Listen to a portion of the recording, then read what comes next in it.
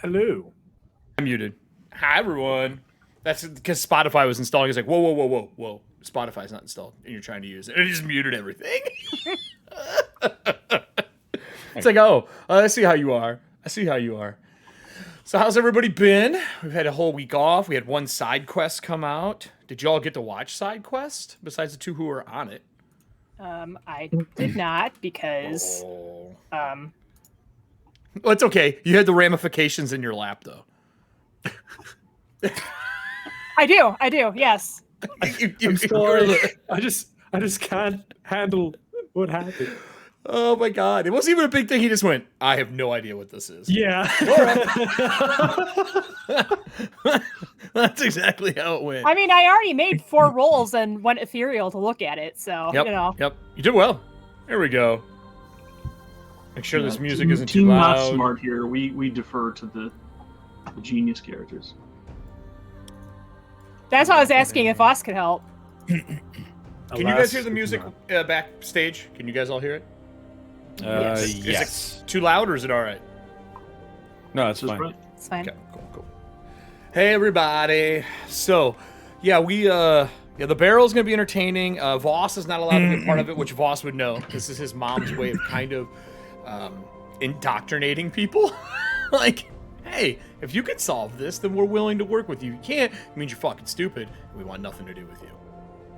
So, Really, this is a problem that is huge. This is not a regular indoctrination. This is, I'm gonna put this in your lap because I don't want to fucking deal with it. hey, no one said that problems that are puzzles could not be someone else's problems to be solved so that you don't have to do it. No one said delegation wasn't allowed. True.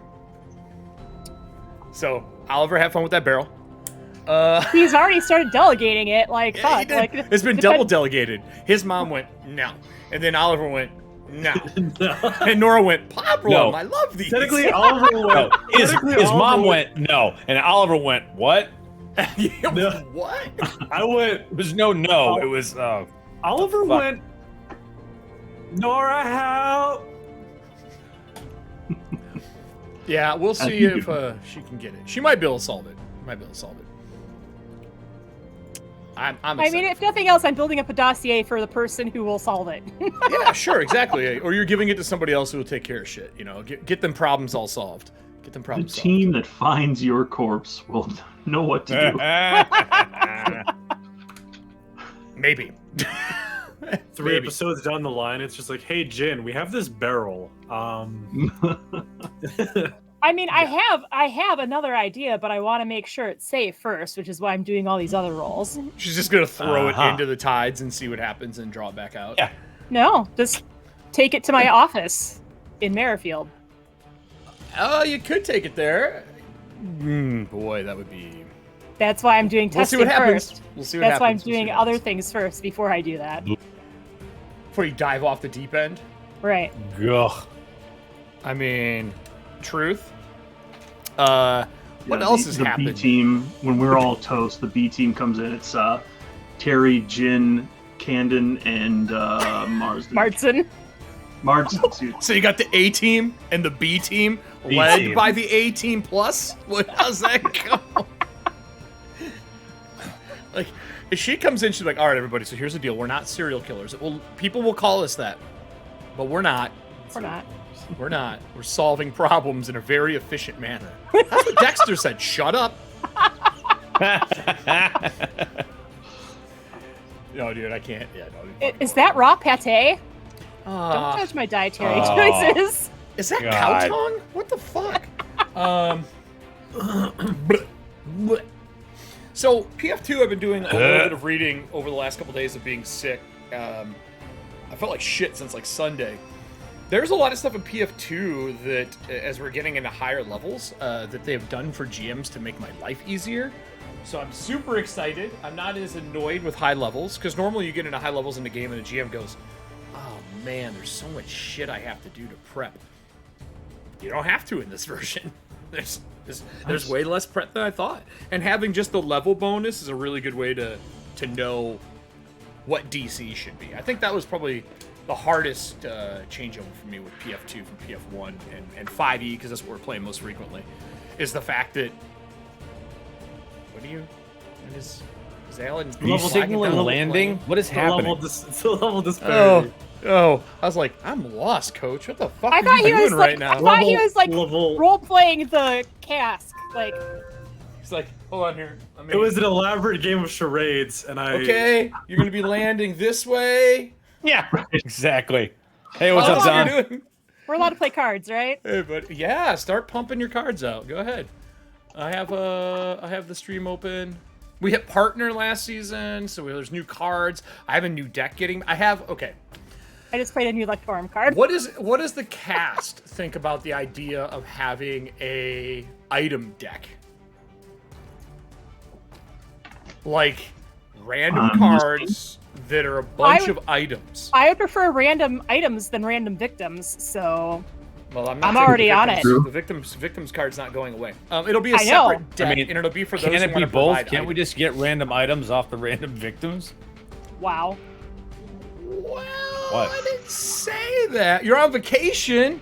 Well, Don, have fun with vacation. They're gonna probably do okay. It's the first time we've dealt with ghosts on the show since the Manor, I think. Oh, I hear stuff getting played. I hear stuff. Let me pull this up. We can now. The other thing is that people who subscribe, I can give out card decks now.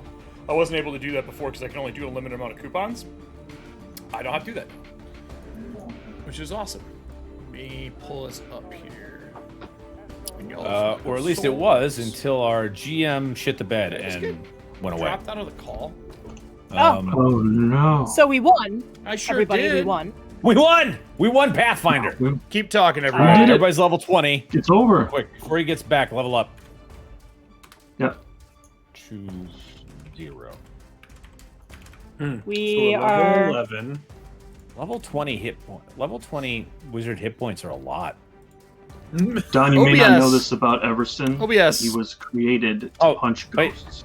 Here he is. I'll be fine. OBS Every mouth Ninja, you sneaky git. It was the Don, the. if it you're was- still watching, I've had ghost touch weapons since like level 4. You've had to use them a Same. couple times, right? Yeah. There we go. Now you guys should really hear everything again. So the corner of my two monitors, you know how you have that gap in between the two monitors? Apparently is much smaller than I thought, because I just went to click to close something on the other screen and it closed OBS out. That's my problem with my browser. It's like 20-some tabs. It's like, I'm just going to click on this tab to open. Oh, wait, no, that closed it. Shit. Yeah, this is only 2 tabs in this one, control room and that, and then there's a gap to my other monitor over here, and I closed something in that one, but it was actually this piece I fucking closed. Hey, man, this is why we do the pre-show. You get all those little bullshit things out. What is that noise? Yeah, what is that? Apparently that's true. Is that? No, it's not me. Eric, you are still not on screen, though, on the stream. Oh, yeah, I know. I'm fixing it right now. It shouldn't be me, but What is that noise? It sounds. I sounds was like a mimicking it ghost because it sounds noise. like the. Yeah, it sounds like fucking Phasmo. What is that? Someone's I don't like dying. that from the Grudge. I'm gonna think put we're- myself on mute and see if that helps. It's Todd's. Yeah, Todd. It's Todd. You're You're lighting up like a mic is- motherfucker. liking. I don't have Oop, anything there, going. it stopped. Can Whatever you that hear me was, just speak? stopped. It just stopped. Whatever you just moved, it quit. Yeah. That was really wild. It sounded like we had a ghost on stream. Todd's haunting us with this shit. I'm fixing me. I'm fixing me right now. I don't have anything set up where it's, Hi, everybody. voice stuff. Weird. All right, excellent. I have hero points for everybody except for me. Sweet, play him. So 'cause I don't have any. hero points, but I don't want to play them because I don't want to give bad guys more hero points. I was spending a lot of them last season, and I didn't spend enough, apparently. Well then. I'm saving mine for playing them everybody. in game potentially. I Are fixed we it. still? There we go. No, I'm here. I'm here. I took the time while you guys were talking to fix the problem. Yeah, I heard it. It was weird. I hear something now too, like a whoa, whoa, whoa. Like Yeah, someone. I don't know what It sounds the like hell that is. someone strummed a spring, like whoa, whoa, whoa. So Eric's bringing Ghost back into the game, and all of a sudden her stream's haunted. I'm seeing a Hey, man. correlation here. Hands up! I am not making the sound effects happening. It's not me. I'm gonna mute myself and see what happens. Just music. Weird, because I don't have my background effects turned on for my voice mod, so it shouldn't be making anything that I don't click on. like That's this. fucking wild. Todd, I was playing around with it a little bit earlier, and I think like I have the what is it, the trauma team set up, but Oh yeah. like I was playing it for Eric earlier, and he couldn't tell. Is this actually doing anything? Can you hear anything different? It sounds like you just doing your normal voices. Weird. Yeah. If you've opened voice mod after you've connected here, it's not gonna work. Or if you've added anything to voice mod while you're playing around here, it's not gonna work. I've noticed that No. it also has volume control for each individual item. Yeah, no, Like, it's well, I don't know. I've got it.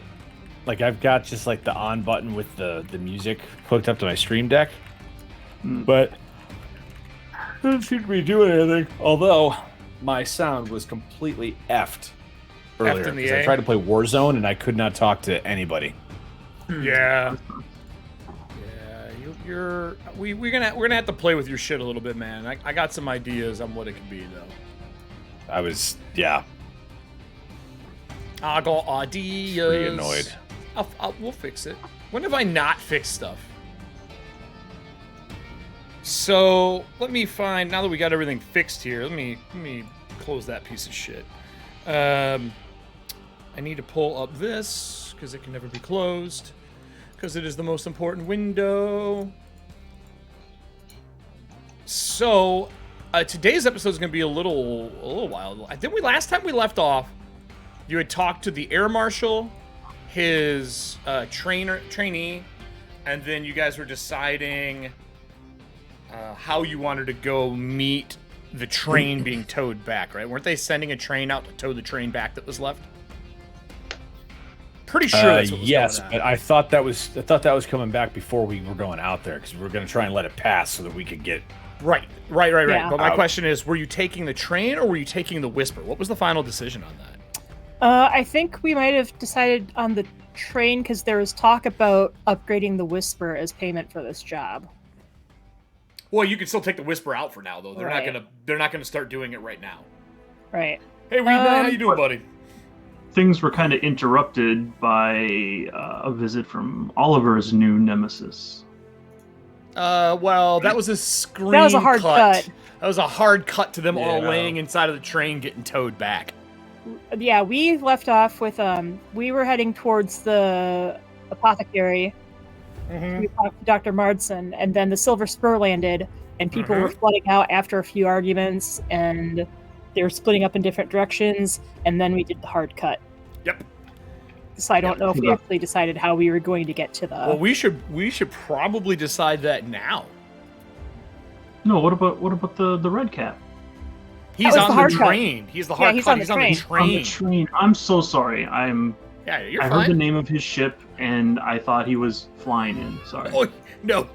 There, I did say there was in the tides there were two of the ships flying alongside, like trailing Well, it back. no. You got a lot of the information, Right. just in a different order. It's jumbled, yeah. Square pegs and round holes. Yeah, eventually, if we get large enough, I want to find someone to do historian stuff for us and record historian stuff for us. That's what happens when you watch the previous episode as a recap and then realize you're a week early. I did this all last week. Did you really? I was all set up and lights. Oh my god! Oh, that's right. I remember you telling me that. Oh, bitch. I mean, bravo on wanting to get into it right away. We did So I talk was about late doing every here week. today. I was a week early, actually. Right. We had talked about doing about doing that. I can't talk today. Oh, Weed Night. That's the wrong coupon, buddy. Hold on here. Let me get you the right coupons. That is the one for Apex Legends last week. I will get you one right meow. All right, meow. I wish you could schedule your on and off for your coupons. Not coupons, for your decks. So I can be like, these decks don't run on these days. And be like, all right, Captain. And you wouldn't have to worry about it. That'd be fucking great. Let me pause. I think it's time I invest in blackout curtains. Do you think? Yeah. Especially It's with okay. summer? Yeah. Yeah. Yeah. What's that, Is this Oliver? only gonna get?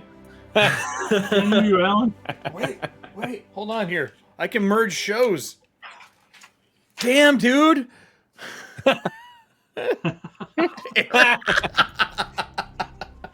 Glasses don't come off till I Oh. see you. No, I got you. That's right. Glasses don't come off till I see you. I've recorded so many of those now. I can hear Jen mimic me downstairs when I'm recording those. So I usually have to do like 2 to 3 takes of it to get exactly what I want because I don't write a script for those. And I don't write a script for anything. What the fuck am I saying? And I can hear her downstairs mocking me. I'm like, God damn it, stop. You think I want to say this 100 times? She goes, I think you do. I was like, you're not wrong. I actually enjoy it. You're not wrong. So fucking funny, though. All right, let me turn these back on. Stream loot's back on. Let's turn off the Apex card. Let's change the stream loot ones. And then let me get our coupons here. This is why we do this little chat to start the show thing. How are you guys liking your classes so far since we're in a second season? Do you guys like the overall PF2 classes you guys picked? Do you wish you would have picked something else, or are you good with them? I don't know if I'm Growing ever up- going to be able to play anything but an investigator. Oh, no shit. Yeah, no shit, Sherlock. Literally. Like, they're just... Yeah. Like, if I want to play a caster or, like, a super beater, you know, then I would consider switching it up, but... That's I awesome. mean, They're investigator pretty investigator amazing. does everything that I like. Light melee, can be sneaky, can be smart, can get some precision damage off. Because I like the jack of all trades types. Yeah, I like to be able to fill the gap too. Like when that's why I play bards all the fucking time. You're like, oh, you can't do that? Hold on, let me look at my toolbox of fucking awesome. Oh, I got that. I got Bard it. I can do is that. and will always be my favorite path to assassin. Period. Yeah, I played one. My bard assassin great. shadow dancer. 3-0 life. Yeah. There we go. I'm really enjoying the wizard. Because I normally don't play straight spellcasters. Just gay ones. But this correct. Well, I bye. thought so. But anyway, Okay. That's fair. yeah. Got to get no, the whole field. He is exponentially getting more of an ass kicker than I imagined he would be, and it's kind of dope. Do you feel that wizards were changed enough in PF2? Like, do you think that they changed them up enough to make them like substantial? I mean, Between wizards PF1 and PF2? like I didn't have a problem with them in Pathfinder 1. Like, No, I think spells are better in this edition, though. Like 100% better in this edition. I mean, some of them are, some of them, Get the memes some out, of them are, just some of another. them aren't. Like mage armor, fantastic. Cast it once, you have it until the next time you prepare spells. Like that It makes that's- way more sense. yeah, absolutely way more brilliant. sense. But like having to use a higher level spell to be able to throw another D4 into magic missile, like that's annoying. In this edition, Yeah. I like it. I like that it makes the wizards use better caster levels to do it. And you cast at your... I like the multiple action casting. I think that's awesome.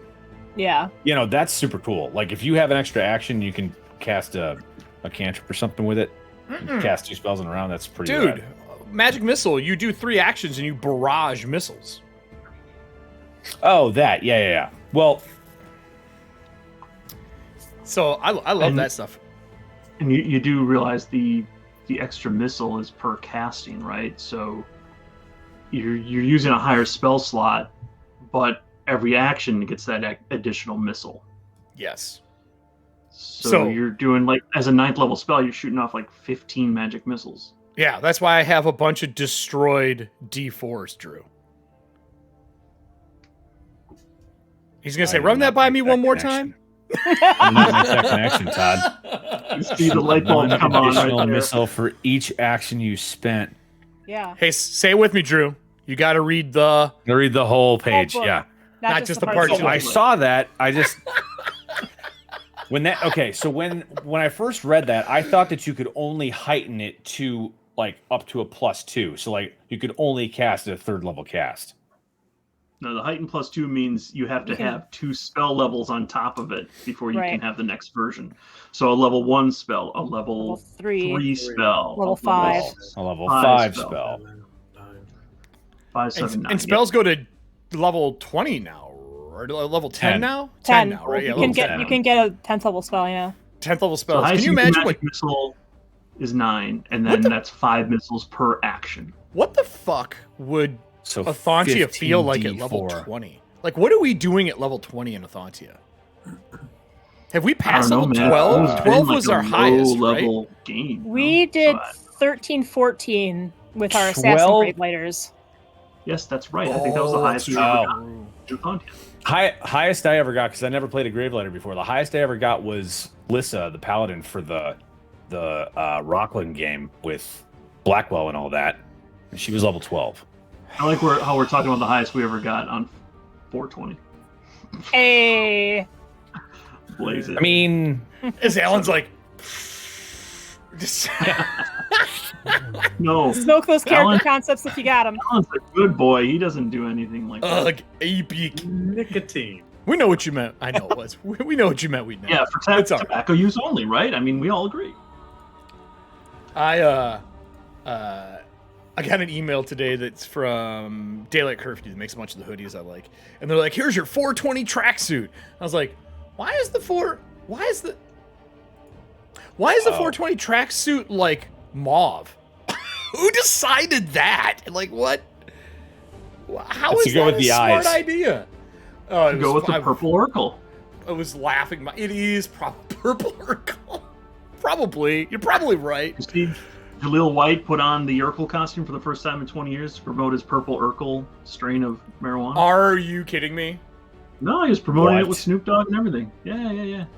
Good for him. Okay. Take that money. I have no problem with that shit. And he doesn't look like he's aged a single day. It's ridiculous. Yeah, he was just on something else that I saw. Maybe it was for that. But yeah, you're right. He doesn't look like he's aged a day.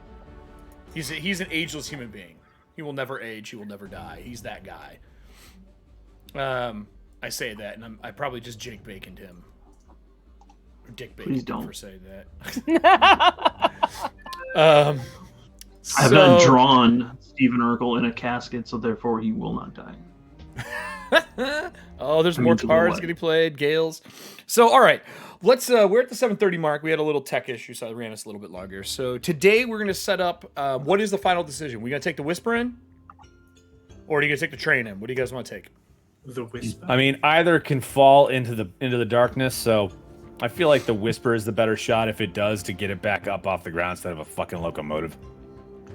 It might be better to fly around the wreckage too, because we don't know exactly how big the crash site is. So you guys are gonna get in the Also that. bathysphere? Oh, that's Alan's favorite contraption now. No, fuck that. We've got gliders. Remember? No, You do have no, we system don't. brought us We do. gliders. gliders. Oh, We you do. do. Oh. We have now. gliders now. You know what? I know where we're starting. All right, I'm doing the intro. Fuck.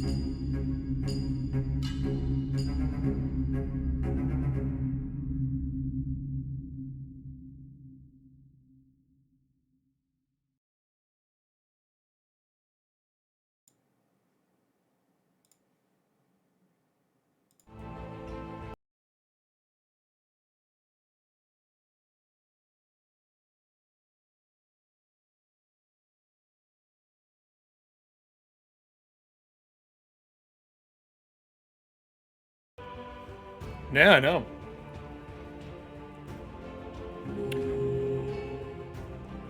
There we go. A little bit of a pain in the butt tonight. So last time we played, the group had found out that there was a large train crash going over the Arkodos Crater.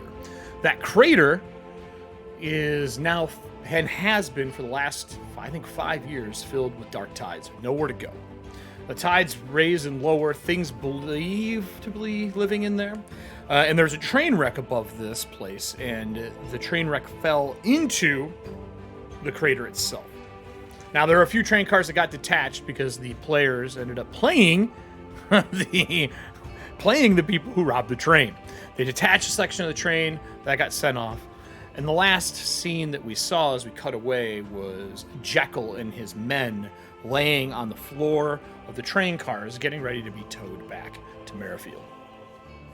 The group themselves had been dealing with all the people who have been dropped off and people who are in the need of medical assistance between Deg and his lieutenant, and then also Dr. Marston. I'm going to get it right one. Marston, they were healing as many people as they could at the pharmacy, which we still don't know the name of the plague doctor. It went pretty well until they found out, while speaking in Nora's office, that that train was filled with True Faith members, along with 2 very important Vogs, or VIVs, as they were calling it during last episode. The Vogs have been captured, and the group has been asked by Deg to help out because they are going into territory that is not under the theocracy of the True Faith. So, we're going to start, I think, where we left off, probably in Nora's office, probably make the most sense, right? Or at the Whisper. Let's see what the crew wants to do here to decide how they want to go about this. I will give one scene that we didn't do last time. When the train hooks up, that was sent out, as the train hooks up to the front, you know, they basically drive an engine backwards, a locomotive, and they hook to them, and they start towing them forward. You can see Jekyll and his crew start making their way towards those cars that were disconnected towards the engine of the train. So, all right, everybody. Technical issues done. Everything is running. I don't have to throw anything. Besides Bluetooth, it's still not working. Fuck you, Bluetooth. And Oliver's on the fucking sun right now, apparently. He's like blackout. It's okay. He's the prince of the summer court. He's a lot of little fun. He's upgraded. He's upgraded. It's true. He lives in the fake courts now, everybody. So, hey, Scott, how you doing, buddy? So, with that, Scott won on Monday. He won another set of dice, which he is lovingly giving to somebody, which I'm super excited what he did with those. So, what does the group want to do? Are we taking the Whisper that we see on screen right now, the Hastings ship? Are we taking that instead? Or are we going to take out the Tide Runner for the first time on air? There is a train coming back, and basically the Arkodos Crater comes all the way across. The train track comes across, and there's only one train track that comes into Merrifield, at least in the section that you have set up. Last town hall, I will say, they decided to build a wall around Merrifield. And a central point where Everston walks in and sets a lantern down, and it's perfectly sized to the walled-in area. So you don't have people coming and scavenging or trying to take over this landmass. It is Merrifield. And they're working on getting a second yard built there, so they have people to protect that area. So we are in a weird spot. Like, is Merrifield out right now? I'm assuming you would have it active. Yeah, because otherwise, how would people be getting treated at the apothecary? They would all get pulled into purgatory and treated there, and when you open it up, they could be taken back out. It was there at least 4 months because that's how long Everston was gone. Correct. Which is nice, because I thought I had to stay in the city. Nope. If I don't, then that's perfect. Cause no, the city travels with you. It's bound to you. You're not bound to it. Yeah. Yep. So, what would the group like to do? Would the Gravelighters... I can't believe I get to call you Gravelighters now. The Gravelighters want to take the Whisper? Would you take the train? Would you send both? You don't have a good engineer yet for the train. You do have somebody, but he's nothing special. There is an engineer card, though. If no one's noticed that, I added an engineer card to the stream loot deck. I saw it, but I wasn't Yeah. sure if the He hasn't been played yet. engineer or conductor. Conductor. Yeah, Yeah, conductor was there last time. yeah. I've only got one part of it so far. A couple people do. Yeah, same.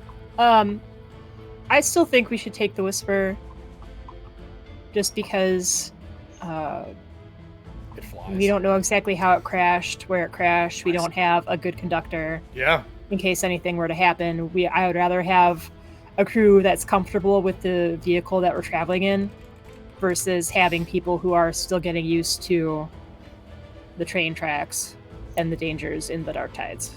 And That if all makes else sense to me. fails, and we do encounter danger, at least the Whisper is equipped to handle it. True. Very true, actually. So, with that said, I think the scene should actually be at the air tower outside of Merrifield, where everybody is familiar with what the place looks like. Let's see here. I think I actually have that map. Let me find it for us. That's the train. There we go. I can take us to that. So Merrifield is out. I'm working on a revise of this one so that we have like the areas that are all cut out. Let me zoom this out.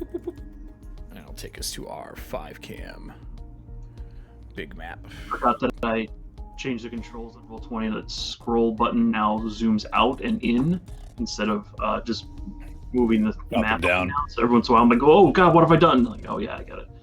Right. Moves it around. So this is the map as we started. The air tower is out here. For those who have not been with us for a little while. As you guys make your way to the air tower, you can see the walls have been built. The walls are tall. They're 10-foot tall, stone walls, reinforced. There are slats in them, like cut out sections to protect the outside. The Earth Guards required that it be built more as a defendable position while you're gone in case they were to be raided. They want to be able to fire out from the inside. Little guard posts have been built along the tower as well, or along the walls as well, so they can watch out. And it's a circular cut, because remember, this blew up in a circle and cut an exact space out. In the center of this place, they have built a train station roughly here between everything, and that's also where you can set up the lantern at the train station. So you would dock the train, come out, set down the lantern, and the town would come into existence. As you're making way shit! What? Uh-oh. Amir just played the conductor. Did you really? Hey! Oh, shit! Nice, dude. Welcome. Danger's Oliver's middle name. So, with that said, I wasn't expecting him to actually get played so soon. He's a little more of a rare card. Trickster's had the luckiest luck with fucking rare cards, man. Yes. Damn, dude. All right. So, the train then would be... You would see the conductor. He is on the platform talking to a group of new people who are there. They're saying that the train is no longer traveling south and explaining they're giving tickets back right now. The people who are going to be traveling south for something that's supposed to be going on. He says, don't worry, we travel in a lot of other places. It's not like the train is closed or anything like that. We're not traveling there anymore. People are upset. I would say almost pissed about it. And he is doing a really good job of keeping them calm, but you can only do so much. And as you guys take a carriage, because your town's getting large, out to the air tower instead of walking, you get a view of I would say, probably a mile-long stretch of wagons and people making their way to the city. Since it's been sit back up. As you guys are making your way east towards the air tower. Damn, he just got the doctor's car for the train too? Amir, you're on fire. Well, I guess I'm gonna have to make a bunch so- of new cards. Which would be Yeah, I thought which is great because we have a doctor to treat that. You I made thought a I car. played- There's a doctor's car though. Yeah, like I thought. No, I thought I played the doctor's car. Yeah, it upgrades it. Oh, Yeah. was it Amir? Or was it you instead? I'm sorry, I had the stream very small. I just There's saw that a card. vibration again I on Todd's assumed Amir got a lucky card again. What did you The touch ghost last is time back. that made the vibration stop Todd? What's happening? Sorry. The vibration? What did you touch last time to make it go away? Sounds like a fan or something clicking. Like, Let's see. take an earphone out. See if you can hear it on your end.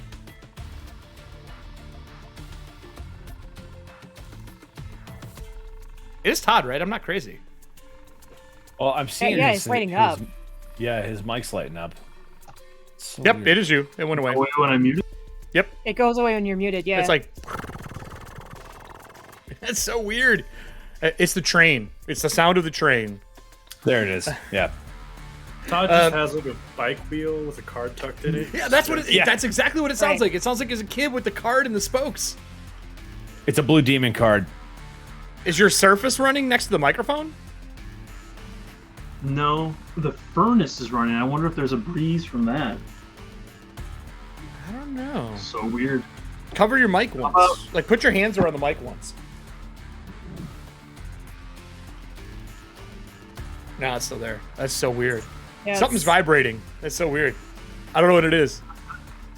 That's not good. You moved? Oh, it got louder, whatever you just did. Everybody else hear that? Is it It's just a ghost. It's a ghost. It's a ghost. ghost in your house. It's a fucking It's a ghost. ghost. It's a ghost. A fucking ghost. Gently talking to the mic. Oh, I don't know what it is. Oh. The fuck? It sounds like a fan with a card in it. That is what it sounds like. Yeah. So, as you make your way towards the air tower, there's this line of carriages coming in. They don't really know where they're from. They're not saying anything. It looks like families making their way in. This Todd's like, I'm muting myself till I figure this out. The carriages like ride by your carriage as you're making towards the air tower. The air tower, the Whisper is there, but it's also larger now. It's 2 stories larger since our last time, as they've increased the air tower for all of the ships that are landing. You may ask yourself, why does it need to be such a large air tower? That's because there's 18 fucking ships now.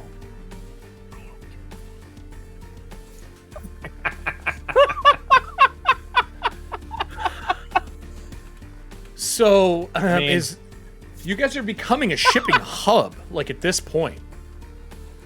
Like, just tons of wagons and vehicles going in and out, and trade is going in and out. And when you get to the air tower, you can see a lot of the wagons stop here, and they seem to be dropping things off from the local area to go up to the ships and deliver or take to places. As I have now added to Merrifield that you guys are a trade city. Boy. Which makes sense. Nice. Yeah, you guys are now a trade city.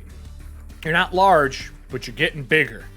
As you make your way up the tower to the Whisper, there are some of the crew members from your from the Whisper setting the gliders up for a test run so that you guys know how to use them before you dive off into the tides with no practice on a glider. I mean, Just like riding a bike. you can't. Actually, no, mate. You actually gotta be in the tides in order for them to work, because it repulses off the bleak. It's not a. Yeah, it's basically sink or swim. So that's That wonderful. that for phrase doesn't Nora. mean anything anymore. Wonderful for Nora and Everston. Your family seem to do quite well as well. What am I going to do regarding the gliders? Well, you're gonna ride it. You're gonna ride the one my sister gave you. You're gonna ride my sister's glider. Is what's happening. The phrasing. Oh, God. Just so you know, mate, I'm not gonna let that. I'm not gonna stop letting Yeah, it's still that. going. I think it's hilarious. Also, it's very pretty. As he walks got- over and runs his I'm not hand quite sure if along I the want to know glider. how you know your sister's glider is pretty. Well, no, look at it. You can see that there are blue feathers along the top bar canopy of a glider. And I'm like, that one's his. Voss's sister is apparently taking a liking to me. That's liking. That's a word for it. Yeah. It's mating season, Gov. So the 2 of your guys walk out from the crew with a big like metal framed backpack, and they go, "Hey Cap, this one just says Everston on it. Did he get a glider too?" We're just going to bolt wings to Everston. Let me see. What does this look like? And Oliver's gonna examine the glider. It's a backpack that looks like it's about like this big. It looks almost like a cabinet, hard framed cabinet. It has whatever the Clutch's symbol on the top of it is, with an Emerald Order logo in the center of it. And then there are cables that go down, and Voss would know the cables are made to plug into Everston. He's got like panels in the back you can open and plug pieces in, so he can run it off of soul energy. Right. Did I know this was coming? Absolutely not. My, Gov, did you order this? Everston, did you order this? You can talk. No, I didn't. Who's that now? It's gone now, Todd. Whatever you did. Bizarre. Penelope, I think it was a Petunia. webcam thing. Whoops. I mean, I think it was a webcam thing because I unplugged it and plugged it back in. Oh, and it works now. I don't know. Weird. Wow. Weird. That's why we're using OBS Ninja. So when people unplug things and plug them back in, it just fucking works still. Not like everything gets shifted around like I'm when using in doubt, fucking Zoom. Turn it off and back on again. Correct. Or break it. That's the second option. Told Mark Got a choppy Wahlberg. camera now. No. Yeah, Mark Wahlberg. Marky Mark. The idea mother for me. So they're asking you if you ordered that backpack, which I'm assuming you did not, because I didn't know that if you did.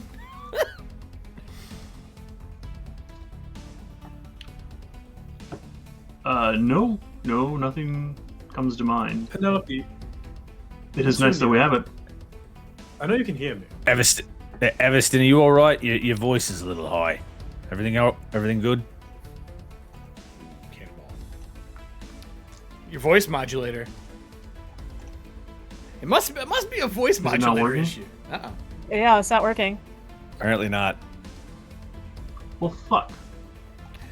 Was there So- sun flare activity today or something? What is Yeah, yeah, we saw Alan Alan's brought us to the surface of the camera. fucking sun, everybody. So, as you, Get. It's As getting bluer. so Oliver, you said you walk over to take a look at it. It's big. Do you like actually look at it and like move it around? It's like a curio cabinet almost. Yeah, is there a maker's mark? Is there anything on this? Yeah. What is the Backpack? Clutch's symbol? What does your I was Clutch's gonna symbol say, is look there like? a shipping boss? manifest? No. They're all How's lined this? up across it. Yeah, there you go. They're all lined up Okay. across the probably be the port of the ship. They're all lined up, and then the big ones in the middle, like the big cases in the middle. All the rest look like gliders, but remember, they are backpacks as well. The wings kind of collapse in, but they're much smaller. They're like, I don't know, like really long and narrow. This one's big.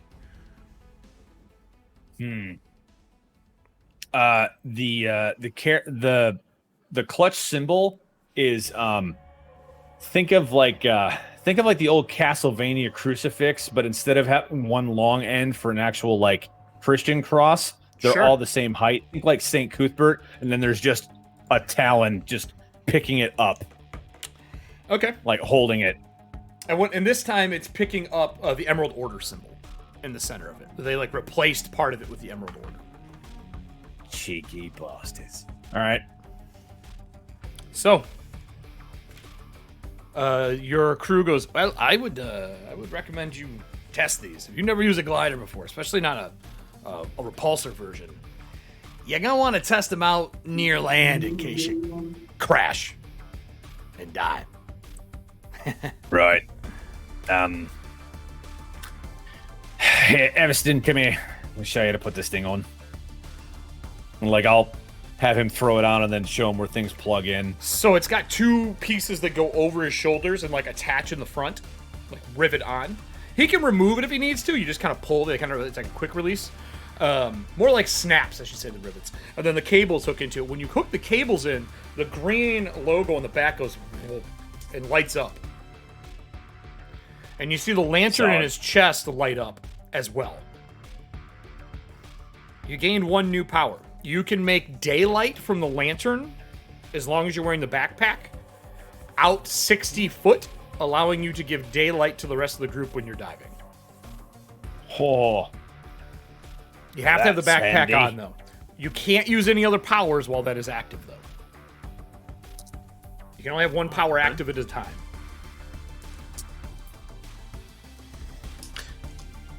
Voss, your family does good work.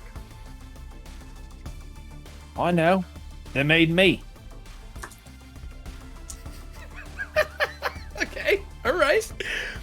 So, as you kind of mess with it, see how it works, and you show them the buttons, when you turn the wings on, it comes out as one set, and it comes out as a double set below.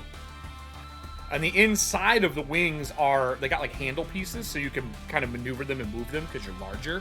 You can't just have a normal triangle glider because you're a large creature. That allows you to kind of dip and move. But the underneath is filled with the panels that shoot out the light to make sure you can repulse out of the dark tides.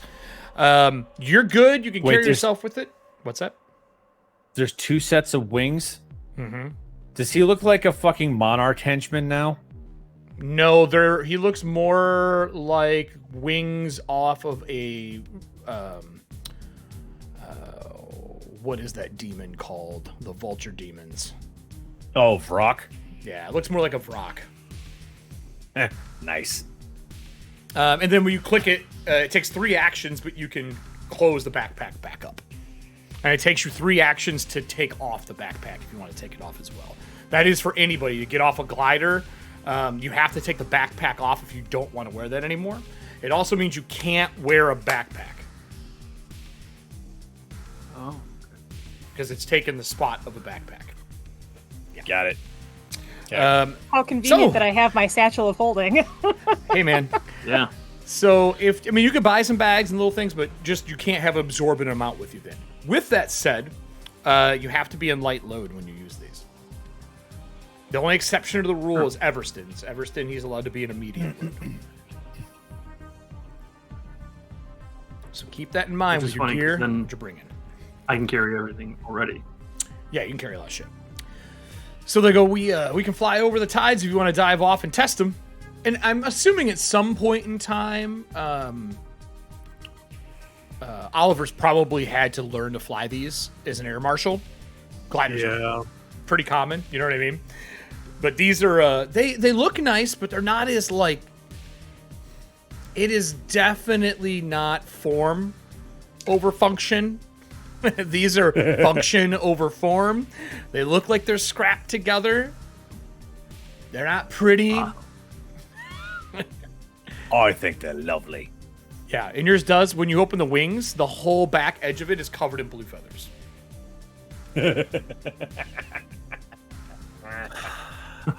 Well, that'll be easy to follow. Through Play the bleak. everything you want, Trickster. You can play all your gales and everything, buddy. I tally them up between now and Friday. Let's So- give the gliders a go then. All right, your co-pilot starts up the Whisper. You hear the engine, vroom, and then black smoke comes out of the back, and it doosh, departs.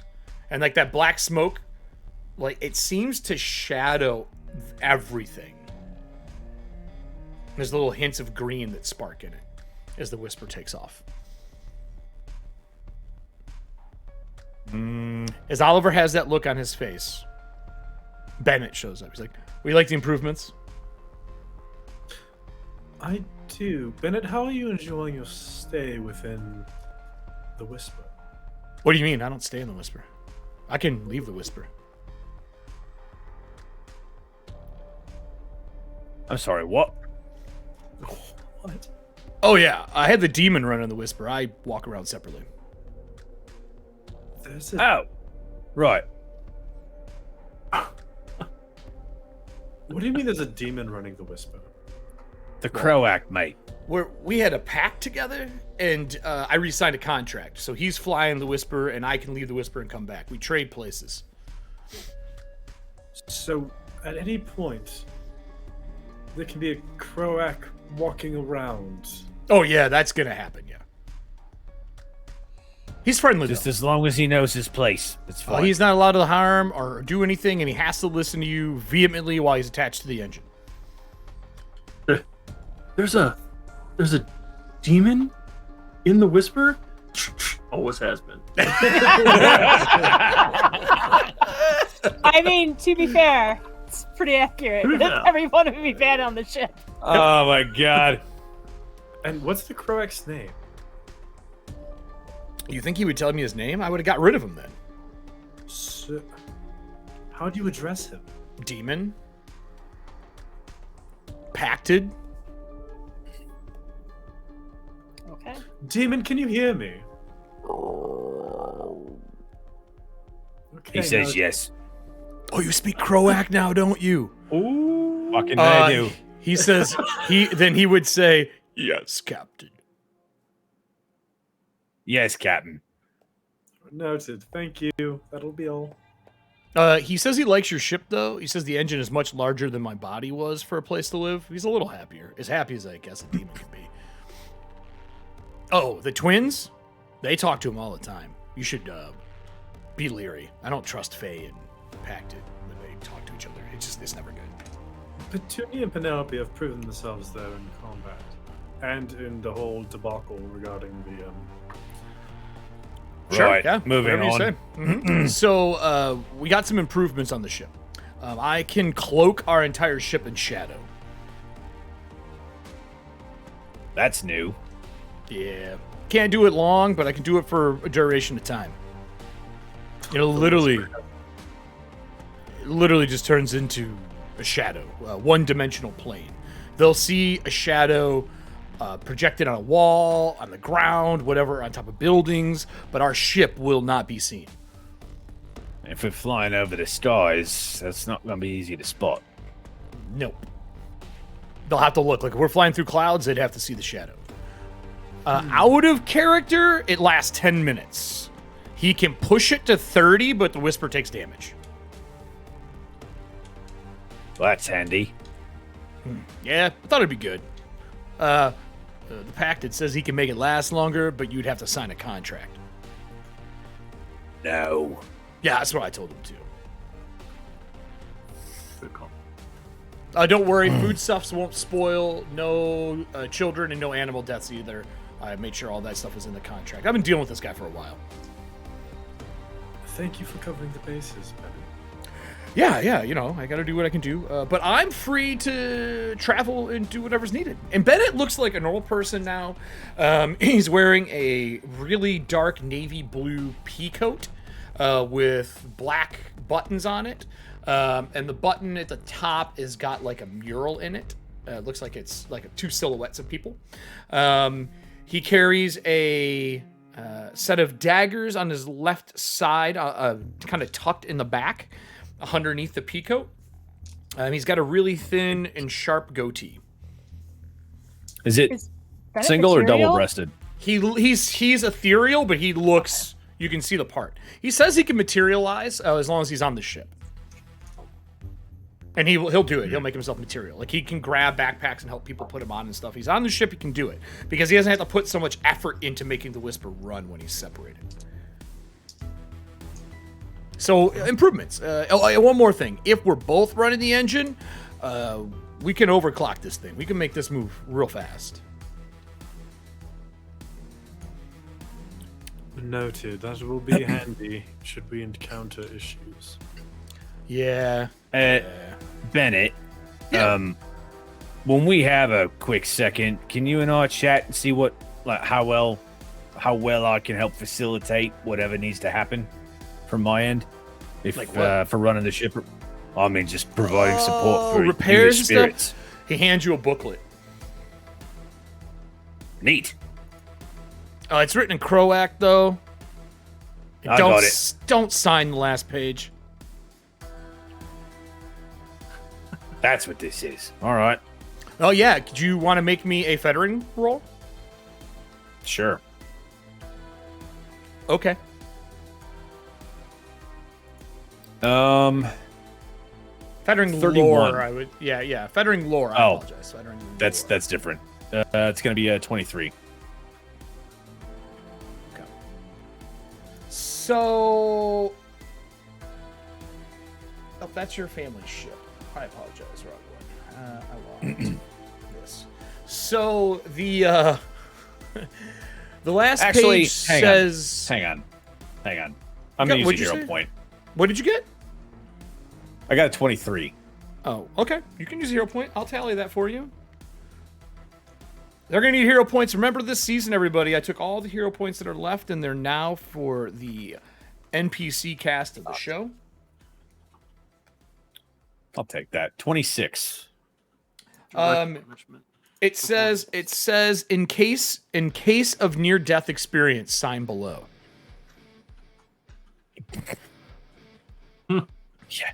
Yeah.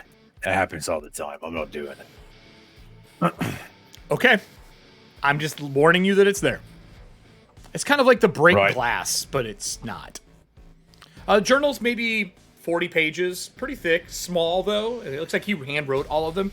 He says there's only one copy of those, so you might want to share it with the engineers, let them rewrite it. I did that in between learning to split apart from him and signing my contracts. Right. Yeah. You all comfortable with this? Is this going to be a problem? What, you being able to split? No, mate, that's great. Oh, good. Okay, cool. I thought maybe you were upset about it. You didn't sound too happy. So, me? Let's I'm get. glad to see you getting along so well, Bennett. There he is. Thanks, Everston. It's good seeing you too. Different than I remember. My vision was really weird when we were merged together. I only saw levels of like greed in people. Oh, and how did I look? Pretty all right, I guess. I don't know. I just used them as like signature marks, so I knew who everybody was. Well, I'm glad that you've separated from me. Me too. His breath stinks real bad. Go on. So, gliders, you all ready? And he goes, co-pilot, you ready? And he goes, I'm ready. You know I have a name. He's like, I'm sorry. Because of the demon, I just don't call. I call them people by their titles a lot of times. I apologize. Because it's fine. Yeah, we're ready, Captain. Are you ready to go? Let's see. I'm going to hand the booklet back to Bennett. I'm like, probably best if you hang on to that for right now. Oh, no, I've given it to you. I can't touch it now. Part of the deal. Oh. Right. Excellent. All right. The whisper, and you see the black smoke, and it takes off. Doesn't have to go far to get to the Arkodos Crater. As you get to the crater, some of the crew come up, and they start fitting you with your backpacks and getting you ready for your test glide. Test glide's going to be really easy. You got to make 2 checks for piloting. Gliders, you can use acrobatics for it, or if you have the piloting skill, you can use piloting.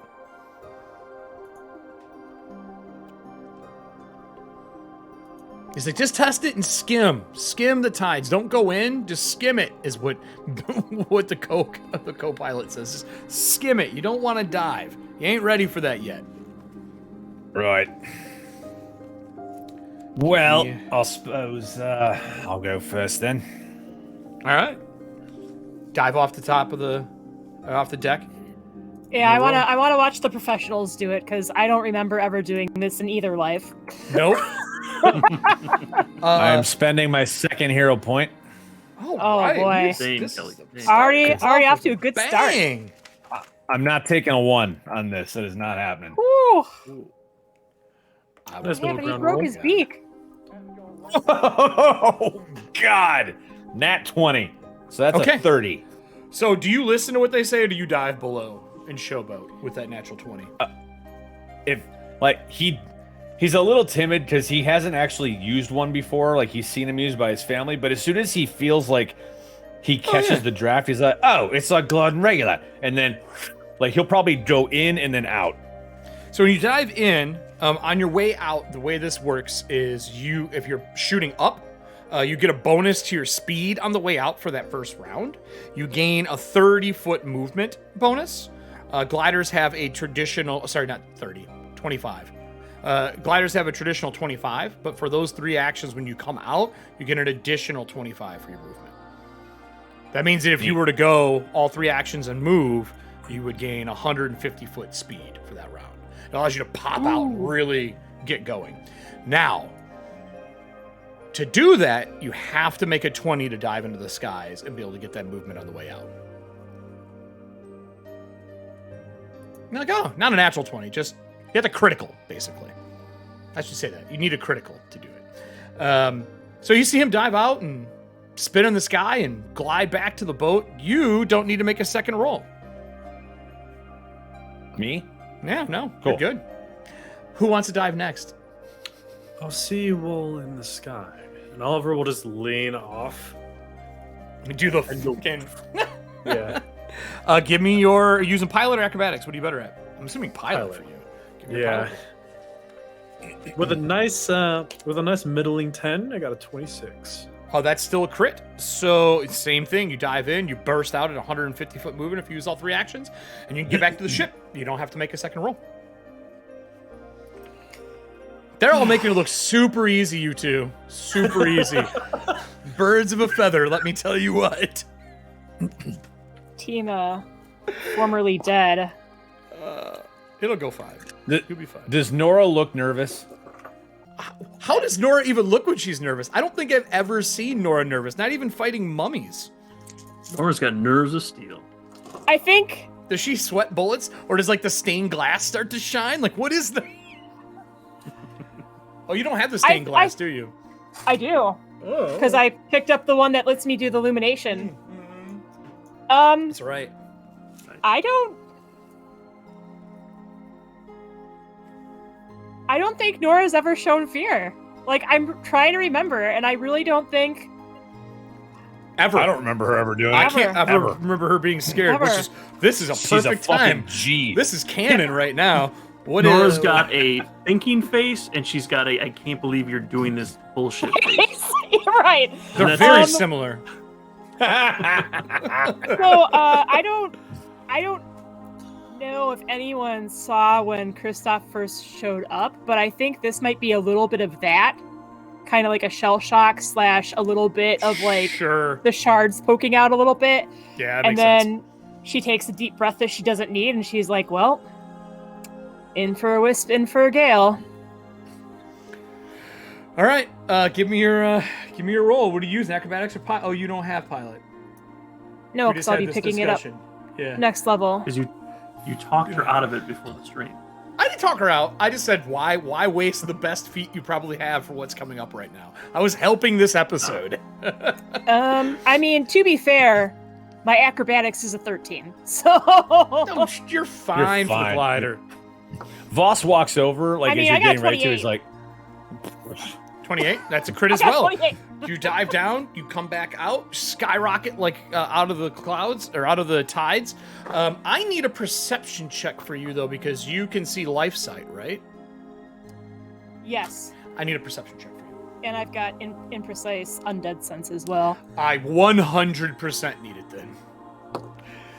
That's a 26 for perception. As you dive down, you see ghosts follow you, Okay. like trailing you. And as you jump back out, the ghosts hit the surface and they dissipate. Good to know. So I haven't done a lot in the tides here. No, so Nora pops back up, lands, Yep. and she's got that no nonsense face on versus Yep. her slightly nervous face when she first popped in. And you might think she'd be like having that kind of like cocky, like I solved it face, and Mhm. instead she's got the concerned face. what's going on? Gentlemen, fair warning. I had a couple of ghosts trailing me when I dived in. Oh, good. Right. Obviously, I was getting used to using the glider, so I couldn't necessarily get a gauge on how they felt about us popping into their home, I suppose, but definitely something to be aware of. Everston, I'm Well- not quite sure how your core works and if they would be able to interfere with your flight. That's a good question. Fair warning. That's a very good question. Let's find out. No! He's like, I don't give a shit, let's go. Well, Well, I figure if I warn him Activate. and they can do something, he'll know about it. Right. So. That's true. All right, activate. What are you using, acrobatics or pilot? Do you have pilot? I do not, so I think I'll go acrobatics, which I think will be the next skill I start increasing as we go up. There's no reason not to. I'm so glad I picked it when I started with Nora. 30. Well, there you go. You crit as well. He goes in, and the tides boom and separate like a cannonball as he hits the tides. And sure enough, spirits track and they follow alongside of you. I actually need a knowledge check for you because you can see them right now because you have the lantern. I need do a barrel roll. I need society, please. Oh, fine. Hey, I'm training that. That's good. Natural 20 for a 31. Apparently, you Nice. guys are, besides Voss's horrible rolls, everyone's rolling like crazy tonight. As you dive in and they both look at you, it is Nero and Loretta. Ah, okay. That's cool. Get the And they follow and you kind of give you the Angel pat on the escort. shoulder, and then you see them absorb back into the wings on yours. And then behind them, there is like 10 ghosts following you as you dive. And then as you come back up, same thing. They dissipate as soon as they hit the surface. The ghosts, though, they are this like dripping, nasty, like reddish ichor as you come out. Everson's not going to let that spoil it for him because I know this is gliding, but he's It's wanted this close to fly to flying. Yeah. Why? in Oh, I didn't both think lives. about that. That is probably the most exciting thing in the world for him right now. Absolutely, it is the best. We're waiting that's- for like an hour, and we're he's getting- just like we're still getting out the there spider- practicing. Do We're you getting even the come Spider-Man back right away? Does I'll probably Everson do an come back? extra. I'll probably do an extra like couple of laps or whatever in the area. Just So to- when you jump out Try it out. and you do the 150, you can kind of glide, and then the repulsors keep you about 25 foot off the tides. When perfect. waves hit, you'll get really close to them because it doesn't repel you quick enough. In really high tides, you might slam into or through, but you're about that 15 to 25 foot as you're skimming the top of it. And that stays stable unless you do anything crazy. You kind of hover at that speed. When you lose the 25 foot of momentum, you got to dive again to come back out. And it works just like any other gliding. Basically, for every X amount that you fall, you move 25 forward. Same concept for the gliders. That's how they work. Hence why you get the 150, so you can burst way out, get up high, and go. On a critical, you can catch a current or a wind and bring yourself back up some on a critical to do some better maneuvers. But these are made for gliding from like one ship to another. Normally, yours are made for gliding in the tides. While you're in the tides, you just have a fly speed because you have repulsors. They're not the most maneuverable. Like you can't like brake left and do real hard, sharp turns, but you can fly when you're in the tides, which is good when ghosts are chasing you. If what they're used for. So you do a couple laps. Everson keeps going in and out of the tides. Finally makes himself back to the ship. If a fucking Thomas could smile on that porcelain mask, I'm pretty sure he's like switched his mask piece out. Like he would smile. As you land back on the ship, hit the button, the wings, the bottom set folds, and the top set folds in, it goes, and then the glowing dims down as they're not being used right now on the back of the backpack. Wouldn't the Thomas version of smiling be the color of the core changing? Well, that would make sense. I don't know. I don't think the color can change for the core. It's always green. Maybe the brightness of the core, or the way it's flickering. Please, God, no. Red is not happy. Please don't be red. The Crimson Order is not good. So as you land, yeah, I would say probably pulse on the core for him. That makes sense. Or it hums differently. Maybe it's an audible noise. That would make sense. It's that we Yeah. heard earlier. Yeah, that's the noise we heard earlier. It was established Is to it be a happy. range? It's just Yeah, it's just a rave. It's just. He's got the glow sticks. So it sounds like the Mystics singing.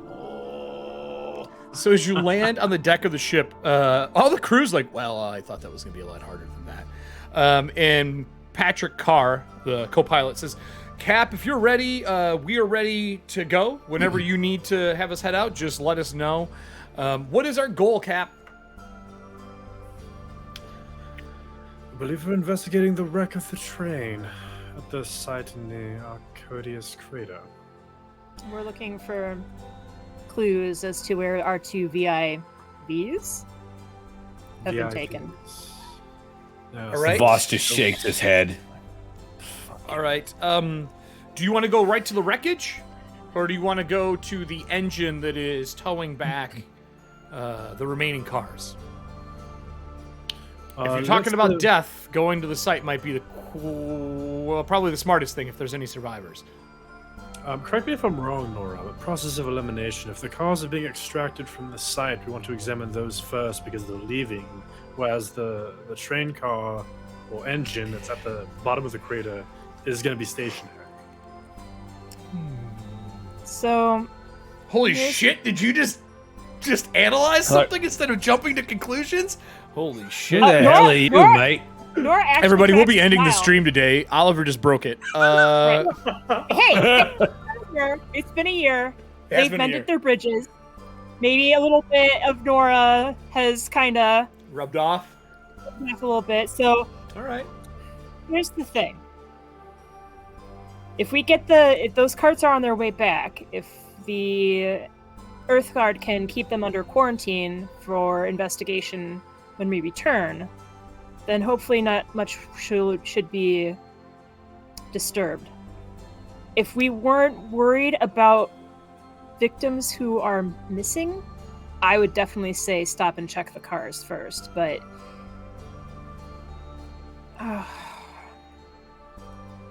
the fact that we were hired on specifically to track down two certain individuals, I feel that if we waste too much takes precedence. time, if we waste too much time on the cars, then that's more time that their trail grows cold or they get into more danger. So then the site of the wreckage it is. Okay. Just for clarification on my part, are we taking, like, do we have the lantern? Is Merrifield still set up, or do we collapse Airfield's it? still We're taking set it with up. us? People are being treated. Yeah, they're being treated Okay. there. Although actually, if we haven't head out yet, Eric, can I, since Christoph is actually a part of my investigation unit, Yeah, he is. could I Yeah. ask him to meet up with the train? With the cars?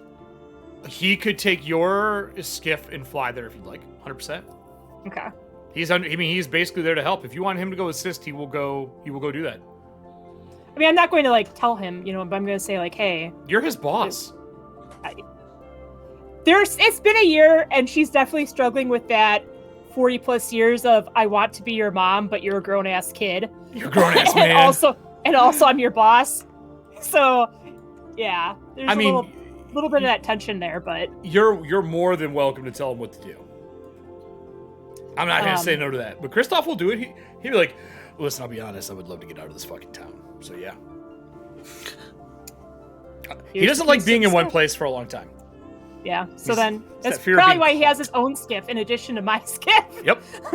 So I'll have him take mine because it's got room for evidence and stuff. Okay. So he will take it. Oh, you play Sanctuary card. Look at you. So he boots it up. He would leave the Whisper. What does Christoph look like? Because I don't think we've talked about him too much on screen yet. No. He's so gonna be an important NPC, I think. Christoph is an abandoned. He actually looks older than Nora because of the body he ended up in. Oh, really? Okay. Yeah. I think that's one of the reasons that kind of threw her off is she was looking for a child for so long. And then was like, well, maybe he ended up in a body and assumed that for, just out of human emotions and flawed reasoning, assumed that he might have hopped into like a younger man's body. That makes a lot of and sense. instead he looks older. So he's an abandoned. He doesn't have, as far as I know anyway, he doesn't really have any of the lingering yellow that Nora's had in the past in her aura. He's got like that salt and pepper kind of hair. Probably pretty scruffy just because he'd been breaking in and out of jail for so long. Yeah, I think he probably took either a guard or a criminal's body. One of those two things. So that'd be the closest thing you would have had. Right. Okay. And you say he was a ranger, so yeah, probably pretty fit, but definitely, like I said, an older man. All right, cool. How old in human years? Let's see. Nora looks 60s, 50s. I was gonna say like late 40s, early 50s. Okay, we'll say 50s. That works. Yeah, right, Trickster. Big oof. Oh, God. Yeah. Definitely not that. All right. So he goes. He says, "Yeah, all right, Mom, I can do that." What do they usually say in British TV when they call him Mom? It sounds weird. Mom. Mom. Yeah, Mom. I could do that. And he wanders off and goes down a couple decks or not decks, but platforms, and goes down to one of the docks and takes your ship out and takes off. Apologies to any British viewers who be offended by being called weird. Gee, Well, I'm pretty sure everything I say sounds weird to them too. I don't even say. I don't. Mum. Yeah. I don't even say fuckers right to them. I mean, come on. That's my favorite word. So as the ship takes out and goes over the tides, Y'all play that snooker? Snooker! As you head out over the tides, the camera would slide back and away as the shadow that is being left behind. While it looks like the Whisper, once in a while, the audience would see a hand creep out and grab somebody else's shadow and pull it into it. It continues across, boom, as it breaks over the top of the dark tides.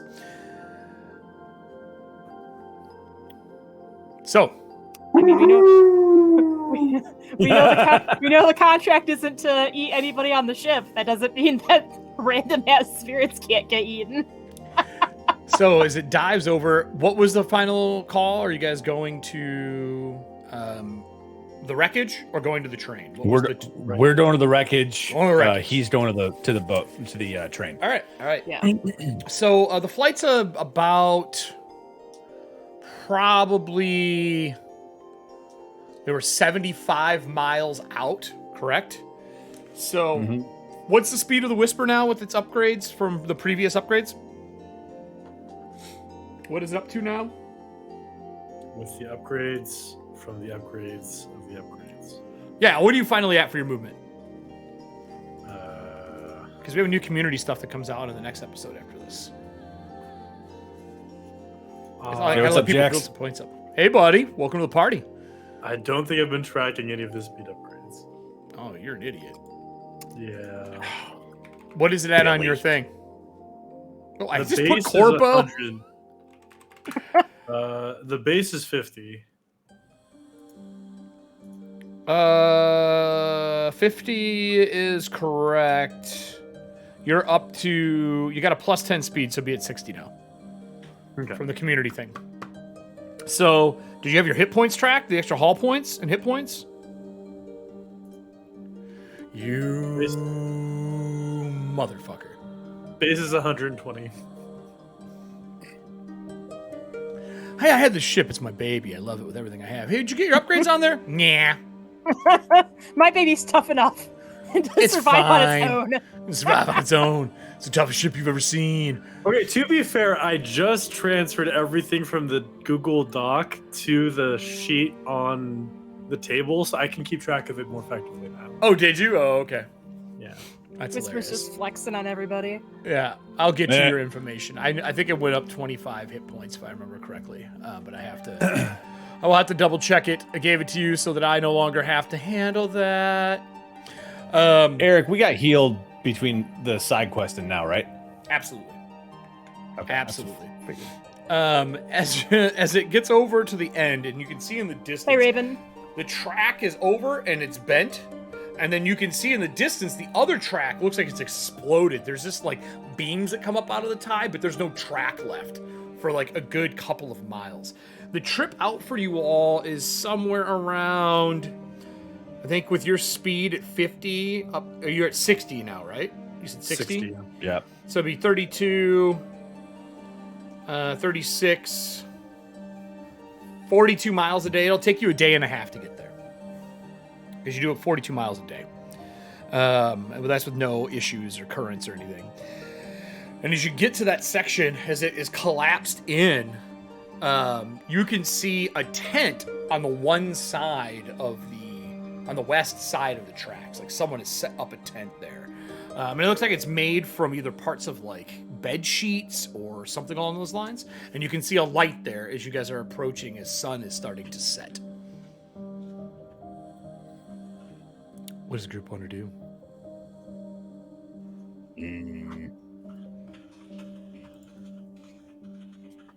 What you fail to realize is that my glider is dragging ghosts.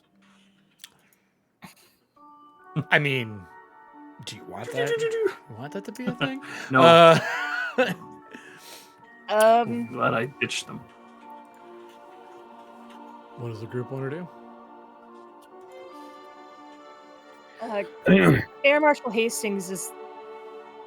Do you see any sort of I'm relying on your knowledge, obviously, of maritime rescue procedures. Mm-hmm. Is there anything on there that's recognizable to you? Versus it just being like random people looking for shelter?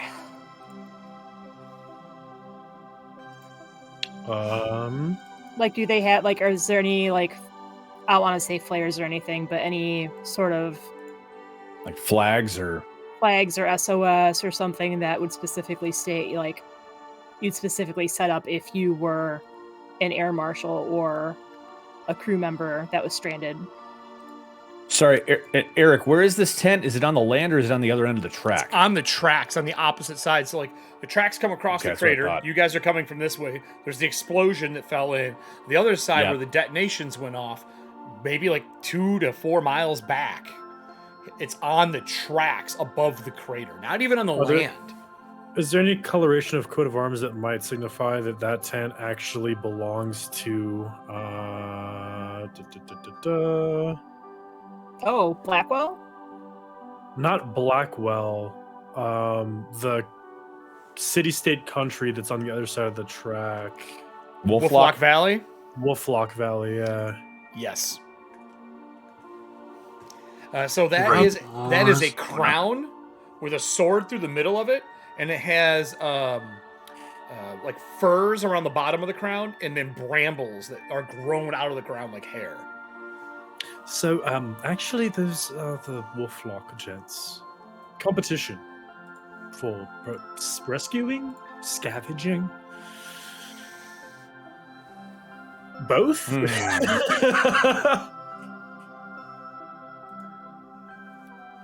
Someone asked. I extended the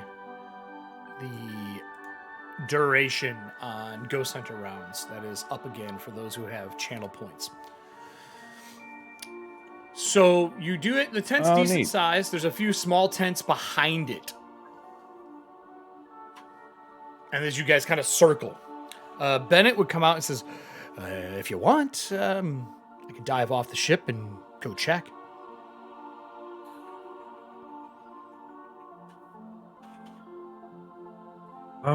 Let's take a look real quick. Do we have a scope optics? A spyglass? And he like reaches into a drawer, his hand manifests, and he pulls out like a spyglass out of a drawer and hands it to you. He's like, same one you've always had. And Oliver will take a look at the tent. All right, give me a perception check. I'll ignore range penalties. Okay, rope going down from the side of the bridge into the chasm below. Any kind of triage site set up around the tent, like a patients or scavengers area for dismantling mechanical Take a stuff. check. Hero point because Oliver's doing things. Attempting to do things. Attempting to do things. I will mark your hero point. 25. So looking out over it, you can see two of the things you mentioned, actually. There's a series of ropes that go down, and then actually behind, on the backside, attached to the track, they have a wench system that goes out and lowers. You can see the platform is up. It's got a makeshift railing around it, and they probably use it to lower people in. And there's a lantern on there that's not lit. You would notice that the tent, there are 3 other pup tents behind it, and the bigger tent at the end of the track. Tent from this distance, you're guessing, is probably 15 by 15. And it is a squared out tent. Pretty tall. And then there's no triage or anything like that, but they do have that crown with the sword and the brambles and fur all the way back on each one of the tents that is stenciled on it. The tents are a like mustard yellow with silver and purples for the emblem that are on it. If it's on the tracks, what are the tents on? Like, did they build platforms for them to go on the tracks? It looks like they have some form of wood or something underneath them. It's hard to tell from this distance though, because they're basically set up on it. Okay. But yeah, they've definitely found a way to build on this and build a platform out. And all the single man tents are like touching each other. They're very small. So then I'm assuming at this point, to avoid a diplomatic incident, we should probably introduce ourselves. Well, you're guessing if anyone is looking out through one of the tents. You didn't see anyone, but if someone's watching, they would have seen the Whisper. It's a big ship. She'll big bitch. I guess introduction are in order to prevent a conflict from arising down below. Okay. How many people are you sending, and how are you doing it? You're going to dip down into the tides and put a board, like a plank out, and walk over to them? Are you going to use the megaphone that you have and yell to them? Or you can send Bennett, but that might creep him out. Because it's a spirit showing up. I mean, spirits are common in this world. I shouldn't say creep out. They may be aggressive towards the spirit if the spirit doesn't handle it right. Megaphone first, and then retinue. All right, so I'd say right now it's about 7 as the sun's setting down. Who's doing the speaking through the megaphone? You? All right. Give me a diplomacy roll, and what are you saying? I mean, he is the captain of the Whisper. Truth. That is true. I'm not here under an official authority. We're here to investigate. Correct. The VIVs. We don't Could know just say if the they train. know. We're here to. I would say we're here to investigate the crack. The train wreck. The wreck. I Privately don't necessarily know. Privately contracted to investigate the wreck. Yeah, I don't. If we were on better terms with Wolflock Valley, I would definitely say, we could let them know who we're looking for. But since we're not, I don't want to mention that unless we absolutely have to. Eric, do you need assistance? Where did that come from? I want it right now. Wow. Did you do that for Bear? Oh, Bear is here. What's up, Bear? How you doing, buddy? Eric, am I right in Bear out thinking? specifically? That's okay. Yeah. Call people out all you want. I don't believe in exclamation point lurk. Am I right in thinking that because we built the track, it belongs to us, but now that it's disconnected and attached to their side and not the whole thing, that belongs to them? That would be a law question. I would need a roll. Oh, gosh. Hey, Nora. I can't believe we have characters that have law. I just can't. But will you It's usually ponder we're all this with murder me? hobos, right? Yeah, right. Yeah, right. And then I will let her roll. What was that? Pathfinder's nothing but murder hobos. That's right.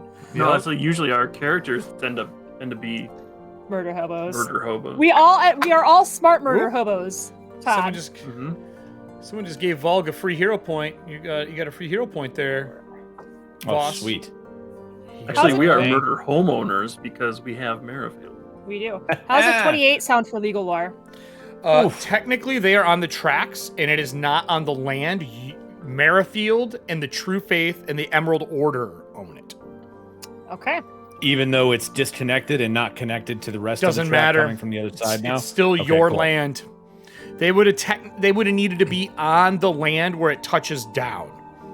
And within so many feet of the rail line, the True Faith has jurisdiction on it. Because like if it breaks and they need to set up and do repairs, they'll tell them, hey, we're coming to do repairs. Because Wolflock obviously wanted the train to run there as well. That agreement was met. Right. Right. Because they need deliveries of stuff too. All right, well, They, here yeah, Not they that I need wanna- deliveries and they need the commerce. So Yeah. Not that I want to pull that card. I'm just. it's a card putting that's it in there. available. Yeah, exactly. It is an available card. You are 1,000% right. So, Okay. you yell. What was your diplomacy check, did you say? 34. Holy shit. Jesus Christ. All of us know master diplomacy. I... Wow. And he'll say, "This is Captain Hastings of the Whisper, sent forth You on crit, behalf of you- Merfield Fucking crit. to investigate the crash of the train on tracks built and constructed by Merfield. Request that you send up a flare to acknowledge receipt of the message, so that we may parley regarding the investigation." You see a man come out of the front of the big tent. He is armored in this like goldish bronze armor with fur on the shoulders and down half of the cape that goes into like a gray leather. They are armored almost. They're armored like what you would expect a traditional knight to be wearing. They are not within the normal feel of Ethauntia, where they're wearing like Victorian style clothing. Your armor is more like plates inside of clothes or in leather. He is wearing like a breastplate with shoulder plates, greaves. Like he is in it to win it. He's old school, like Inquisitor setup. Like how they dress. Yeah, it's like half plate. And he holds up a torch. And he puts a shield in front of it and moves it a couple of times, flagging you, saying, we're willing to talk. All right. Well, gang, I do believe it is time for the traditional retinue of us four to go down and see what's going on. Bennett goes, Amazing. do you want me to sneak through the other tents? Don't get caught. You didn't even know I changed the ship, and you think I'm going to get caught by a bunch of people in I- fucking armor? It's Bennett. It is my job to say don't get caught. I'm not trying gotcha. to insinuate you're bad at your job. And he like half-ass salutes you and just phases through all the floors and drops out the bottom of the ship. Hell yeah. The rest He of- falcons you. the rest of us to a skiff. And away we go. All right. So are you skiffing, or are you going to take the ship near it and just plank it out? Yeah, we're gonna take a skiff. Skiff? Okay. So you take the skiff. So the I feel four like of you... skiff is a little less intimidating. I didn't know if you were trying to make a presence, like, see my symbol, see who I am, go fuck yourself. So are you going to leave the Whisper in the distance so they can see it? Yeah, we'll turn the ship starboard side so they see the emblem. So who the is... And the cannons. What is Yeah. the name? What is the name of your first mate? Oh, your gunner. Sorry, your gunner. Oh, Gunner. Gunner. Yeah. I have everybody else down. I don't have him written because I have Michael Thatch, that's the Gunny. engineer. We have the co-pilot, which is Patrick Carr. Who is your gunner? Gunny Gunderson. It's not Gunny Gunderson, Amir. Oh, I'm sorry. I thought he was here for a minute. Juniper Cogswell. Human? I think so, right? I believe she was an elf. Oh, okay. And she's the gunner? Gunner's mate? Yeah. All right. What do your elf eyes see? Targets. Click. So Juniper, female? Yes. So Juniper walks up as you guys are getting ready to take the skiff out. She goes, all right, Cap, we are ready and loaded. Same signal as normal. Hold your hand up, make a fist, cannons roar. Noted. Do you want the harpoon for the skiff? Yes. Excellent. She walks over. 2 guys come over. They bring this big harpoon over, and they mount it to the front on like a system so you can swivel it. She goes, there's that. And then she hands you a huge 200-foot coil of rope. And then she takes a plug off of it and sets it into a small compartment that runs this ship, the soul that's on it. She says you can get a good shot. 200 is a really far range. If you're within 100, I'd feel more comfortable shooting it. Voss, I need you to make me a craft check, please. Meanwhile, Nora's like kind of like scribbling down some notes as she reviews the I can skiff. upgrade my ship. What you got, buddy? 29. With about 10 minutes of work, you can make this work on Everston and make that 200 range pretty probable. With his gun. Awesome. I'm gonna jot that down for later. Okay. So she says, "Good luck, Cap." And she turns around and she's, "All right, men. Cannons. Just don't shoot till he puts his hand up." And they Please. walk away, and you take the skiff out. So as you get it down near, you're not gonna be able to land. It's gonna have to hover there. You get it near and jump out over. What they've actually done is they have folded out these big pieces of metal that look like they've come from like a ship or from the side of a building. They're like a corrugated look, and they have them woven together with cable or rope, and they've set that down over top, and they've built a frame so it flexes. So when you step on it, you hear that whoop, whoop noise as you step down on it. Everston, stepping on this, if you don't step on the track line that's there and there's too much weight, this thing is going to collapse. That's how I feel when I'm upstairs in my garage. I only walk where my foot is on a rafter. So as long as you're not in combat or running or doing anything stupid, you're fine. You can step where you need to step. You're being careful.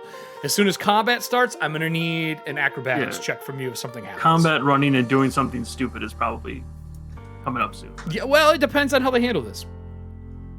So We're trying to be diplomatic. let me get us the proper. It's gonna be music great. for this. It's gonna be great. Fine. So as you guys step off and head into the tent to speak with them, a man comes immediately to the front of the tent, and he stops the group before you all can get off of the ship. Oh, Serving Hands has played something for us. Another conductor. And I think it means he levels up. He goes, "Excuse me. You are entering Wolflock Valley's jurisdiction. Says, my name is Brogan of the Wolf Tribe. May I ask you who you are and why you are here?" And I'm going to activate Glad Hand. What does that do? His hand. First impressions are my strong suit. When you meet someone in a casual or social situation, you can immediately attempt a diplomacy check to make an impression on that creature rather than needing a conversation for a minute. Okay. I heard a bunch of bullshit spill from your mouth. Yeah. So Oliver flashes a smile. Although gauging his presence of being more warrior-esque, he kind of definitely shifts. He kind of shifts, and the smile's not like that genial, pompous smile. It's more like it's a warrior to a warrior. I'm a captain of a war vessel, a fighter of a ship, someone who's been in battle. It's nice to meet you. And he's going to put forth a firm handshake and say, "Captain Hastings, at your service and a pleasure to meet you." Yeah, he would reach down, he would grab your hand and shake it like firmly. He says, "I'm one of the Kingsmen, guard and army to Wolflock Valley." Well met. And I got a 32 for Glad Hand. Didn't crit, but that's enough to increase the victory point condition, because you already crit once, but you got a third one out of that. That Glad Hand is dope, by the way. That is an amazing fucking ability. I hate it. So as he shakes your hand, he's like, "Please come into the tent." And he looks to the large machine that's there, and he goes, "Your golem, it may be a danger. This supports, but is not the most secure place to stand. Is he nimble enough to walk and not to send us into the depths?" He was nimble enough to fly, so I trust him to make sure he's on the rail. His eyes widen when you say fly. Fly? Like a Yes. demon? A bird? No, glider. Fixed wings. Much more comfortable. Please come inside. The king would like to meet you. Oliver will go in. Who's all going in and who's staying on the boat? Or on the skiff? It's a real important question right now. Oh, I'm going in. Oh boy. I think it's funny because I think two of these people, I think Kelly played Wargson and I think Todd played Forrester when we played in this set piece a while back. Yep. More Easter eggs. They're not here. I just know they played in Wolflock Valley. It's a very different area. It's very different. Yeah. Okay. Forrester was Brian Blessed with an eye patch. It's true. It's true. Oh, God, I love it. Workson was, Thank you, Hazed. spoiler alert, and abandoned. She's got a type, man. She's got a type. Well, that's also we were doing the play testing for Cypher. Right. So, he says the king will see you. Oh, Welcomes boy. you in. I think. God damn it. I'm As gonna we go start in. walking, I'm like, Nora, you're fucking coming, right? Please come. I straighten my jacket and I get my satchel and I head on in. All right. With How them. far is it if I wanted to bypass this rickety ramp? How far is it? It's the whole area they built their tents on. They have this like warbling metal. I see. Because I thought it was like it's a just ramp up to the skip. it's just train tracks, and the train's made to go over. No one's made to stop here. There's some like struts here and there, and that's what they've kind of built around is on that. I see. All the way to land, you're probably talking another 20 miles to land. We might as well put Everston on like a pair of two wheels so you could just ride the train tracks. That is something you may want to think about in the future. I'm a skateboard. So, as long as you're safe, you can stand. You can even fit in the tent. The tent is 15 foot tall. There's room. It'll be crowded in there, but you can definitely sit in there. So as you walk into the tent, on the left and right. Can we say that Everston has on the backpack? I assume everyone has their backpack on until further notice. Yeah, Okay, I'm not good, gonna. Because you would be an idiot to be standing above this and not have the backpack on and shit Right. goes south. Just checking. So, which is hilarious. So, as you We walk did talk out, about combat and being stupid, so truth. Fair. So as you walk out and step onto it, it does give. It's like, roar, and then you find that metal beam. You find the struts in. As you go in, there are two of those Kingsmen standing in there in the same kind of armor. And the one who greeted you, Brogan, let you in. Behind a desk, there is a map of Ethauntia, of the world. Specifically, though, is the Ingrad Nation and where it connects to Wolflock Valley, which is right on the opposite side of the crater. Yes? I'm going to go ahead and click on Glean Contents as Oliver looks at the map. Is there anything that stands out about the map with a quick glance that would indicate that Wolflock is making moves within the territory? this fucking guy and his cool powers. Where did all this shit come from, I Alan? almost picked that up, Alan. before. Unmistakable Happened. war. A year's downtime have happened, and Jesus. Nora yelling at him about trying to He's kill a her happened. totally different Yeah. person. Oliver has his day face now, man. Year time skip. He's an adult. He's being God. raised by an air Damn marshal of repute. Okay, all right. I see your nonsense. Most impressed. I'm impressed. I see your Oh, wait. nonsense. Wait until he talks to the king and I use shameless request. I don't want to know what it is yet. I'm already sour. So as you, Alan got his groove back. Oliver clipped. has moved back. So as you walk in, and what does this do? If you can tell, so the for- consequences of an out.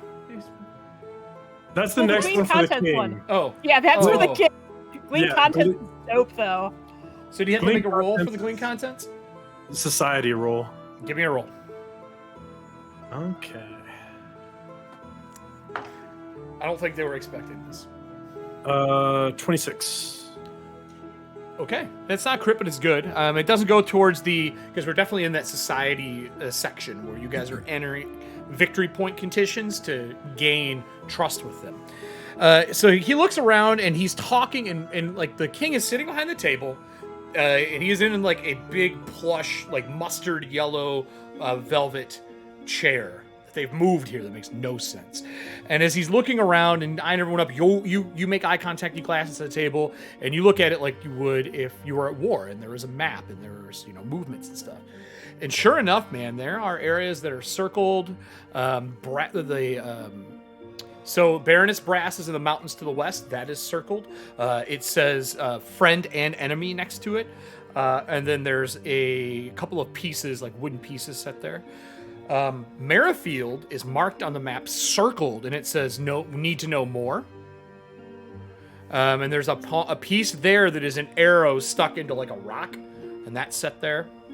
And then they have drawn the rail line in that looks fresher, new. And there's an area blown up that it says, what would it say? Search site. And then for the True Faith in the capital of Cadra, it says enemies with benefits. So they're not making moves, but they definitely know they've drawn lines in the sand, like openly. And he's not hiding this. He invited you in. You're guessing he's probably using that as kind of jockeying for position. Like, if you're part of them, you're starting on the wrong side of the fence. Like, his opening statement is this map. So as he eyes everyone over, he is younger than you would expect. He is about, I would say, late teens. Now, for those who played in Wolflock before, that was not the case. That was not the case. And he says, welcome to my small abode for the time frame. Oliver Hastings, correct? As he like flips a note in a book and opens it up, and it has your name and some of your family, and it has to do with like your shipping and receiving and what they own and the wealth, common knowledge.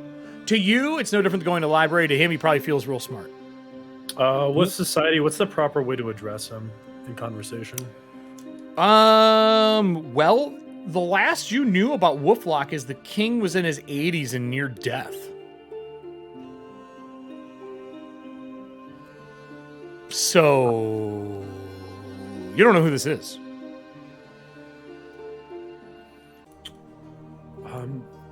Well met. Can I make a society roll? You can try, but this isn't knowledge anywhere. You wouldn't know it. Knowledge is okay. The king is 80 years old. No. I'm wondering if your highness would work for the prince and the king either way. He doesn't have kids. The king has no kids. That was part of the problem with him. Prior to engaging in further conversation, I was wondering if I may inquire as to the proper means of your address. Your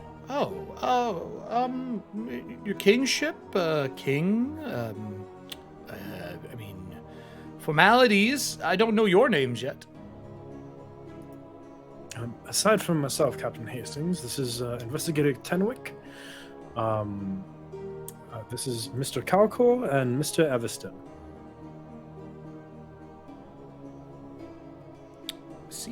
I see Emerald Order, crafted by the Emerald Order. Tenwick, I know that name. The Rathmores speak of you.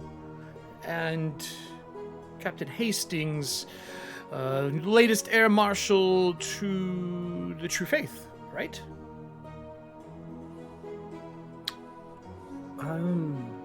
Of sorts, yes. That is one of my positions.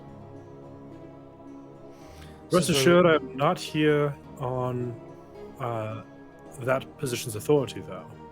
This is strictly not on True Faith's business. This is Merrifield's business. And he looks down at the map and looks to you and he goes, as a town, you have business with a king.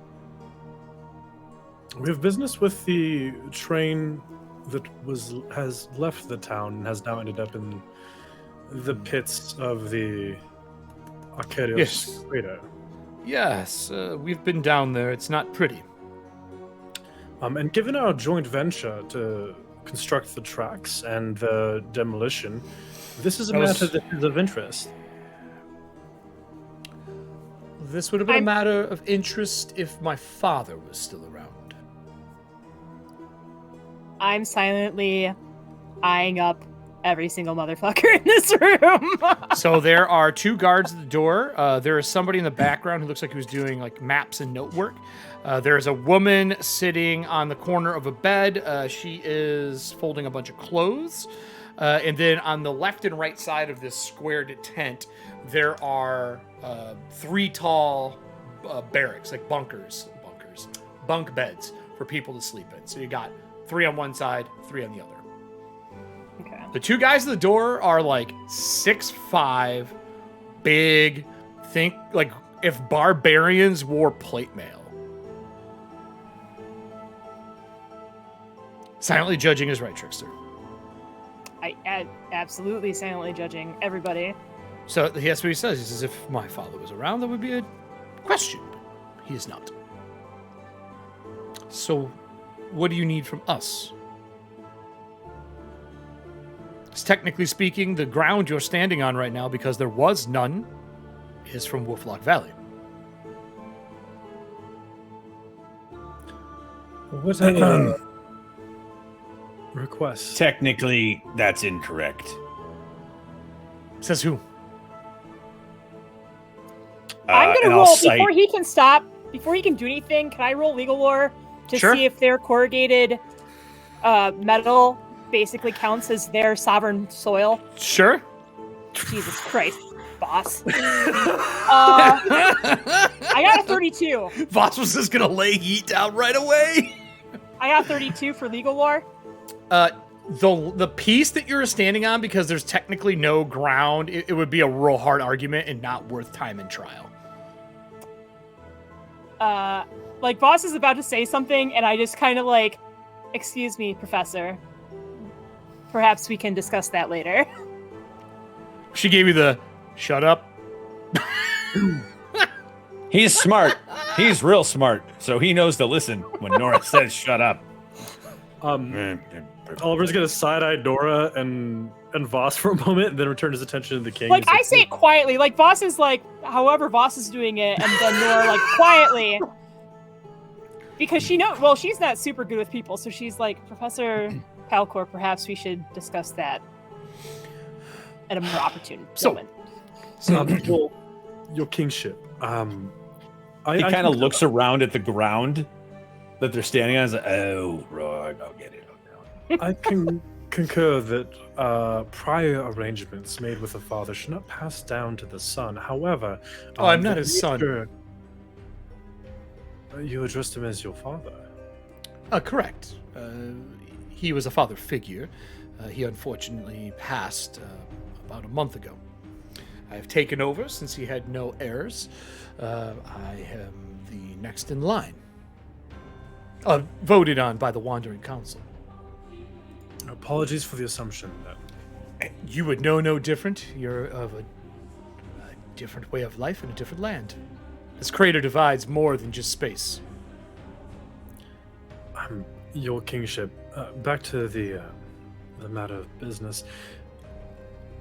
I'd like to offer that we work in tandem while investigating the result of the crash of the train at the belly of the crater, the nature of the demolition of the tracks, and share information that we arrive so that we may pool our bets and have a better chance of success in both of our ventures.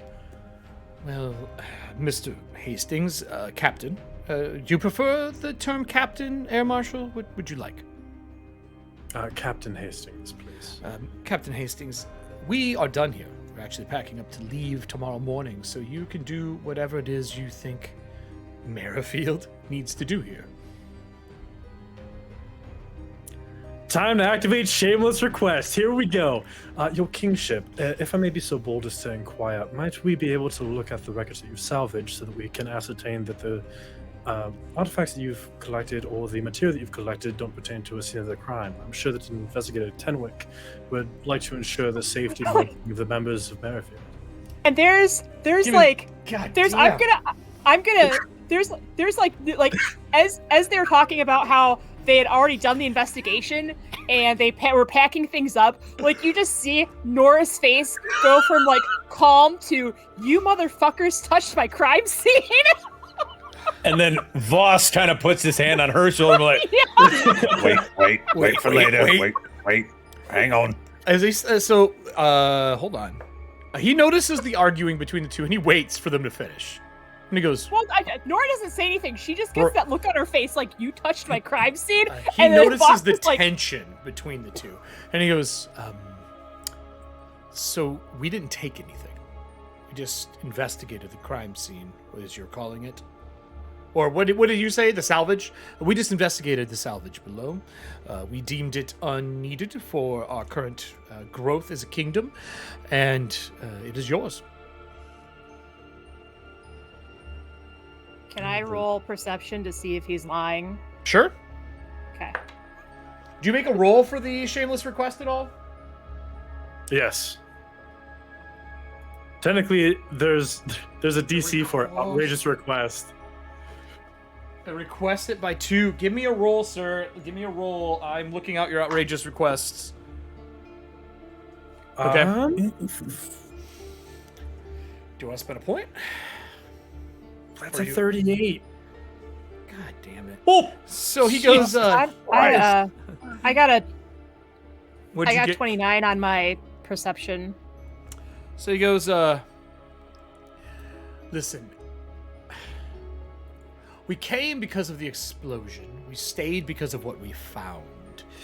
The amount of people who did not die is astounding.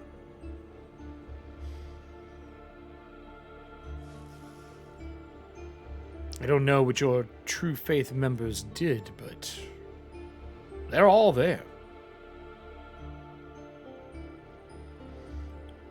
Right. The train is a wreck.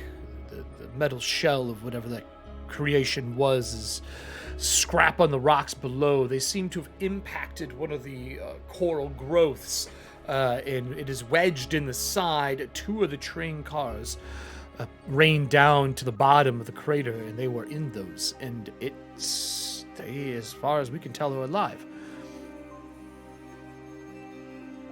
Now, notice none of them are up here. Mm-hmm.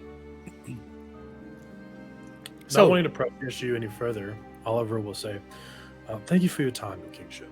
I hope that we could perhaps ease tensions between our two communities in the future. I doubt it, but it is nice to hear. The man in the background who's doing the writing, he looks up and he says, Your Highness, I believe there is something you should give them if they go down there, because it would be very dangerous for them to go unknowingly. Holy shit, you guys have ghost hunter rounds now? 75%, I think. Oh, no, wait, we just hit 50K. All right. Wow. Well, yeah, but we need Nice. 66,666 souls. Oh, we're close. Yeah. I lied. We hit 53. We're close. Woo! I was worried you guys were going to have Ghost Hunter rounds, so this is like, I don't want them to have it for this episode. So, he says, Your Highness, you should know something important. And he stands up, may I? And he, like, shows him pages in a book. And he goes, by all means, it's not going to help them. Go ahead. And he walks over and he sits down and walks next to you, Oliver, sets a book down, and kind of, when he does, I need a will save from you. I don't like that. You shouldn't. I really don't like that. You definitely shouldn't. 27? So he gives you, like, he looks at you out of the corner of his eye, and there's like a connection where time slows for a minute, and then whatever it is, you shake out of it. And he goes, strong of will, I see, too. And he points to the book, like he's commenting on the fact that he couldn't affect you. He says, the train is wrecked, and Your Highness is correct. They did survive. Sort of. they seem to be in suspended states of death, I think? Dying? Like their bodies impacted, and on impact, they all seem to have stopped. Mid-death. Well, thank you for the input. Lots of silver for you all. Lots of fucking squalls just got played. Oliver will pick up. Okay. Did Voss happen you to can't see take that it. You can spell look being at it. cast? No, it wasn't. He didn't cast anything. There was no. okay. There's no semantics. No verbal, and no hand gestures. Okay. You can make me an arcane if you want, but it is going to be real hard. Well, so I'm still waiting to see I'll try it. if I sensed any deception from the young king. Nope. No, I'm 27. sorry. No, he's being honest. Okay. No deception. If we can't have the book, then can I look over it? Absolutely, you can look at it. It's just 2 pages that he's showing right now. And the notes are a sketch of it and then information. He believes some form of powerful arcane spell was casted. And you'll notice at the bottom and where they impacted is on a small ley line knot. And they believe whoever casted the spell tapped that knot to give enough magic to stop what happened. Okay. Last ditch effort. His notes do. What was that? 27 Arcana for me. Yeah, he was trying to cast a hex on him. Oh. Okay. Fuck. You ever seen a tent explode from the inside out? So society, you would know 90% of the casters in Wolflock are witches. Okay.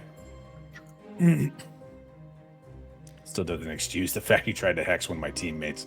Hex could be anything, fair. though. It could be positive, it could be negative, it could be anything. He could have been trying to dispel the shit that this guy's doing. He doesn't know. As we depart, Oliver would like to make an impression on the king. Sure. Positive impression. Like, Okay. hey, maybe if I ever need to ask a dude a favor, I can go ahead and reach out to all of his thing. So courtly graces. God, how many powers do you have now? I'm finally in my element talking to fucking Holy noble people in a shit, diplomatic setting. This is what I built Oliver for. God, To be fair, I avoided to it be for. fair, we have not actually had many of these situations. No, I avoided a lot of episodes apparently, and now I've stepped in the pile of shit. Anyway. 28. What's the DC on this? So it makes a good impression, huh? Okay, so he is from hostile to unfriendly.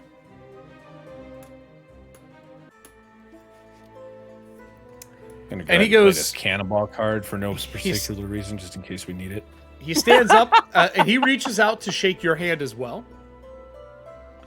And he says, I am King Hannerin, new owner of the throne of Wolflock Valley. While I don't like doing business with anyone north of the crater, I would be willing to meet with you again under better circumstances. I'd like to invite you and your crew to my humble castle to meet. Obviously, you're in the middle of something, but at a later date. Thank you, your kingship. And he looks to the person he's like that gave the book, and he eyeballs them, and he does not hide it. He looks at him, says, "Please gather the book," and you can tell in his tone he is not happy with that person. Something was forced in this conversation that obviously the king did not want. You're making him play a king, and he didn't want to do that here. And they take the book back. He's like, "I'm sorry, ma'am. If you weren't done with the book," and you obviously jotted down some notes as well. Yeah, I just like my own shorthand. Right. Yeah. And he takes the book back and walks back over. The big guy walks over and says, "The king is done with you for the day." And you see the king sit down. He stops talking to all of you.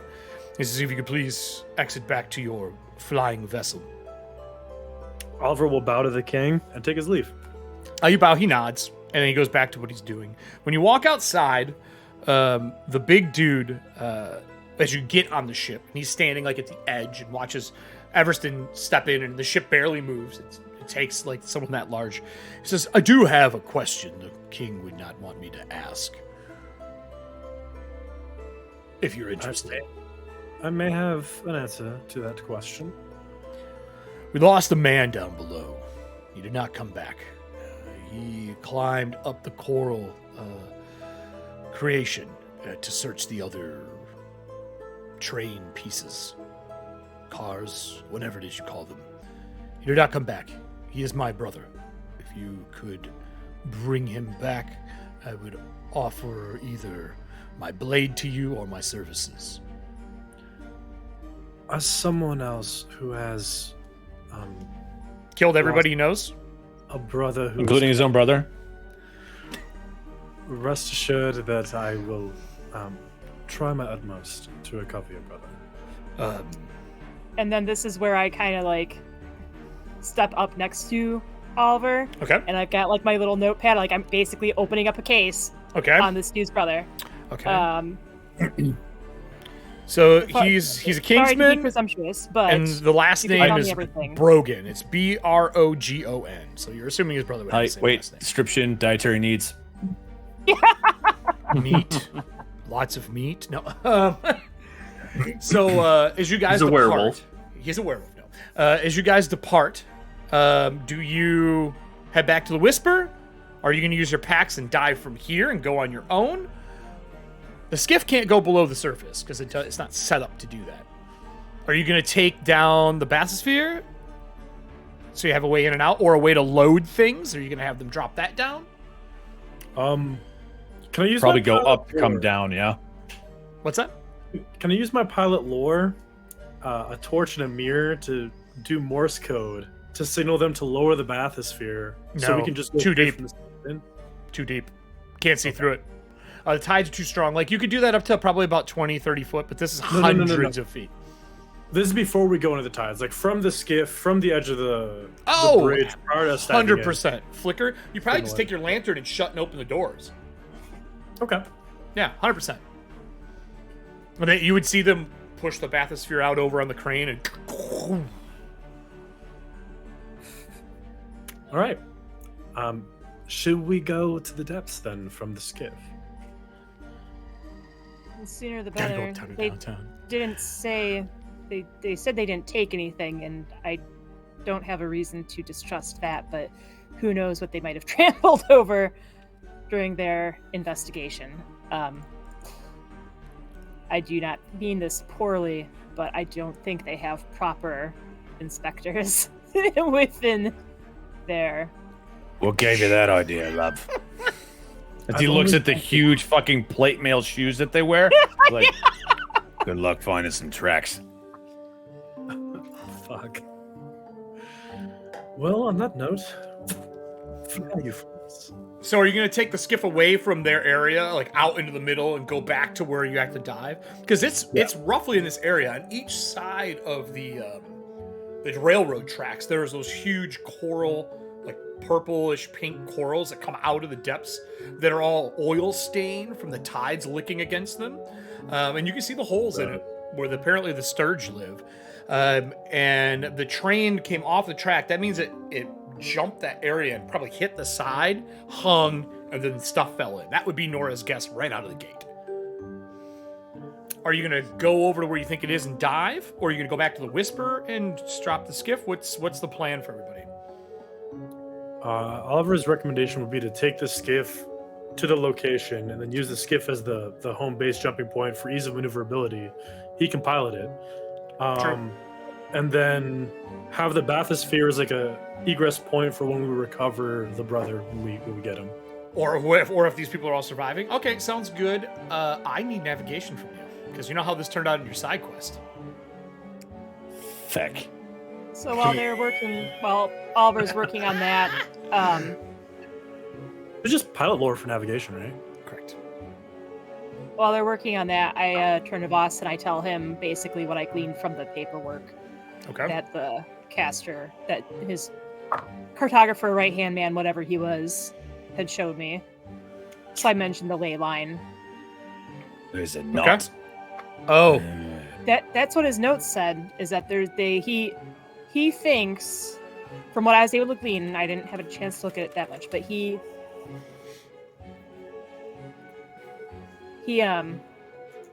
thinks that someone of the true faith cast some sort of arcane spell to stop what was happening, and they cast it. I'm not quite sure if they impacted the ley line as they were casting, or if they did it intentionally as like a last-ditch effort, kind of like that do not sign page from the instruction booklet for the Whisper. But that's essentially his running theory. I don't know enough to confirm or deny, but I wanted you to know so that when we have boots on the ground, you can start looking into that. Right. can I get an Arcana roll from you Uh-huh. before we go into break? It's a 25. Okay, I will tell you on break and let you decide how you want to handle this. Okay. So what was your navigation? What'd you get? 23. Holy shit. Okay, that's pretty good. So you get to where you think the spot would be, like looking at it, the distance that it would be for a train car, and you kind of do the math on how it would fall. You've seen enough shipwrecks. You've been in a shipwreck or two. You know how it goes. You've caused a few. Probably everyone does. Flying's not easy. It was the Kruak! What? Sorry. So as that happens, speaking of the Croak, Bennett slides up as you get your navigation point and you start to slow down. Bennett slides up out of the tides right in front of the boat, like right in front of you, as you pass partially into him, and he goes this close to your face, and he backs up a little bit. He likes to make people uncomfortable, and he goes, "So Cap, they have a bunch of people in the tents in the back. Those little pup tents. They have 3 bodies in each one stacked, and they don't seem alive." Interesting. Now, if you want, I could possess one and bring it here, but they'd probably notice it. Can we all see Bennett? Yeah, he's semi-manifested. Bennett, were any of them wearing our form of dress, or were they wearing... Oh, they were Wolflock? stripped of all their belongings. Any markings, tattoos? I didn't take time to flip the bodies and risk of noise. Like I said, I could possess one. Are they properly warded against the tides? No, they are not. Seems like that problem might sort itself. Yes, you And did live he's through worried the about Ghoul the tides Wars. rolling in. He's like, they are not Ghoul marked. Wars were They're no- not salted. They are nothing. They're, I would say, between 8 to 12 bodies. I have an Voss idea. starts thinking about the ramifications of the dark skies being over a ley line knot and what that could do to those bodies. I get a fettering lore for that or something. Oh, yeah, sure, but we're going into break. So, everybody, if you have been a part of the show and watched it before, now that we've hit partner for Streamloots for 2nd season, there's 2 cool things I get to do. One, I'm talking about making a new deck of cards. I just want everyone to kind of think about this. I want to make an item deck. I talked to the cast about it, where there's a second deck you guys can get cards from, and they will hand out items to the cast. Some of them will be rolls when we hand things out at the end. Other times they will be items that are in the scene, things along those lines. But I like the idea of having some item cards, because I get blamed for not handing out a lot of items in most of my games, because as a GM... More pianos. Yeah, more. Here's my wallet. So that's the one idea that I have. That's number 1. And then number 2, if you subscribe to our Twitch channel, I'm now sending out a pack of cards for each one of the decks that I have every month. So if you haven't subscribe, and I will send out the Ethauntia one right now to your email while we're doing this. People who've already subscribed probably already have it, but there's a chance you're going to get a second one for free anyway. So if you subscribe to our channel, it helps us do what we do. Same with the Streamloot cards. And we will be handing out packs now as part of the subscription. A lot more things coming up, especially when we get the patches. I'm so excited. I got to see them. I have my demo one. So they're super fucking cool. So that is where we're at right now, everyone, and we're going to go into our break. This is the last episode of The Terror, and then now I got to find a new DMCA. Not DMCA. What is it called? Royalty free. Royalty free show that I can put on during intermission. So if anyone's got some ideas, I'm into it. Living Dead? Night of the Living Dead, I think, is going to be perfect because of what's about to happen for this season. That's what made me think of it again. So here's the last episode of Terror. We'll be back in 13. We're all going to get some drinks. Go get yourself some drinks, popcorn, beverage, and then we'll dive into the second half of the show, everyone. See you in a bit. Ooh, baby.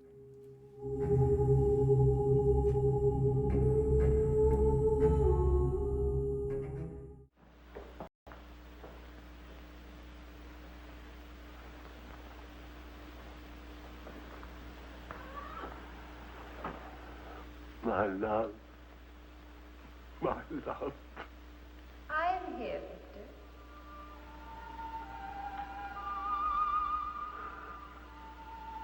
I'm weary, Elsa. My soul cries out for relief. There is but one way, Victor. No, no. The holy covenants of God forbid it. You will be forgiven. If I could be sure. Take your life as you took mine. Let your own hand destroy you and bring us together forever. Forever. No more torment, Victor. Forever. Forever. I will, Elsa. I will. I promise you, Lieutenant, if you return to Von Lepp Castle, I shall not hesitate to kill you.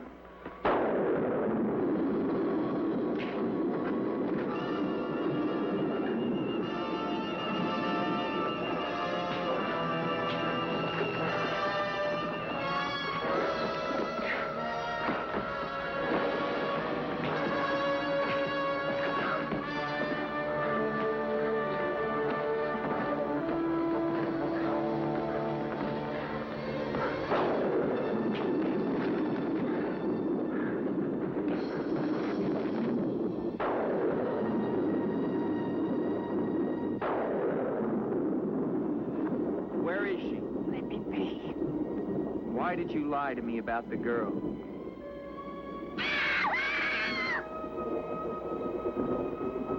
Call it off.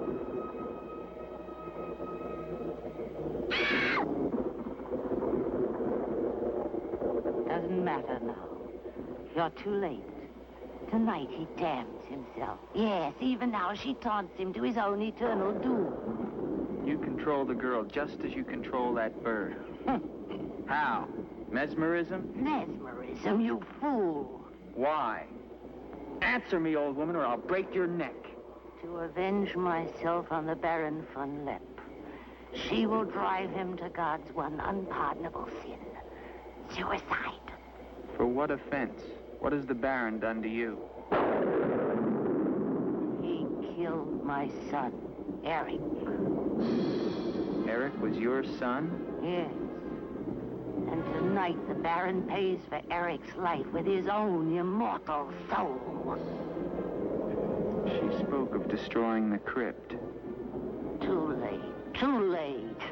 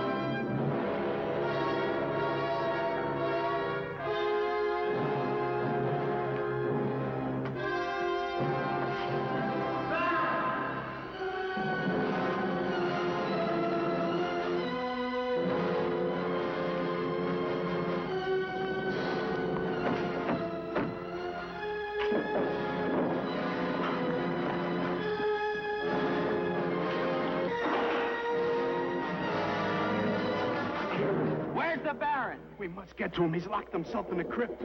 Eric is avenged. Eric avenged? She's used the girl as a puppet to drive the Baron to suicide. But why? She thinks it was the Baron that killed her son. She never knew it was you. What do you mean?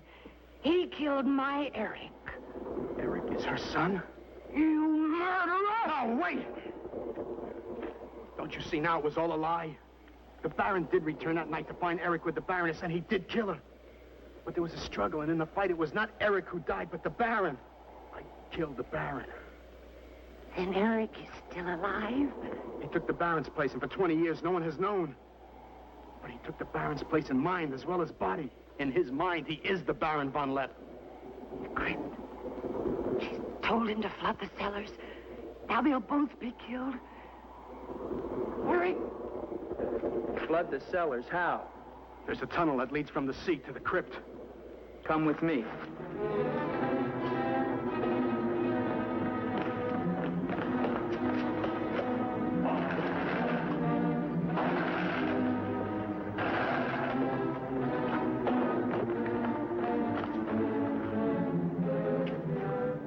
He's locked it from the inside.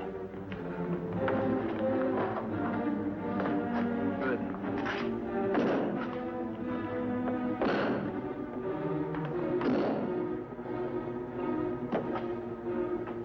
You keep on here. I'll try and get in through the chapel.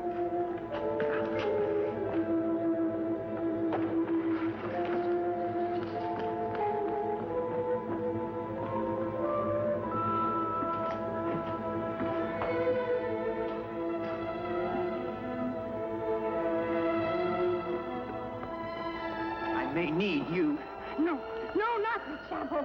I may not enter the house of God. I have made my pact with another.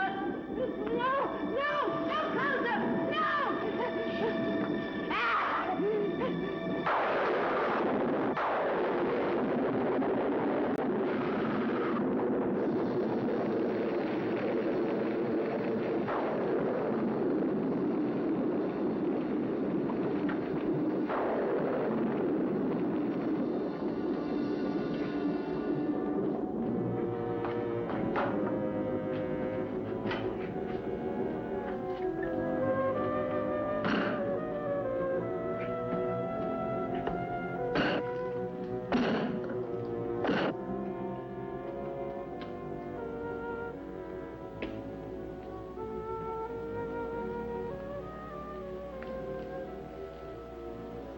Years of my love, this time forever.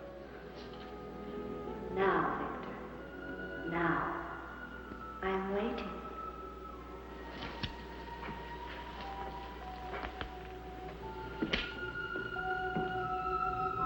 Hurry, Victor, hurry.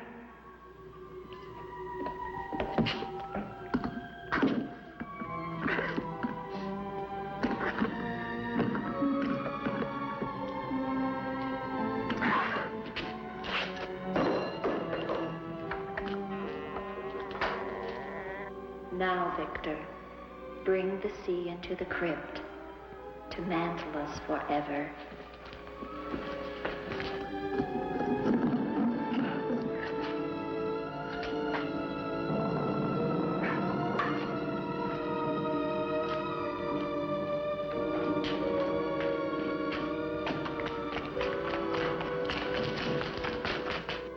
We will be together again, Victor. Together with our love here beneath the sea. Come to me, my love. Draw the veil. Look at me. And see how eagerly I await your embrace.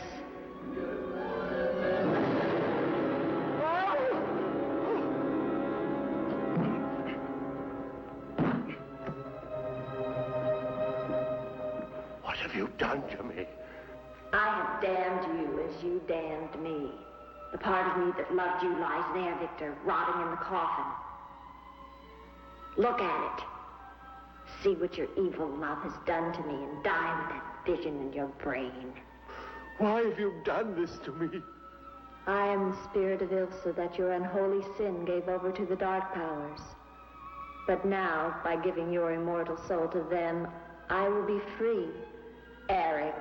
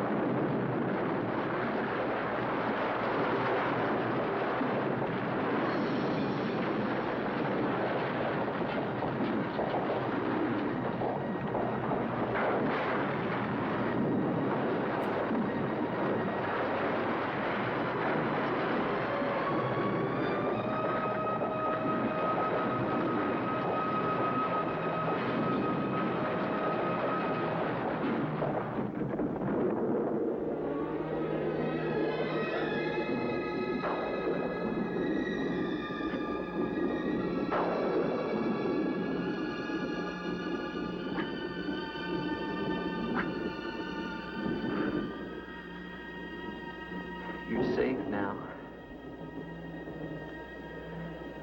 It's over. It's over. Do you understand? You're free now. Free, Andre.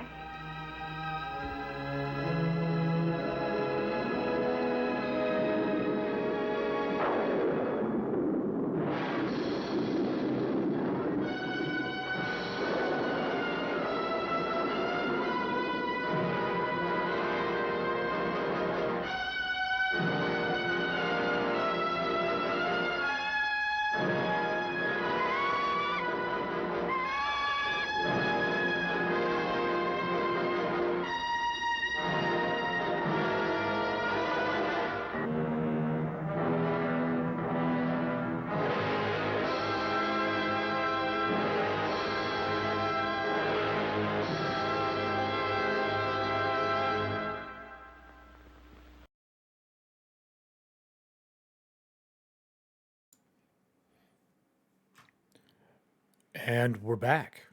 So as we come back into the scene, let me get our music cued.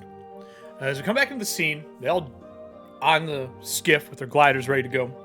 Bennett shares information.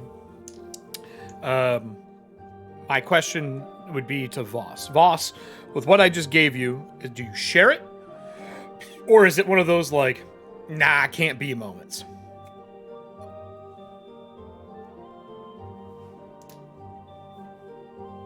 You know what I mean? Because you would sound pretty crazy to even talk about it. Like far-fetched insanity.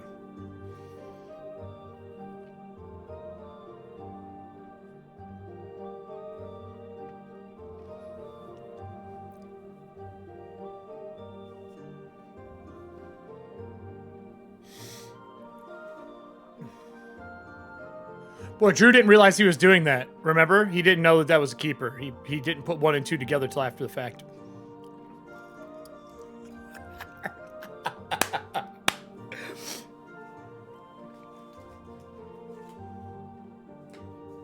Yeah. I'm asking you guys this. I'm asking you live. No. Before we switch over. Okay, all right, stop. I'm switching this over then. So, I was doing that so the audience knows where we are. So, with the information that you have, you're standing on the skiff. The captain's getting ready to dive off. You think you're at the right point. Bennett is showing up, kind of phases through really close to the captain and steps back, realizing he was too close.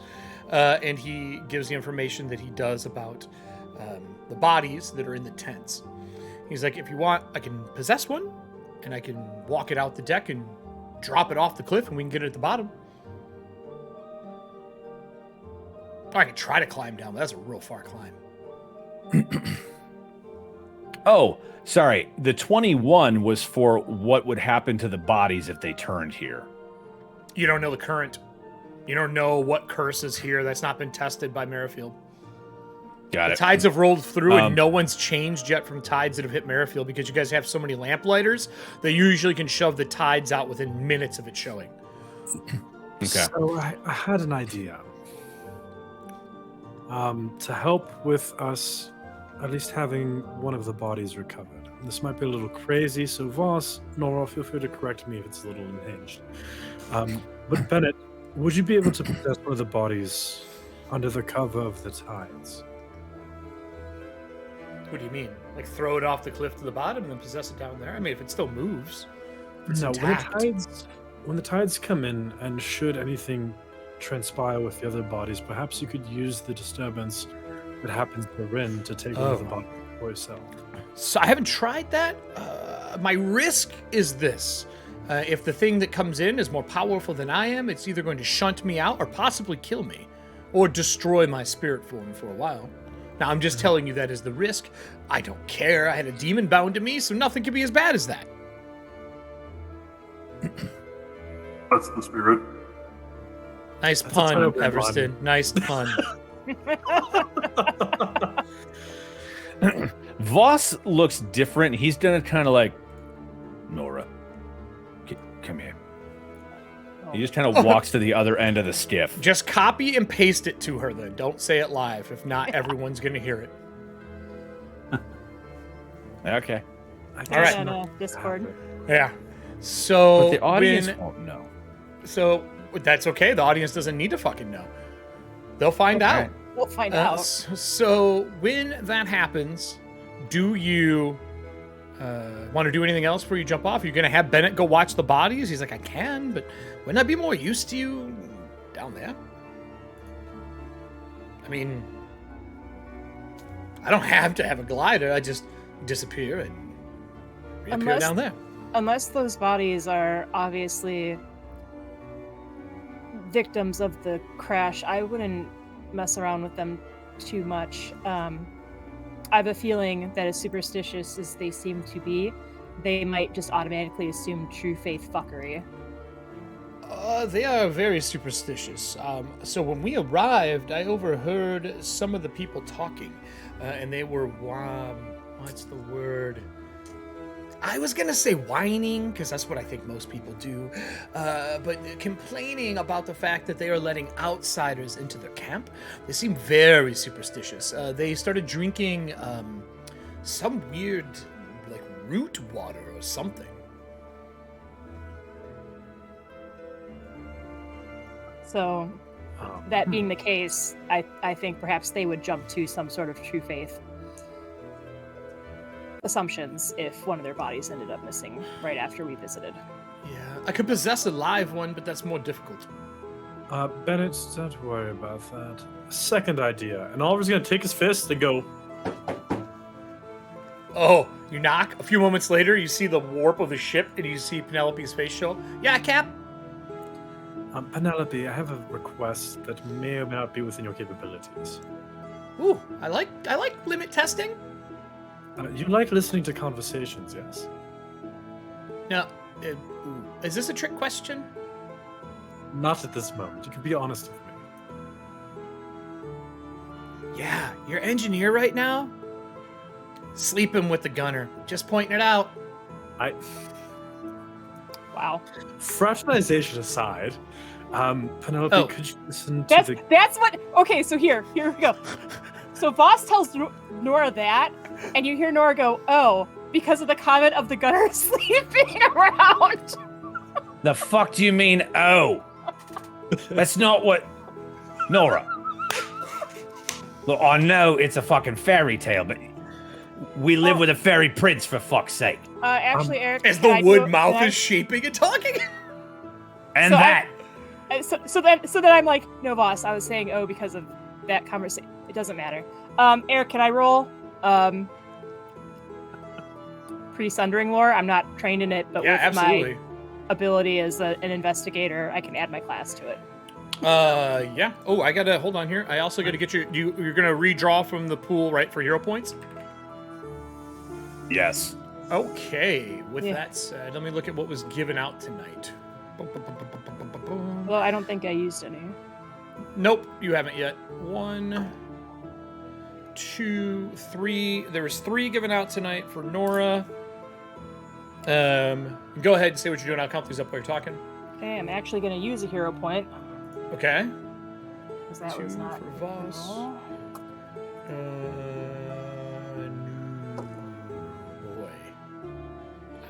Oliver, that was better. Oliver just used 1, and I'm refreshing that 1 point. Yep. Oliver got 3. So I got a 30 on my pre-sundering lore.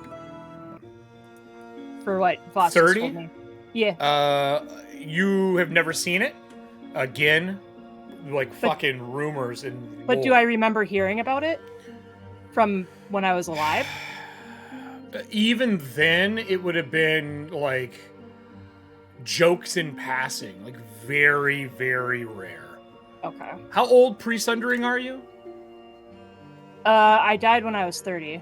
Or Nora died when she was 30. So the 30 years you were around while that was going on, it still would have been like superstitious lore. Okay. Because that would have been like at the height of technology almost, like where you guys are at now. Right. It just wouldn't be heard of. Ooh, Trickster playing with the air guard specialist. Okay. So, Penelope, could you listen to the goings-on of the camp? Not the after camp? you leave. It has to be wood. Is there wood there? The baseline of the tracks. Oh, it'd be hard, but I could listen through the metal sheets that are there, I guess. We're gonna have to move the whisper in for that, though. I can only go so far. What's your range? I don't know, but I just tried and I couldn't get to it. I'm guessing it's a distance thing.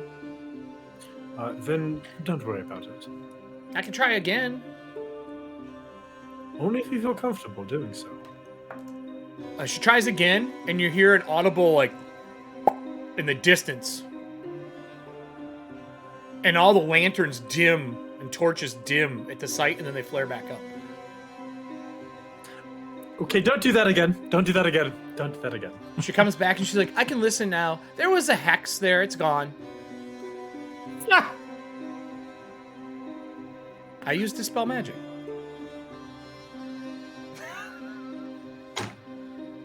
Okay, Penelope. I don't think they noticed.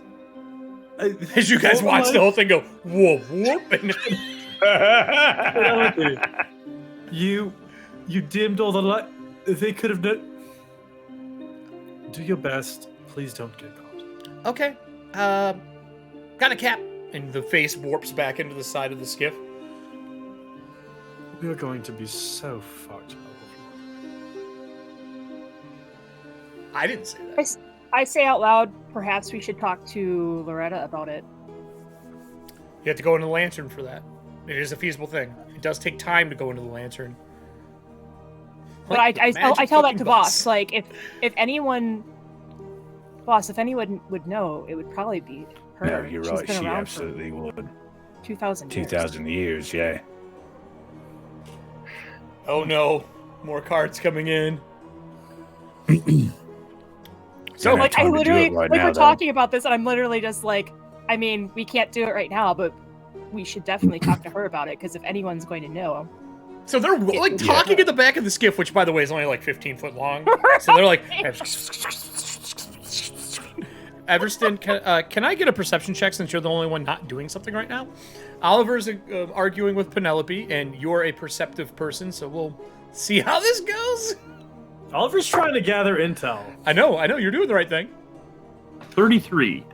Oh yeah, you overhear some words from them. Would you cut and paste it to Todd? Oliver's clueless yet again. Because you're talking to somebody else right now. Boss, you just want to cut and paste? You want me to cut and paste the entire conversation to Everston? No, I want I bits got and I want. Yeah, actually, the whole conversation. Yeah, you probably do that. Yeah, with the 33, he probably heard all of us. Yeah. We're so screwed. Yeah, I got you. What is going on, Trickster? What are you doing to us? For the sake of comedy, it's Oliver talking to Penelope. Everston is in the middle of the skiff. Yeah, like serving as a dividing door. it. Yes. Yeah, serving as a door to Voss and Nora at the back. So there you go, Todd. Everston overhears that stuff. None of that probably makes any fucking sense to him. Wow, yeah. So, are you guys diving off of the boat?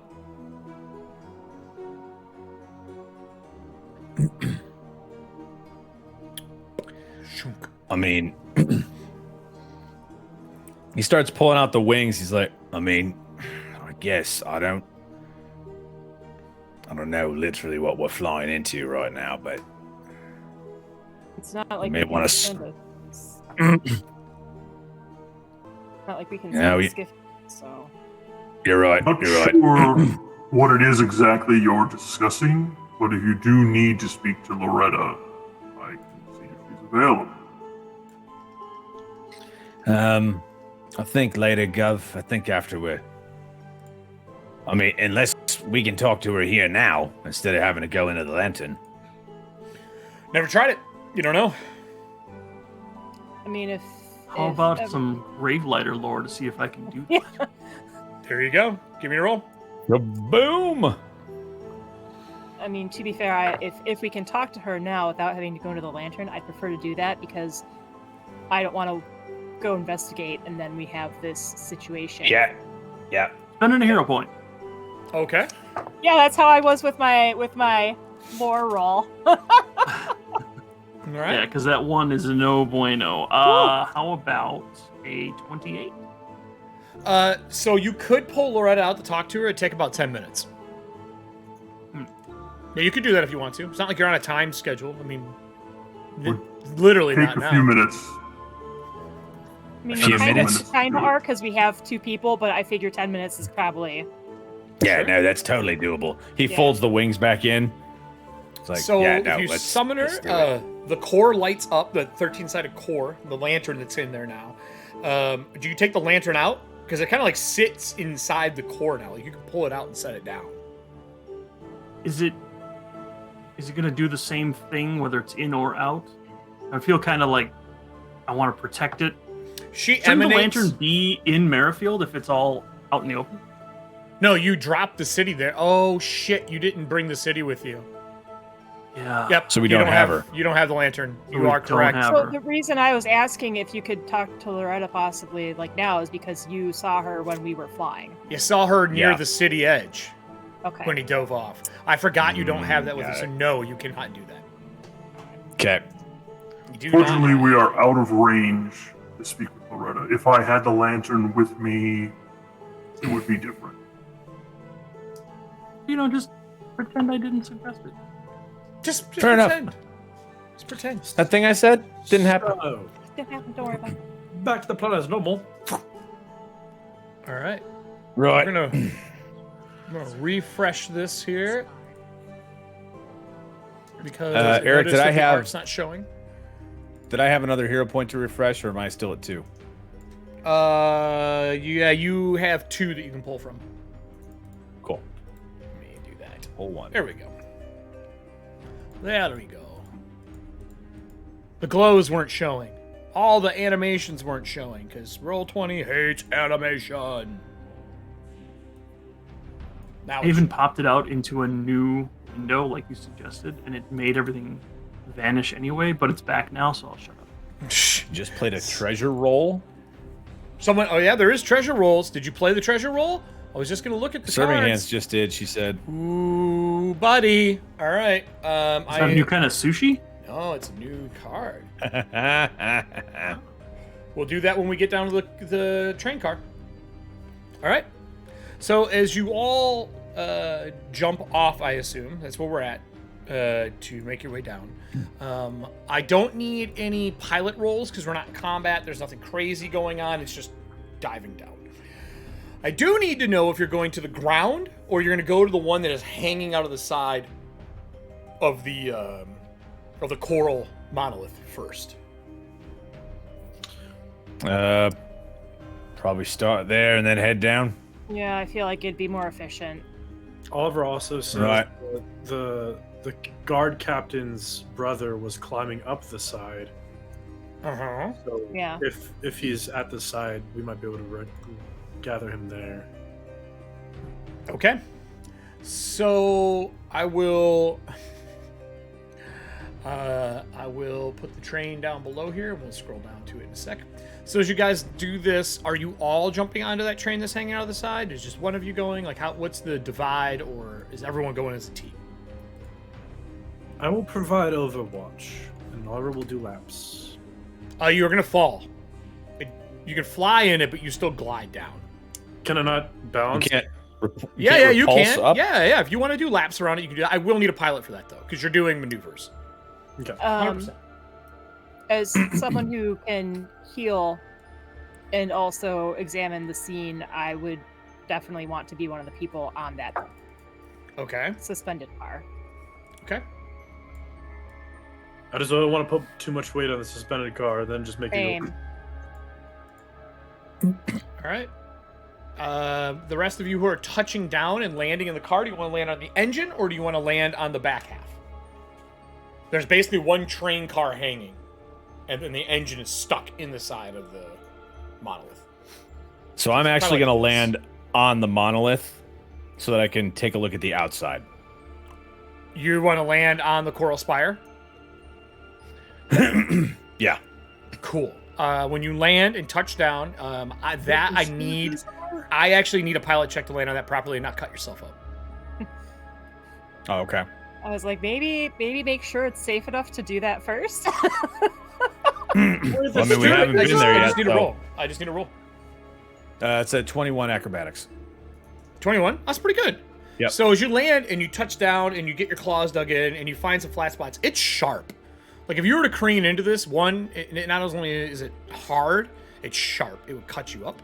And two, it's kind of brittle like coral would be. Like you could snap pieces off, and there are little growths that are out of it, and you landed between some of the growths off the spire. So you didn't hit like the coral branches on the way in and like cut yourself up. Give me a perception check surveying it, and do you have a lantern out? Because you are in the tides, it is pitch black. And this is Yes, probably I a would good, definitely I'd say pull one out. 75 to 100 foot down. Yeah, I'll pull one out. Okay. Hanging on the end of your glider. Yeah. Okay. That's a 20. And what are you looking for exactly? As you're looking over the top of the engine, and then the hanging train car, you can't see that well from where you are because you're up above. But the engine's intact. Half of it is buried in a hole inside of one of the coral, inside the coral spire. I'm basically gonna, especially with it being as sharp as it is, I'll climb and walk like onto the engine from there and Okay. around the engine, just looking for any signs of I mean, because this was literally the front of the train, so if there's any, like... They said there was an explosion, so I'm curious if, like, the engine itself is damaged, if that was what exploded. You said it's intact, but I'm not... I just want to... The engine's buried inside the coral. You can basically see the compartment where the conductor and the engineer would be. The rest is buried in the coral. I'll climb into there then, and he walks along the side of it and walks in. I need an acrobatics while you're climbing, not to slip and fall. Because I'm using my slippers of spider climb. Oh, well, then never mind. So you climb along the edge of this thing, get inside of it. When you're inside, the conductor and the engineer's throats are slit. There is a dead Volg in here as well. Looks like he got shot with a shotgun. He's like laying in the corner, like he probably survived the wreck and bled out. Okay. He's got a mask on his face. And then looking through the front, you can see where the boiler would be normally on a train. That for this one is a soul engine, and it is blown apart. Is it one of ours? Who made it? Yeah, it is an Emerald Order engine. Here's the worst part. Inside of it, you can see some weird, almost like fabric-like material. It's probably a good 30 foot in that has filled the void that was the engine. It's like, it looks like it's built of like mud and like multiple colors of fabric and cloth. Right.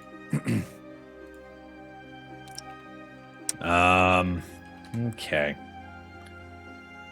I'm gonna take note of the engine number, like basically the serial number on the. I'll just do like a quick rubbing of it so that I have it, or write it down so that I can figure out. Are you climbing in to look at it or no? To the where like the fabric and stuff is in the engine department. Yeah. No. Up in the engine area. Okay. Are you searching anything that's in here, or are you just checking it and then going to the next cars as the rest of the team is starting to land down on those? Besides Alan, Oliver's making laps. I'm going to use. It's good. Someone's doing it.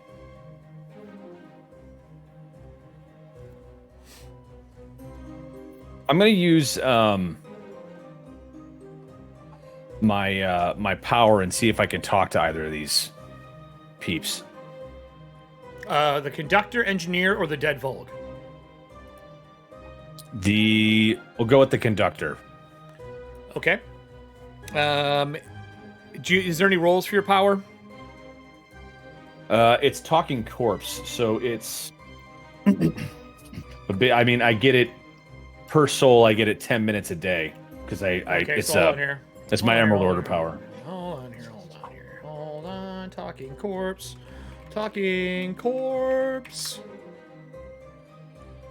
Just. It gets a will save. Yep, that's what I was looking for. Okay. What's my will DC with you? Be same as Cassie's. It is a 24. So you said the conductor? Yeah. So the conductor, its mouth drops open. And it says with your grant the target corpse a semblance of life, which you can use to speak and answer questions. The eyes roll back. You see wisps of green ectoplasm flowing out and filling the cabin, just in the immediate area. And he says, "Yes, Vos Calcor, what can I answer for you?" What happened? How did the train crash? Tell me everything you can. How many...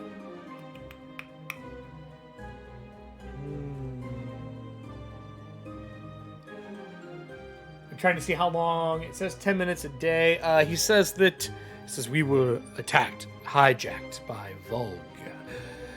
They attacked everyone who worked for the train first, murdering everyone but myself and the engineer up until the last moments. The bridge blew from below us. There was nothing left I could do. Sorry for your loss.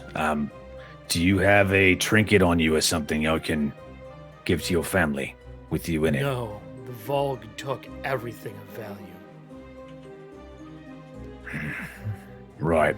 And I'm going to try and I'm going to pull out a small reliquary to put him into, and I'll try and yeah. All right. He is level 5. You need a level 5 reliquary. Okay. And give me your fettering roll. Meanwhile, while you're getting that stuff together, look around. You're like, how do you feel about this wrench? How do you feel about this muddy gauze? Definitely not. So, Oliver, you're making laps. Can you give me a perception as you see Nora and Everston going down to the train car that is hanging off of it? Yeah. Yeah. You don't sound so excited. Oliver still hasn't forgotten of all the things that are here, including his last trip down there to the Karen Cross. Yeah. Oh, nice. How do you feel about this crowbar? 29. Actually. So as you're making, as you're making laps, in the different holes in the side of the spires, you're kind of dipping and coming up. You can see that same nest-like material. It is like woven fabrics and mud. And what you do notice is if it's the side of the spire, the holes that are in them, they're actually like scoops. Like you took a melon ball scoop and like scooped out part of the coral, and there's some liquid in there that these fabric-like constructs sit in. Would you call them cocoon-esque? No, it looks like it's pulled across like a sheet. So like paper mache. Like paper mache, like Jeepers but Creepers. Like paper mache, but made of like robes and clothes of like tons of different people. Like it's just a mishmash, Technicolor webbing in front. I don't like it. But there is a liquid down. Like there is a either. liquid in it, but unless you're willing to get close enough to use your lantern to see in it, all you can see is the slight reflection and shimmer of some liquid that is not moving. Oliver ain't fucking with shit. He's just making sure shit don't fuck with us. So as you see them land down, Nora, you land. Everston, you land. And if you're going to try to climb around in the car, you'll have to make rolls, but landing on it is fine. And it does go and move with the weight of new people on it, but it doesn't give way. When you look down to the coupler that is there, it is bent but connected. By the way, if there's danger, the passphrase is hooty hoo. That's what it was previously. Everston, do you think we could try and jury rig something to make this connection more stable? I like where you're going with this. Let me check what I have. God damn it. I'd like to use an arsenal because I have so many built up. Which one? Well, large? It would have to be a large or a magical, I think. Okay, let's do a large. Got a lot of those. And then I'm going to try and aid with the crafting. Okay, so as you pull out a couple of pieces that you have, you pull out a metal bar that looks like it's for a flagpole. And you're looking for things long enough, I'm assuming, to close the gap. Is that the game plan? Sure. And then you pull out a spool of anchor chain, like a small spool of anchor chain for a skiff. Those are the two objects that would make sense out of what you have. We're gonna do the treasure roll. It's gonna be in the ship. We're not doing it for this. He's using arsenal serving hands. Nice try though. So I'll start binding that stuff under Nora's guidance. Well, I'm aiding you because you're like, unless you're, I don't know what your crafting is. I'm just trained. Oh, crafting is more than trained. Okay. So I figure I'm probably better off aiding you. I'm probably better off aiding you. Dang. You're probably at the same modifier because I can tell you that since you're large, you're not going to be in any form of penalty. If she tries to do this, she's got to jump back and forth between the two cars. Well then I'll do it. Okay, well, I made my aid check. All right, +2. Or is it 1? Two's Plus on a one. crit, isn't it? It's +1. +1, you're right. Yeah. +1. Sorry. +1 is +1. Okay. With her +1, that's a 33. All right, so are you going to use both objects? Just one of them? You're just going to chain or like rivet it in and connect it in case it does break? I'll use them both just to be sure. All right, so you get this. You Too put large. the pole between. You bolt it into both of them so it's stable. It doesn't swing as much because it does swing right now at the bottom. So you stabilize it so it no longer swings. It's straight up and down. And then you connect the chain and rivet those in place and get everything set up. It takes you probably a good 10 minutes to get everything ready to go. About the time that Voss would be done fettering the soul. So you fetter the soul. What were you going to say, Drew? I was going to say, so I'm in true crafting form. I'm pulling pieces off my character sheet to make this happen. So I'm going to play one of Todd's ever-ready small arsenals that I have. That is not how that works. That is not how that works. Oh, wait, it is now. Yes, it is. You can use ever-ready arsenals. Fuck. So we're going to do that. It's a small arsenal? Yeah, it's a small arsenal. Hey, can someone in the audience give me a D6 roll to see if it's the proper level? Roll a 6. Exclamation point. I think it's 1d6 for our channel. I think that's what it is. While they're doing that. 1. You need a 1 there, Trickster. You got to put how many D6? No? Oh. Is it not command? You don't have D6s loaded? Maybe not. Maybe not. I will check it. I will roll for now. All right, it's a 4, so it's 1 level lower than you need. It didn't roll. I'll check it. Channel command didn't transfer over. It's okay. So I got a 4, so it's 1 level lower. It won't last forever. It could get. Stop, you guys! It doesn't work. I just said I gotta fix it for fuck's sake. Okay, so he's going to use his, first of all, his reliquary crafting, which he hasn't actually used on stream yet. It's always been in the background. Yep. He's combining that with his Strounger dedication, and then he's combining that with the fact that, which is it? High quality Strounger dedication? I don't know. When you craft a temporary item, you can use Strounger dedication. It can be an item up to 3rd level. You can instead craft it for someone else's use. So basically, I'm combining all these things to make this reliquary specific for this person. And I think I'm just going to use like one of the mugs or something that I pull out, since that's what's on the Everready Arsenal card.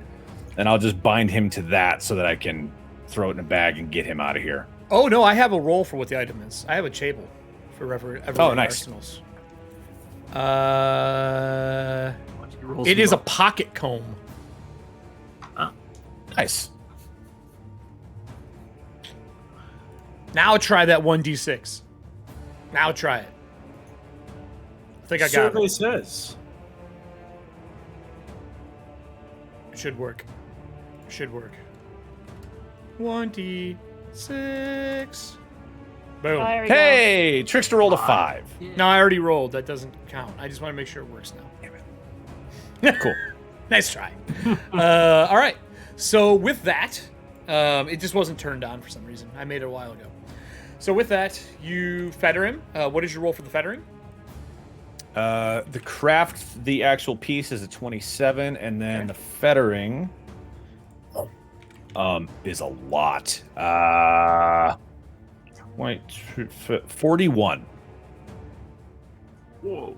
Jesus fucking Christ. Okay, so you fetter it. That is a critical. I will say that you have the ability to speak. You already have the ability to speak with any fettered item any day of the week, right? Because you're an Emerald Order.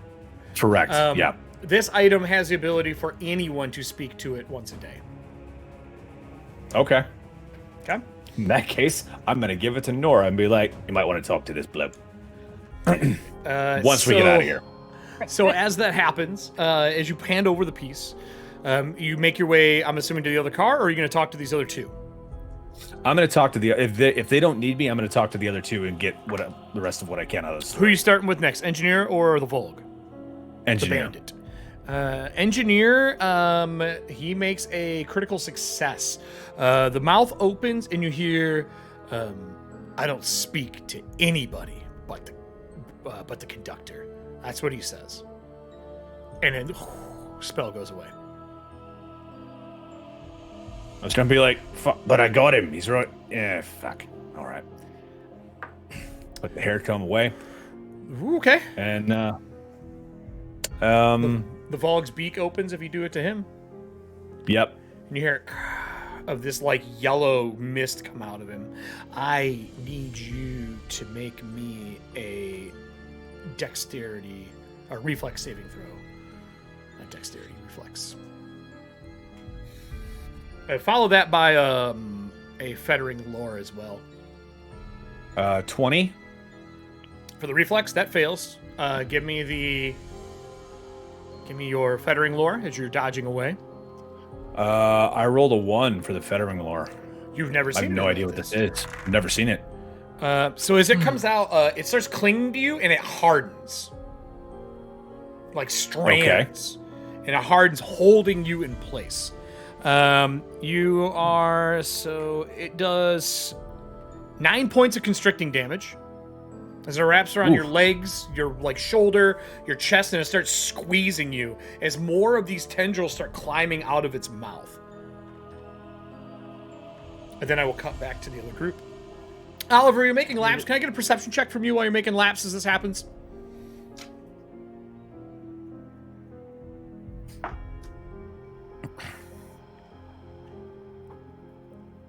$24. As you're flying around, you see Voss struggling with something, but from your height, you don't really know what. But he's like trying to shove off the floor and crawl away from something, but you can't see what. And now you all can feel the thing shaking and moving a little bit, but it feels like someone running on top of this or like moving in a very uncareful way right now. I turn to Everston and I'm like, I'm glad we took the time to reinforce and stabilize the cart. 100%. I have saving throws for this thing, and that. Me too. Are you yelling for help? I'm messing up Nora's crime scene. At this point, he'd be like, "Fucking get off the what the fuck it," and he's gonna call his staff, push it down in between them, and cast flaming hands at this thing that's around him. Sure. Oliver, what you saw before was him struggling, and now you see a burst of flames fill the engineer area in the engine room. Whoosh! And part of the dark tides lights up for a second and diminishes. How much damage did you do? Trying to. You guys can see it too, actually. You probably see light. Damage is important right now. This is why Eric denied you Dimension Door. No, I denied it because he's not in the school to learn it. I know. Whatever. No teleportation magic because you want to get stuck in that train. Flaming hand, burning hands is the name of the spell, dumbass. I know what you meant. I wasn't judging you for saying that wrong. I figured you just renamed your spells because you know you're special. I cast flamethrower. I cast Mossberg Shotgun.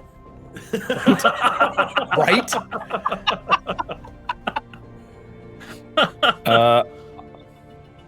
Let's see. I'm going to use 2 spell levels so I can do 4d6 instead of the regular 2d6. Did you read it right? Yeah. Heightened, it goes +1 increases the damage by 2d6. Okay. Just making sure.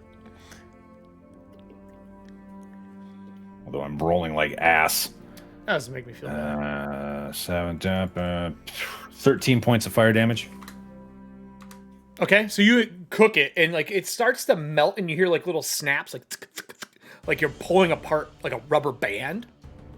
Mm-hmm. And then you see in the creature that is taking the place of the head of the Volg detach from the body, and wings come out where the ears would be on a person.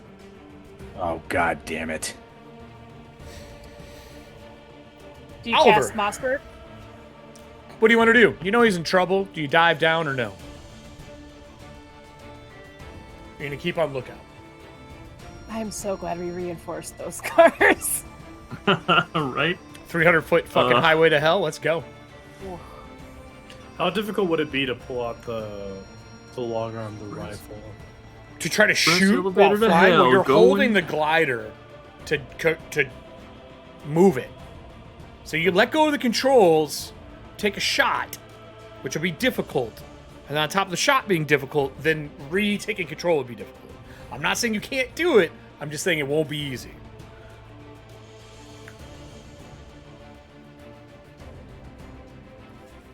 Because right Think now I'll I'm just gonna- guessing you're like 60 to 80 foot from him as you're making laps. Or no, you have to be within torch range.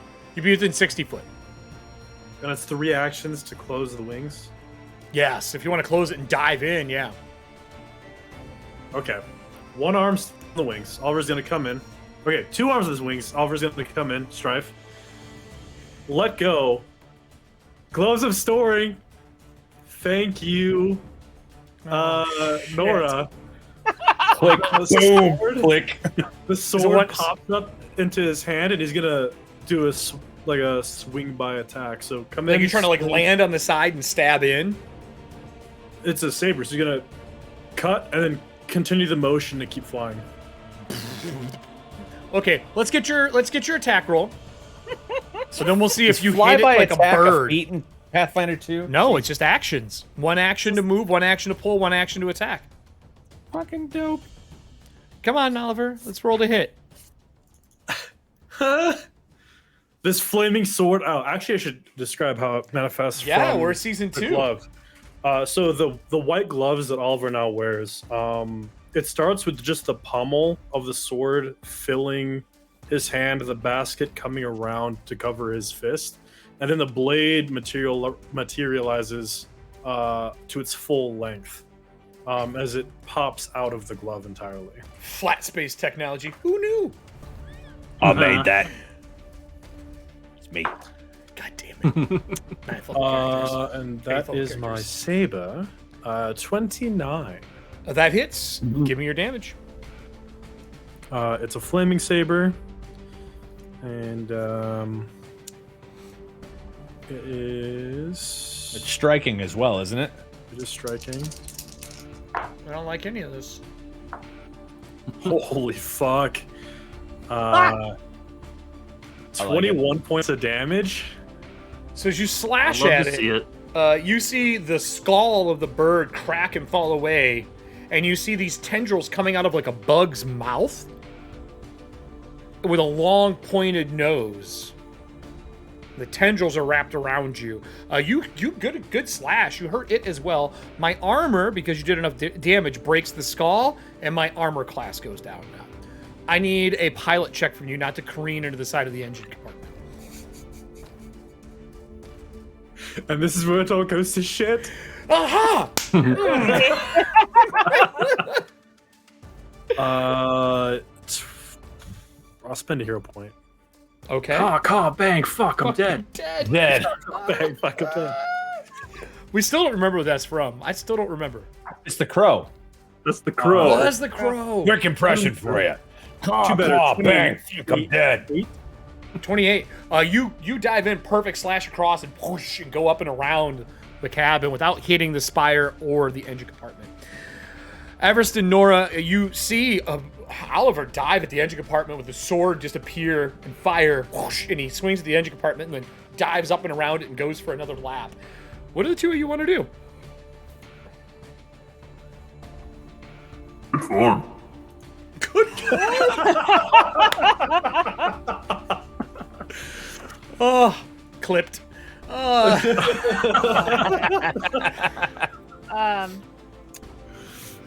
I was hoping to look for Brogan or any clues about our VIVs, but it looks like we need to address a possible aggressor on the train. So let's make You're our gonna way just up. jump across, or are you gonna try to dive in the tides and come back up? Because you're like at an angle like this. You could like jump climb across, or you could try to dive and come back up and get on it. I'm just gonna. How far across is it? Probably a good, because it's broken, probably 10 foot to like jump and grab and pull yourself up. I made a Mossberg meme. God damn it. Let's see. I need new emotes. I need ideas for emotes, everybody. We got another emote slot. The more subs we get too, the more emotes I can add. Wait, Todd, did you just draw this? Draw what? What are you talking about? The Sully Forrester. No. That's back when I played Sully Forrester from Wolflock Valley. I posted that in Westcott. You pulled that shit out of your ass? He's like, if I could work that fast, I'd be a bajillionaire. I remember that picture. Damn, dude. It's fucking great. Great. I might have to have him make an appearance. He's still alive, right? Sure. He was an axe man. He focused on chopping everything with an axe because he was a forester, believe it or not. It's in the name. Mm-hmm. I mean, I think if I do a long jump, we should be able to clear it. Yeah, as long as you jump and grab and don't fail. I mean, if you do fail, you plummet, you put your wings on, and hopefully you don't hit the ground before the wings come up. Now, the leap action is an automatic distance, but it's like so many feet horizontal or so many feet vertical. Mm-hmm. Yeah, Could you kind of combine? Whatever is the further of the two. Because it's like this. It's not even like a 90. You know what I mean? Right. So it's really like just scrambling to try to get to the next one. You could climb down in between and open the door. That's an option as well.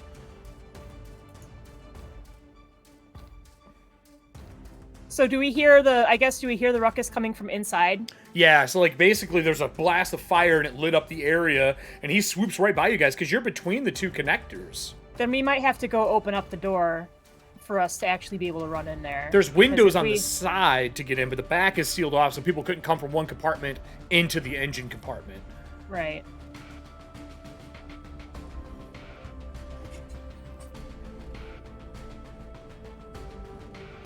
Up to you. Pop the door open and go in. All right, so you climb down, pop the door. So if you go down to the door is locked. Okay, pop the door, realize it's locked. Like you go to move it, and it's sealed. Start picking it. Pick it, or Everston could try to just fucking. I mean, Physic, please. They could punch. You could literally punch the door if you want to try to break it. That's up to you. Who needs the jaws of life when Everston has two hands? It's a human vessel. It's not made for a Thomas, so they're not really expecting people to be able to fucking smash doors open. Hammer or needle? Which is the tool? Up to you guys. That's useful for this. I'm saying, like, should I smash it or do you want to? Oh, asking Nora? Oh, okay.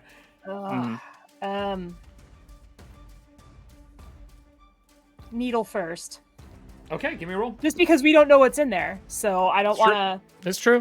I'll give her room. You hear Voss yelling for help. That's what you hear. Get off me! What the fuck is this? Get off me, you fucking git!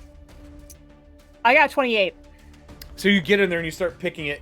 And you can see like scuff marks where someone's tried many a times. People have tried to get in here, but you get the lock to pop. Okay. Is it 2 actions for you to pick a lock? 3 actions for you to pick a lock? Right now, I believe it's 2 because I didn't pick the quick one. Okay. So she climbs down, picks the lock. The door can now be opened. Everson, what do you want to do? Human-sized door. I will open the door. Okay. So you reach down and open it as an action. You can see Voss shooting burning hands out of a staff. It's some creature and yellow tentacles around him, like stretchy material. And how far from us is this? About 10 foot into the cabin. 10 foot through the door. So you can like stand at the door and shoot or grab. I would like to grapple Voss and pull him from that spot. Oh, this is gonna feel great. Okay, so you grab a hold of him. Give me a athletics check to yank him.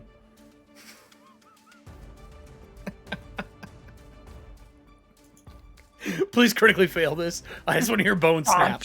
Just 34. No, you don't. You pull him out and hear the snap of all the rubber bands as you grab him and pull him out of that room. Oh, I'll set Thanks, him down Gup. somewhere stable. Okay, so you set him down. I guess I would need to know what Oliver's doing before we go to anybody else. Sword is gonna be going back in the glove. Okay, sword's back in the glove. One action. Back in control. Are you gonna come back to them and make another lap, or are you gonna go all the way around the spire? What are you doing? I could see that Everston now has positive control of us, right? Yeah, as you were flying away, the last thing you would see is him glowing with the lantern active. Reach and pull Voss into light as you are dipping away. Oliver's gonna go back into Overwatch then. Okay, I need a fly check for, not fly check, sorry, perception check from you as you're flying around. And then the rest of you, are you shutting the door to the creature on the inside? Are you going into there to solve the problem? There are windows on the side, so like it could fly out one of the windows because he flew by and slashed it through one of the windows. I think like it would have been like an action to open the door, action to pull him out. I think I'll do just action to close that door So right back up, and I'll slam say, the door. As you slam the door, it flies and hits the door, and it dents it. As it dented, I turned to Voss. It's like, who's your new friend?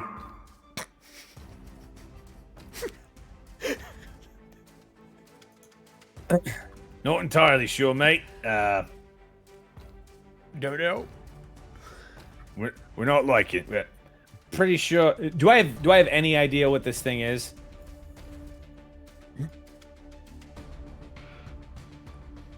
No, you didn't really get a good look. It was wearing a fucking bird skull. It cracked and partially enough. fell off of it, and you got tentacles on you. Now, if the door was open, you could probably make a check on it. You could crawl around, look out the window, or look in one of the side windows on the cabin, into it if you really want to get a good look. We're going to need to take care of that creature regardless, so we can investigate the engine room.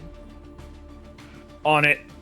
So you're ping against the door again, ping in another spot, and like little tiny dents are hitting. Fucking desk. Like someone's stabbing it with a fucking dagger. Fucking death mosquitoes, that's right. I will move when it would be my turn.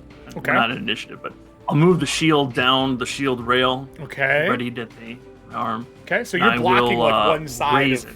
You're blocking one of the sides then. All right. Everyone here, I need to know your passive perceptions besides Oliver, because Oliver actually gets to make rolls. It's a 27. 22 for me. My passive is also a 27. Okay. Oliver, can you give me another perception check? 22 for me. 27's fucking high, Another by the one? way, for passive perception. You're a plus 17. I mean, if this is I know. related to my investigation, I I'd know, get an it's extra +1. Just insanity. I got a 30. Okay, the 27s and the 30, you all start to hear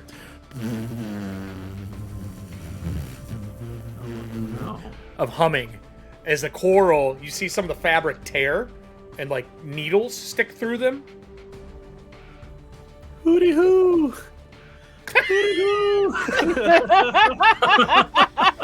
And as they tear, you see a swarm of 10 of them fly out, followed by a trail of smaller ones as they fly out of one of the coral holes.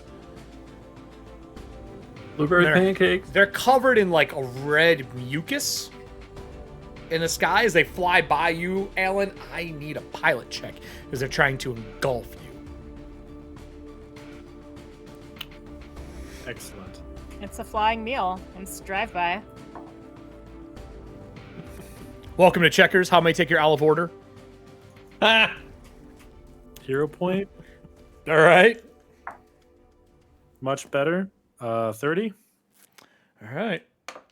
As you pilot and they come by, what do you want to do? Are you diving away or are you Go climbing up? towards the Whisper. Oh, you're flying out towards the Whisper. And I'm gonna try and take the Sturges with me, causing as much of a distraction as possible. Okay. All right. So you dive and you get that boost for the 150 and you fucking jet out of the tides. Whoosh, and you probably clear a good 50 foot because you guys are down 70 to 100. and as you clear it and you come out, the guns are trained, they're ready, they're aiming in that area, and then the whoosh of the creatures fly after you, and there's just a trail of them, like a fucking Sturge comet. The distraction that Oliver's screaming at the top of his lungs, the whisper probably hears faintly is, "Load grape shot! Load grape shot!" That would have been already loaded because they were dealing with people. Cool. Fire at will, Commander. Okay, I'm trying to make another pilot check to fold the wings and dive to let the Sturgis catch the full brunt of the fire and Oliver not get shot. Oh, you're Peter Panning it. Okay, I would need you to so you 3 action just drop. You just fold the wings and then like shh. Yeah. Okay. Give me a pilot check. Give me a pilot check. So as soon as I envision it is Oliver skips up, spikes up, the blanket of Sturgis is following in like a peak. And then he stalls up, folds the wings, and plummets as the Sturges are up. Front, so they broadside. catch the brunt of the cannon fire as he's falling. You see the cannon slowly start to train, and the pilot tilts the ship to make sure that they're trying not to hit the king and his men. Because of how it was set up, if you remember. Yeah. Yep. So I rolled a pilot check for your pilot. I'm going to use one of the NPC hero points for them. That's better, because I rolled a 1. Woo! Woo. What did you get for your pilot check here, Alan? Okay, last hero point. Big oof. That's what I'm talking about. Spend them hero points. Better than give them to the fucking villain pool. What? Hey, I just used one of those for the NPC. I use it for all of the NPC cast, not just the bad guys. Oh, okay, that's noted. Yeah, I just used it for your pilot. 33. 33 is good. So you jump up and you yell, and they're ready, and you close and whoosh and fall. As they are coming out, the camera would cut over and swing across the bow of the ship, and there are large one of these things leading the pack, and they trail down to medium as small as they are flying out. The swarm is somewhere around 20 to 100 because they get really hard to see when they're small, and the grape shot goes off. Alan, would you like to make your roll? Yes. Okay, give me your roll to shoot your cannons on your ship.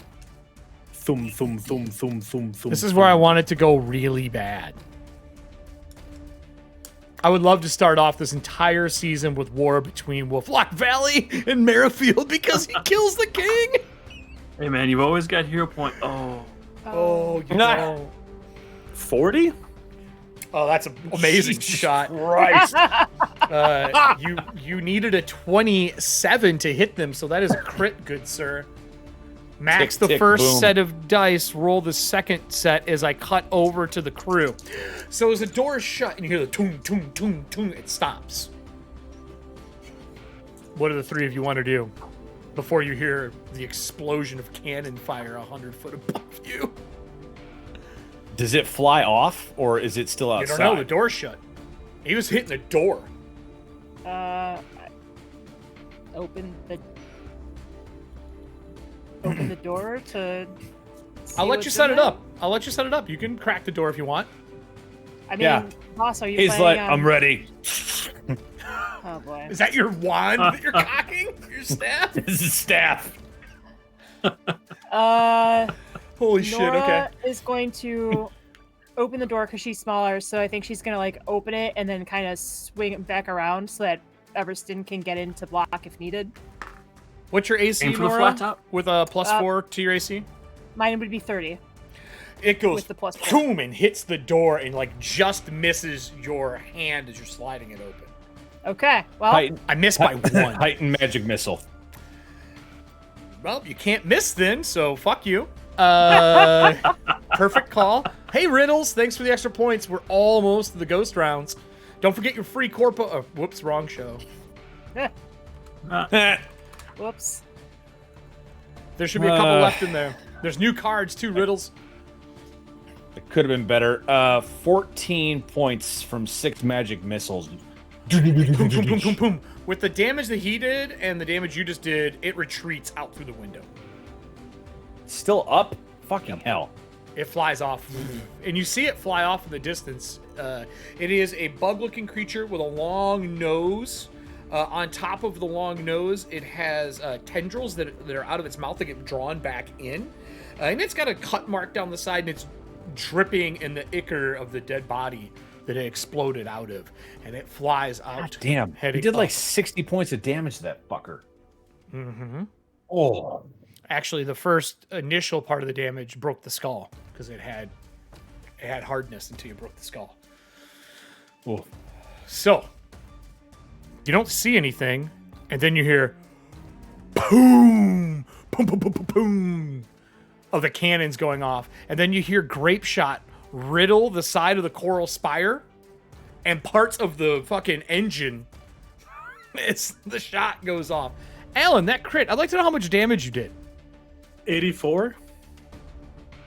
Oh, the camera. I'm just like Norris's face is just like my fucking scene, my fucking investigation. As the camera goes all the way around the ship and back to the other side shot, it watches as grape shot rips through the swarm and hits the coral, and you see of the coral crack. Oh shit. That swarm is gone. Just obliterated. What does the group want to do? Cool. I don't have time to mess around. I'm gonna use my life sight. Okay. To see if I can find Rogan. You turn around, are you going to open the door into the hanging compartment then? The hanging train car? Like if I look in the engine car and I don't see anything, then I would turn to the hanging car. So it would slide around as you look through, and from like Nora's perspective, you would see a car, the back of it sliced open, like missing, probably from an explosion. It's like all kind of shrapneled, because there must have been a bomb in that car as well. And at the very end, though, because your vision's good enough, you can see a rope tied to the top and heading down. Okay. There's debris, there's like luggage in here. This was a car that had some of the closed doors, like the richer cars, closed doors for people to sleep in. All that's been open. The place is just in tatters and tossed. Up to you if you'd like to make a check to sweep through this and look for stuff. I mean, yeah, because we still got we never took the packs off, so. Right. Let me see if I've got anything that can help. Keep my hands free, obviously, in case I need to grab my glider and go. Okay. Am I right to assume everyone's wings are closed before we have Alan roll to see if he plummets to death? I mean, yeah mine are closed because I don't want to be trying to walk through here with wings outstretched. But yeah, I'm going to definitely try and case the joint, for lack of a better term. So give me a perception roll to investigate the scene. If this would be the scene of a crime, you would get your bonus. And is anyone assisting her? Or do you all want to make your own rolls, just in case? And we'll cover it quicker if you all roll yourself. As long as nobody does anything crazy and you take your time, you can kind of climb through the hanging car without falling with any form of like big issues. I will say, Everston, you can fit, but it'll be a cram to get in. Once you're inside, you can kind of squeeze your way through. Yeah. I think since we were going to investigate something, Nora would be Everston's bonded ally for today. Okay, perfect.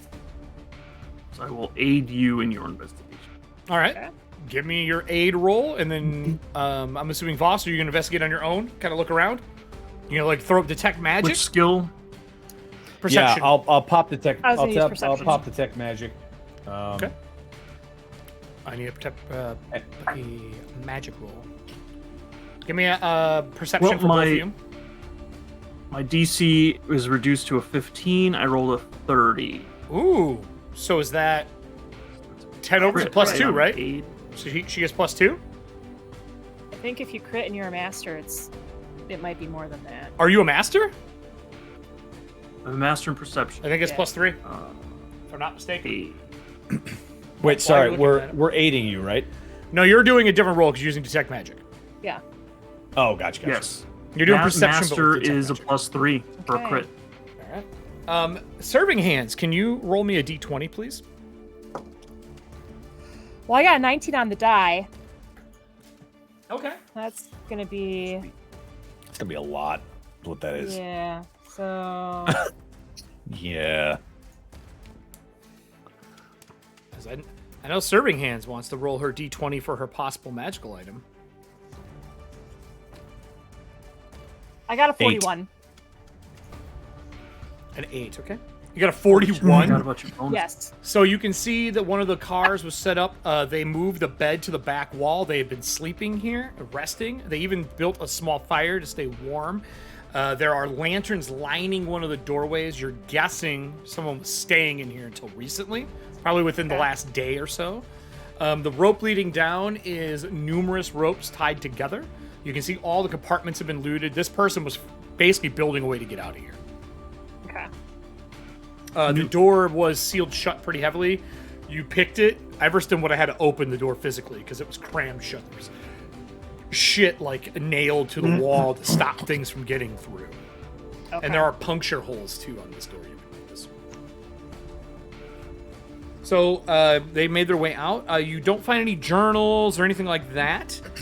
You looking around though, there is a chest that was opened.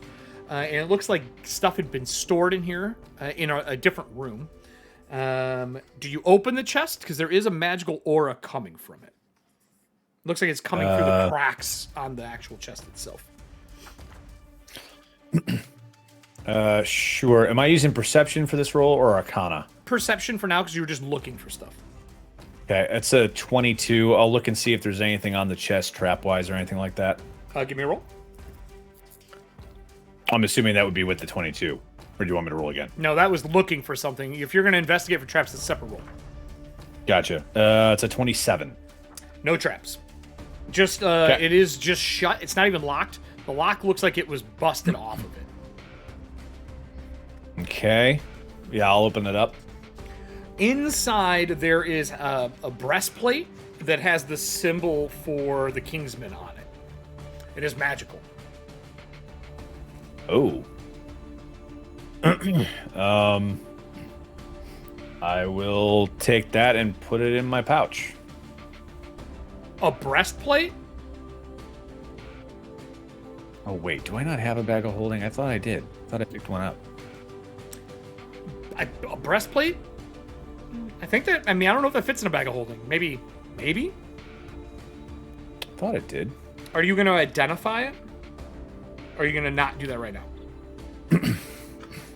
How long does that take in 2? Is it just a Arcana check? Identifying something? Anyone can try to identify stuff in 2. You get a bonus when using spells, if I remember correctly. So was the chest? I'm sorry. Was the chest already broken open? It was already broken open. Yeah. Which you would have easily been able to share that information with her.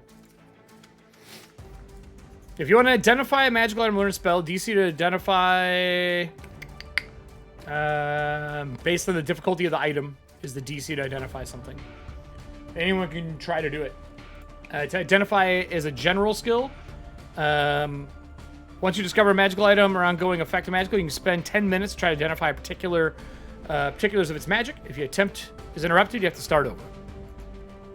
Critical success, you learn all the attributes. Success, for an item or location, you get a sense of what it does. Nah, I won't. I'm not going to waste 10 minutes on it right now. Okay, cool. All right, I will mark that down. And the rope heads out, and it goes down into the darkness. And I'll leave the breastplate here. I thought I picked up a bag of holding, but apparently I don't have it. Other people in the group have bags of holding. I think Nora has a satchel of holding. Yes. You can point it out. They're all on the bus together. Yeah, I'm like, this breastplate's magical. It belongs to the blokes across the way. If somebody wants to grab it. Maybe we can use it as a laurel branch, so to speak. So, with that 41 for my perception, Mm-hmm. could that transfer over to the breastplate, or should I make another roll? Well, you would have to take 10 minutes to identify the item. I'm not trying to identify it. I'm looking to see if there's any blood or if it's scuffed at all. Like, it's pretty good shape. It's been wiped off, but there is some smears of blood on it that are pretty obvious. No rolls are required for that. okay, because It's I'm heavy, wondering though. I'm wondering if maybe our Brogan took it off because he was too injured to continue wearing it or something. So, Maybe. is there any blood on the chest itself? No blood on the chest. Just a broken lock. And the chest was, tucked away under one of the seats.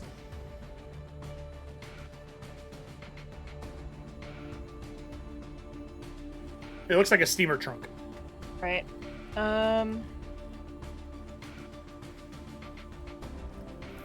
Oliver? Yeah, it's time. Give me your roll. Now you do get to open it for free, remember, because you criticaled on the glider. So boom, wings come back out. Question is, can you control the slow fall? A 1. You roll a 1. That is not a 1. I feel like that's not a one face. Nat 20. Fuck you. Yes. So as you've done this 1,000 times, you bring it in a slow fall, and would you like to land on top of the car that they're all on? Would you like to land in the car that they're on? Sure. So you pinpoint dive and land between the two cars at the door next to Everston, and land and close the wings up. Sorry about all the noise. I had some friends join me for a flight. There's still one of them flying around. Ridiculous. Absolutely ridiculous. Well, I believe I found the trail of someone, as I point to the rope. Yep. Going down. Right. And all I will say, all general supplies are scavenged, food, things like that are all taken from here. Like this person packed up to go down. So either it's Brogan or it's another survivor. Mm-hmm. I mean, but either pointing, way, looks like our best clue. Yeah, pointing to that breastplate, I think it might be him. Are you taking the breastplate? Yes, and this is why. That grape shot cracked the coral. I don't know how steady this is, how much longer we have. I don't want to leave it here like, oh, we'll come back and get it later. And then we come back later and everything's destroyed because the coral. Like it fell or something. Makes sense. You'd have to dig it up. Fuck that. So, okay, you grab it, you put it in, and then I'm assuming you guys dive down. Down we go. Yep. All right, as you dive down, please bring all your people to the map that is at the bottom here as we get ready to wrap up this evening. Why are we in Blighttown, Eric? Yeah, in Blighttown? What are you talking about? Dark Souls joke. Oh. I never finished that game. I know. Never finished it. You reload it. Anywhere on the map you would like to land, the roofs of these are pretty holed up, so you could technically dive into some of those areas if you'd like to. I don't know if I want to dive right into a house unseen. These are not houses. These are the train cars that are down there. That's what I meant to say. Yeah. Regardless, I don't want to dive into a dark place, sight unseen. As you get down, and Everston's with you with the light on, and everyone has their lanterns, there's something you notice immediately. There's actually grass down here. That is green. The trees are dead. There's a big black deciduous tree hanging over top. There's some white birch across the way. The train track fell down here. All the grass and dirt is ruined where the trains have landed. But there's actually grass down here. Like, it's water. Like, this stuff exists at people's homes when you're rich, when they're using True Faith water to go out and water their lawns. You know, California during a drought, those assholes. There is actual grass down here. Huh. I would say I was gonna say you probably haven't seen this in like anywhere outside of Cadra. I haven't seen this outside of my mana. That's I haven't seen this in over 50 years. I've never seen this. I grew up on a boat. That's very true. That's very true. I do remember it in my toes, running through the fields in my youth. Same. So Same. Looking about, the train is in disarray. Absolutely just wrecked. There's really not a lot left. Once in a while, you can hear movement inside of the train. There are lights flickering, like you see on the map. Like someone's lit torches or put down lights to be able to see. That's the train car that is here. Now, I'll get us to the big map here so everyone who's watching can see. The sides of it are solid. The back is big double doors. This is the last train car. The other train cars head back towards the coral, but they are just crushed. Like, they did not survive the fall. You're guessing it fell, it bowed, and somehow this one didn't get totally destroyed. It's in okay shape. And this back half that you see here is literally one torn in half. And the other one's like somewhere out in the depths away from you where you can't see. Eric, how far are we from where my family's ship is pulled up? Far. They're closer to the middle. The other end of the track? Middle of the crater, actually. Closer to the middle. They weren't next to the wreckage, remember? They were mining something else. Oh, yeah. That's right. Okay. But you do hear movement. Is it living? Through the... You'd have to open up a back door. The wall is actually intact for the most part. If you want to walk up to the side and like find a crack, you could peer through. Yeah, I'll do that. Okay. Pick anywhere along the wall that you'd like to be. I'm gonna be stealthy about, or I'm gonna try and be stealthy about this, just because I don't know if it's hostile or not. Are you turning off your lanterns then? No.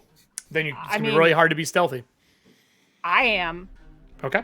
I'm doing this specifically to use my life sight. So. Okay. Yeah. All right, that's fair. I know it's gonna be hard to be I'm stealthy. I'm going to have my shield at the ready and raise just in case something comes out of the blue. Oliver's gonna go out of the black. Oliver's gonna go to a different area away from where Nora is, but still within the realm of the lantern. So there's the 60-foot aura from Everston. Or sorry, 30-foot aura right now, because it is dimmed from the weight of the tides, because you're at the bottom. Yep. So you got a 30-foot aura. That's roughly the aura of Everston. If you guys can't see that, I assume. I can't see it now. Let me... I see it. Hold on here. I gotta turn it on. I have to have it on C. They changed it. Now you can see it. Okay. There you go. Everyone on screen just see it. Sweet. I even made it green. Does anyone else have a lantern on, is my question. Oliver would. Okay. What lantern are you using? Because this is important. The lantern we had while diving? Yeah. Do you have a daylight lantern? Okay. Yeah. All right. Do you have yours on as well? Yes. Okay. Can I still make light like this if I don't have the Gravelighter lantern? Yes. With me? Yeah. Yes, you can. Okay. All right. Just wanted to be sure. Yep. Oh. Yes. No, you still can. It wouldn't be this big though. You are correct. Thank you for the correction. I keep thinking you have it on you. What's the Me radius? too. I'm already adding it. For the one. It's 25 foot where we are right now. Okay. Okay, well, Adding it regardless, to- Got it. I'm still trying to be stealthy. Even though there's lights, I can at least try and be quiet. Okay. So, well, I mean, if you stealth just outside of the barrier, you're fine. yeah, that's part of it. I also, because I'm trying to see if there's anything living in there with my life sight, I don't want their lights potentially affecting that. So, Stay with me here. Oliver's gonna assist Nora in her stealth check. with diplomacy. He's gonna go in a different location to where she's at. To try. Did anyone else hear that nonsense he just spewed at me? No, it's making sense to me.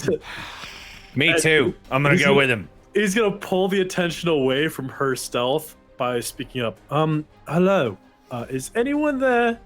And are you in need of assistance? This is Captain Hastings. We're with a rescue team from Merrifield. That is some fucking bull. Yeah, give me a roll. That's really good, actually. That's super fucking solid, man. That's super solid. 30. So you get a +2 now. Are you a master? I am. Did you find the master rules? Is it +3? Is that how it works on a crit? What is it?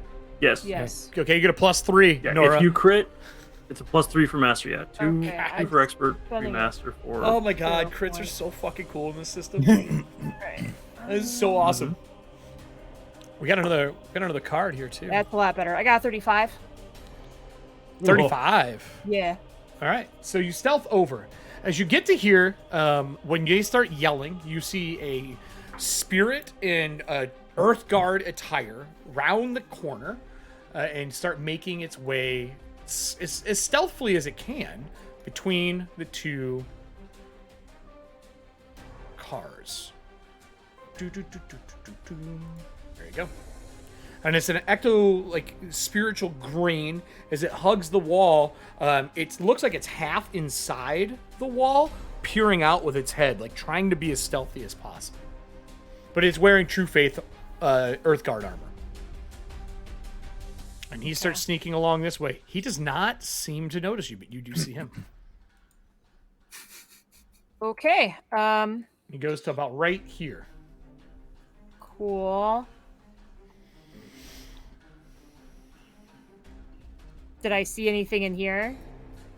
Inside, there are a bunch of people in a circle praying around someone, and they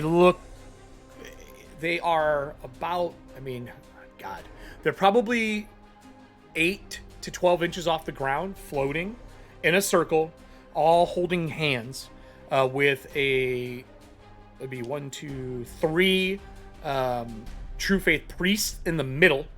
And in the middle of them, some guy with his head down holding his staff.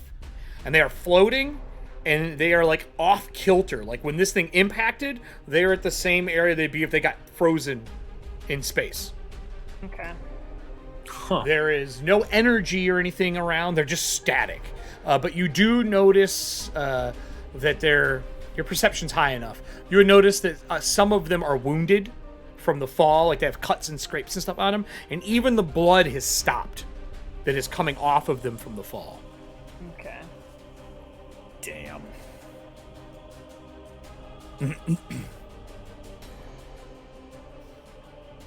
And move. I'm gonna keep my shield raised, but I want to move near these two and say, "Stay near me, gentlemen. It's easier to protect you." Okay. This spirit right here Mm-hmm. are they the angry red? No, they're green. Okay. They're neutral. They're in a neutral state. Neutral state. Earthguard. Oh shit. Do they look? You said they're ectoplasm's neutral, but do they look like aggressive, like they're ready to attack or defend? They're sneaking towards you right now. That's all. That's all they are sneaking towards you right now. Yeah, nothing else. Because there's probably all that you see is like this part of their face and like the hand out that's holding the sword, and the other one has the shield. And you can see the emblem once in a while peek out of the side of it as he's moving through it. And eventually he ducks back into the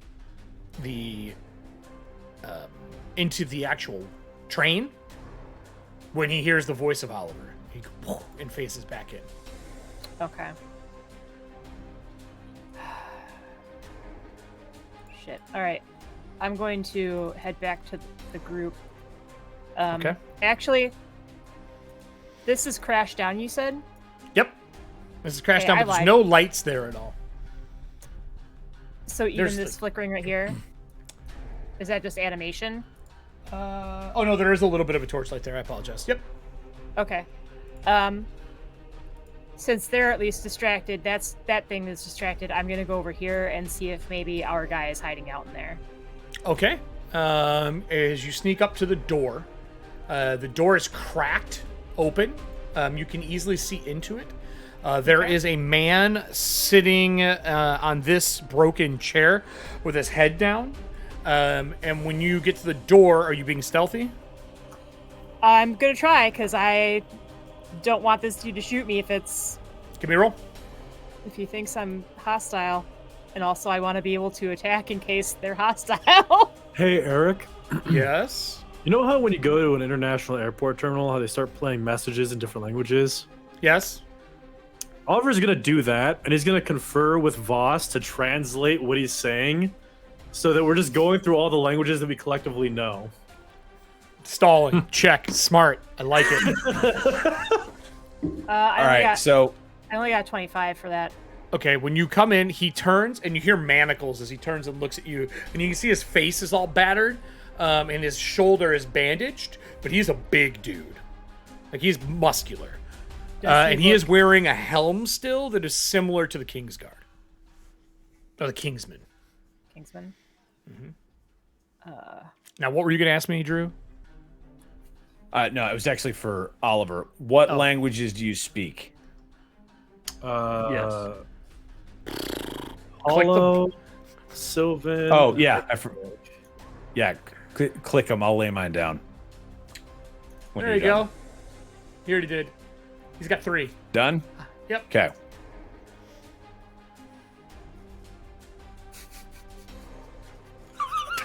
Oh, many. Hold on. Am I on the right state? I am C3PO. Wow. Hold on. Am I on the right? I gotta see. Did these all? Everyone needs to be able to see what he just did. If I'm not on, I'm on the right one. Jesus Christ, dude! I don't think the chat updated. There we go. I just want to point. Look at this. Look at this shit. Hi, I'm Oliver. 3. Ding ding ding ding ding ding ding ding ding ding ding ding. I'm just making sure we got all the bases covered. That's all I'm saying. So we say that in all that.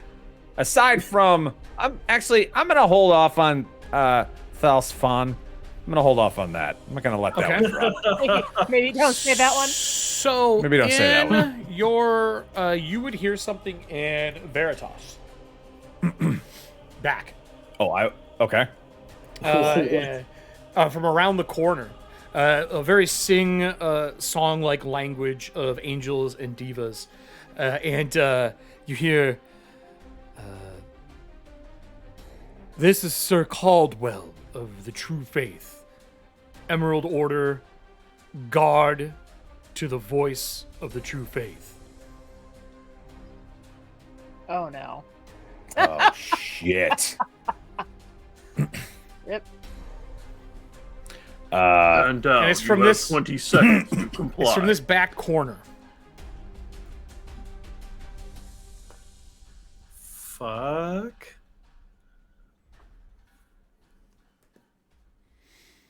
What would you like to do? The 3 of you. Voss, what is he saying? I relay that, and then I'll say, "This is Professor Voss Calcor of the Emerald Order. We are here to assist in any way that we can." I need a diplomacy. Okay. Make it a little easier since you mentioned your Emerald Order. It's a 9 on the die, so 21. Don't forget your trinket. Oh, right. Well, that's only if I spend a hero point. No, your trinket. The trinket that Nevleen gave you? Yeah, if I use a hero point to re-roll a charisma score, it gives me another +2. Okay. I was Are you doing that? I mean, you know. And only what you're saying only counts, because I don't think anybody else speaks Veritas besides you out of that slew of languages. Yeah, I'll burn one. Also, question for you. Fuck! Yeah? Go ahead, Oliver, before I comment on what he just did. Never trust my instincts. Are languages like modern life where you say things, but if you're talking about your name, you say your name, where it sounds normal. Yeah, I think that's pretty fair to say. So when Oliver doesn't hear his name get dropped, he'll be like, Voss, don't forget to mention that there's also a Hand of Air and Marshal Hastings present, so that we have 2. Well, right, are we allowed to do that? I thought we weren't here in that capacity. He's a member of the True Faith. We are members pertaining to... Can I No, you're get right. a No, religion absolutely. Fuck it. check from you two? I know 2 people in the audience or in the cast just went, fuck. I would like a religion check for that. Fuck. 27? 17. 17. 27 for the fuck? 27. The voice of the True Faith is the person who speaks on behalf of the True Father. Mm-hmm. They don't... Because he doesn't speak. And every time they say a sentence, they age. Like, word for word, it ages them, right? Okay? And they speak for the True Father, and you would know that it is a high right to be next in line to the True Father, who is like the equivalent to the deity for the theocracy. The True Faith, the True Father, does not speak. This is the voice box for them. They speak for them. If they are the guard for them, that would mean that the voice of the True Faith is probably here as well. Why is there so... Why, Eric, would the voice of the True Faith be here if they have a job to do for speaking for the Father? Uh-huh. Are you fucking kidding me? I didn't say anything else. I just said, uh-huh. Oh, my God. Ooh, thanks for the raid, my friend. The look on Todd's face right now is exactly how I feel. So, the guard rounds the corner. As Nora, are you going to go in? As you start hearing them say stuff in a bunch of languages. Because I'm assuming they're speaking loud enough to distract for you. Or are you going to go in? You don't see any spirits around you. Yeah, I'm gonna go in. Okay. And as I go in, I'm going to whisper, but I identify like Kingsman Brogan. Is it safe to he stands up and you hear the chains like slide through something that he's chained to, like. Juk, juk, juk, juk, juk, juk, juk. Oh, that's awesome, dude! Thanks for joining us. And as he pulls it, here, there's free cards if you feel like playing cards for the show. I think there might be a couple left. Couple packs. As it clinks through, like clink, clink, clink, clink. And he stands and looks at you and he goes, "And who are you?" He's like 6'1". He's a pretty big dude. I'm Investigator Tenwick. I've been sent to investigate this situation as I gesture behind me. We ran Speak quiet. into The your... spirits are restless. Yes, I'm aware. I just walked past one of them. I killed 6 on the way in. Were they all dressed like that? Like what? The spirit that I just passed wearing... I mean, he just says I killed 6. Who knows? He doesn't... He asked you, like what? Dressed like what? Like members of... Cadre. Oh, the heresy? Yes. I can see now why they've chained you. I do not understand their sing-song language, but they chained me here after I slew the 6th. I tried getting closer to the car, but was unable to. It was like time had slowed. I see. Alan's losing his shit over there.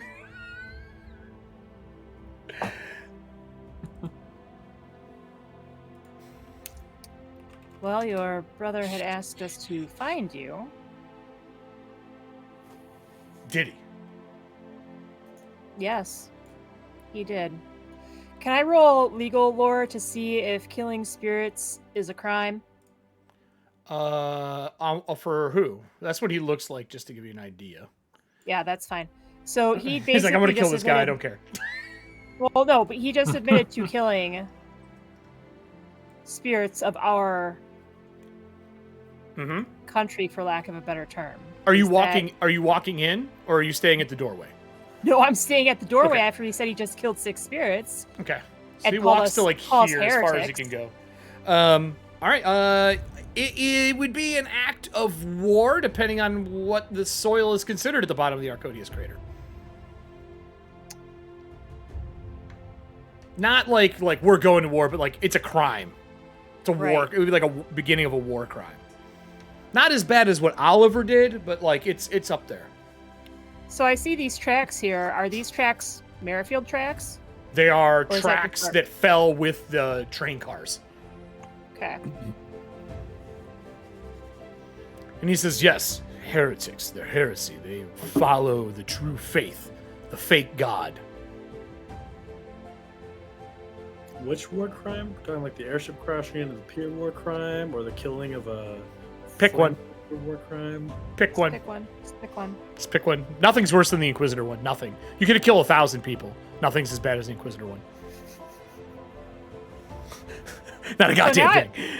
Now I'm wondering if it's even safe to let him go. That's a good question. I'll cut back to the other group as you're thinking about it, or unless you want to go back to the group and leave him here.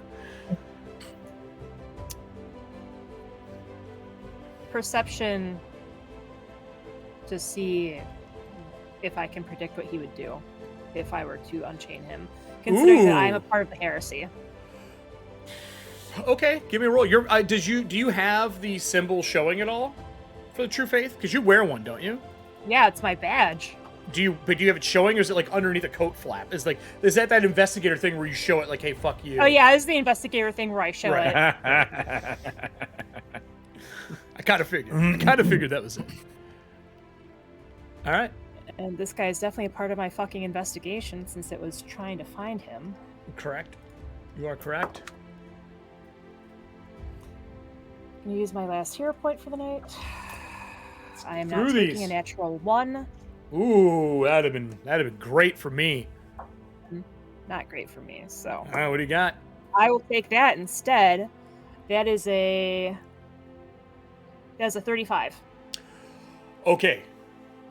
I'm gonna give you the Sherlock Holmes fucking slowed down montage. So as you look over him, you notice he's stepped out. The first thing you notice is he has his leg wrapped around the chain. 1. Okay. 2, the chain, while decent, probably not strong enough to hold him if this thing is in rubbles. If he tries hard enough, he probably can break it. That's 2. And you can see he's tense and ready to charge. 3, he is not wearing the breastplate, but you do notice that he has got a under leather on that you would wear underneath a breastplate. So he probably took off that armor at some point in time for a reason. He is wearing the helmet, but the last thing you notice is he keeps eyeing the door just to the left of you. Through his visor. Night, Scott! I'll see you tomorrow morning, buddy.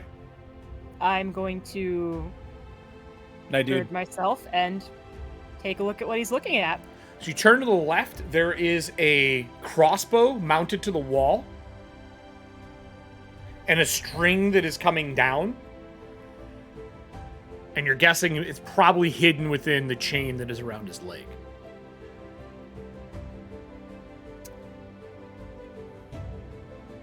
I blatantly look at it. And he goes, and I look at him. And he goes, well, choices, right? Clever girl. As I said, your brother had asked for us to find you and bring you back, but I'm not quite sure. Let's see. I asked him if there is a name I could call you. He said no, because he doesn't trust outsiders. He told me that you were a kingman. I said, that's great. Is there anything at all that I could give your brother as proof to show that we were sent here and agreed to look for you on his behalf? And he said no. Okay. That's pretty much it. He's a tall gentleman guarding the king. Yeah, you're describing the king is here? Yes. The young or the old one? The young one. He said that the old one had passed and the Wandering Council had approved him taking the throne. All right, I believe you. And he unwraps his leg from the chain. Listen, it ain't safe. These heretics will kill anybody. They didn't kill me because I know where something is that they want. Now, a cut back to the one speaking in Veritas is it rounds the corner after hearing, that they kill people. Right. He will round and he will walk into the light. And I will move him to your lair. He walks into the light. He's wearing the voice, protector of the voice, like True Faith garb.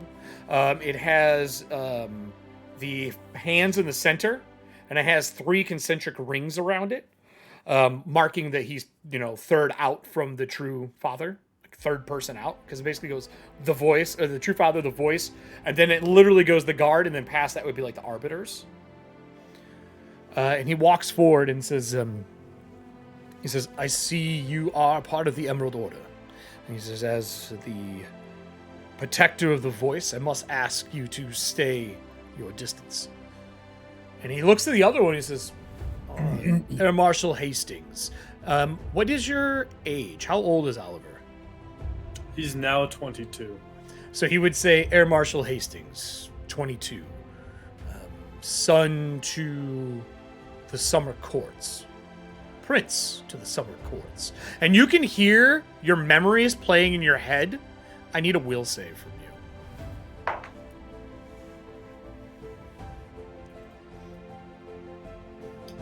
That's not one that I can't re-roll because I'm out of hero points. You start spewing all of the secrets that you have been given by your mother to him, and it comes out in this man's voice. Voss, you see him just start spewing all he's the prince of the courts, everything. It's like he just continues the thought that this guy is projected forward.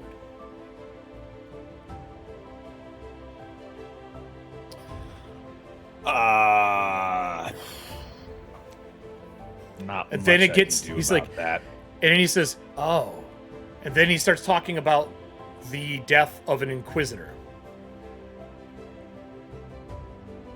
Cool. Do either one Bad could come of this. Everston or Voss want to do anything before he starts spilling out data on the death of an inquisitor? And he's just spilling secrets. Anything that's like private right now. two inquisitors? We ain't got to that part yet. I know.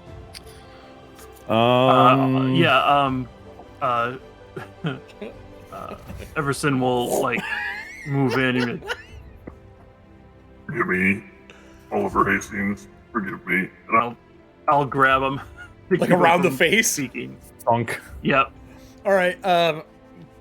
Oliver, I'm assuming you're not going to fight it. You know what you're doing is wrong, but you can't stop yourself. Do you let him put his hand over your face to stop you? So you feel the cold steel collapse around your face to stop you from talking. You get a second will save because somebody interrupted him. Okay, he's still...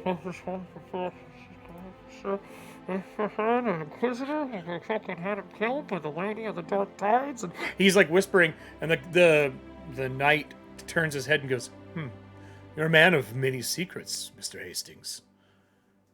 And he waves, and you stop doing it. Well, yeah, I can't bring the phone. The phone is full of secrets, and just being He stops it. He cancels the spell. For fuck's sake, man, will you can it? You don't hear the voice anymore, and he steps forward. Hold on, Jerry. That's good, because the next will save would have been...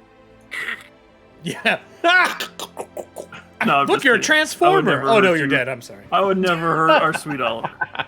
So he steps to the green light of Everston and stops. And now he's bathed in the green glow. And he says, your honesty is relieving compared to the person we've been dealing with the last day or two. Time is odd here right now. I have to ask, though, that you leave the grounds and head to Cadra and let the closest arbiter you know that we are in danger here and that we need assistance. Real quick, I can't remember, is fucking blanking on her name. Fettered. She's fettered? That one who's fettered right now? No, her replacement. The fuck? Tilda? Yeah. Tilda, thank you. Is Tilda on the Whisper with us right now? Ooh. Good question. Actually, That's a question for the cast. Would you bring her under the circumstances? I not. would have voted a hard no, just because we're not supposed to be doing this officially for the church. No. Yeah. So no, she wouldn't be there. And he says that the dangers inside are immense, and I am afraid if you walk in, you won't be able to leave. I was wondering about that, honestly. Yes, Mr. Hastings. Yes. Pull out the mirror for Air Marshal Degg and hand it to Voss. Oh, that's right. You gave it to him for this. Okay. You have the dwarven mirror in your hand. Thank you, Raven. No, that was for my mother. Air Marshal Degg gave me his family's heirloom to contact I forgot. him. I forgot that you had that. Yeah. Well, that's up top in the ship, right? You don't carry that with you. No, he has Deggs with him. His mother's is probably not on him right now. Yeah, my mother's is with the ship. He has two. Degg gave him one. He gave him a private one. He's like, don't let my wife know. Oh, that's right. But you got to remember, he doesn't have the other one. It's going to contact his wife. Okay, just making sure we're on the same page. Kind of look at Oliver. I believe this is probably worth the wrath that he's going to incur from his missus, right? Yeah, okay. Wait, why am I doing this? You talk to her. And give it back to him. He handed it off like, nope, I don't want you to go. Do not speak Veritas. Neither does she. What the hell do you want me to do with it? Serve as a communication between you, the spirit who knows what's going on in the local area, and an outside link to the world. Nora, you hear arguments going on man. at this point. All right. And I'll activate it. Like, boom. So as you wipe it once, it immediately turns into it, and she's putting makeup on. She stops. Sorry to interrupt, miss. She's in like her 50s. She's got like the first thing of lipstick on. She's wearing a corset. There's a dress hanging behind her. And she goes, without like reaching for like something to cover herself with, she goes, what did my husband do? Nothing, miss. And I will put my gaze down a little bit. She would stand up and walk over and grab something to put on once the conversation starts, like a robe. Yeah. I'm actually here contacting you because we need to contact your husband as soon as humanly possible. Yeah, Marshal Degg. She like Correct. Looks and she's like, is that in the blur in the background? Is that Mr. Hastings? It is, madam. Hi, Mrs. Degg. Am I right to assume that you've at some point in time over the last year had dinner with him and his wife? Would that be a fair assumption?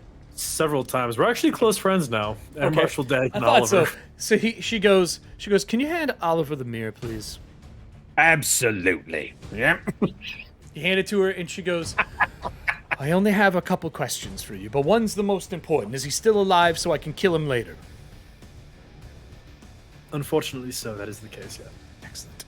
May I ask why you are calling me right now? True faith business, it is of the utmost importance. I see. And you wish me to do what with this information? Pass it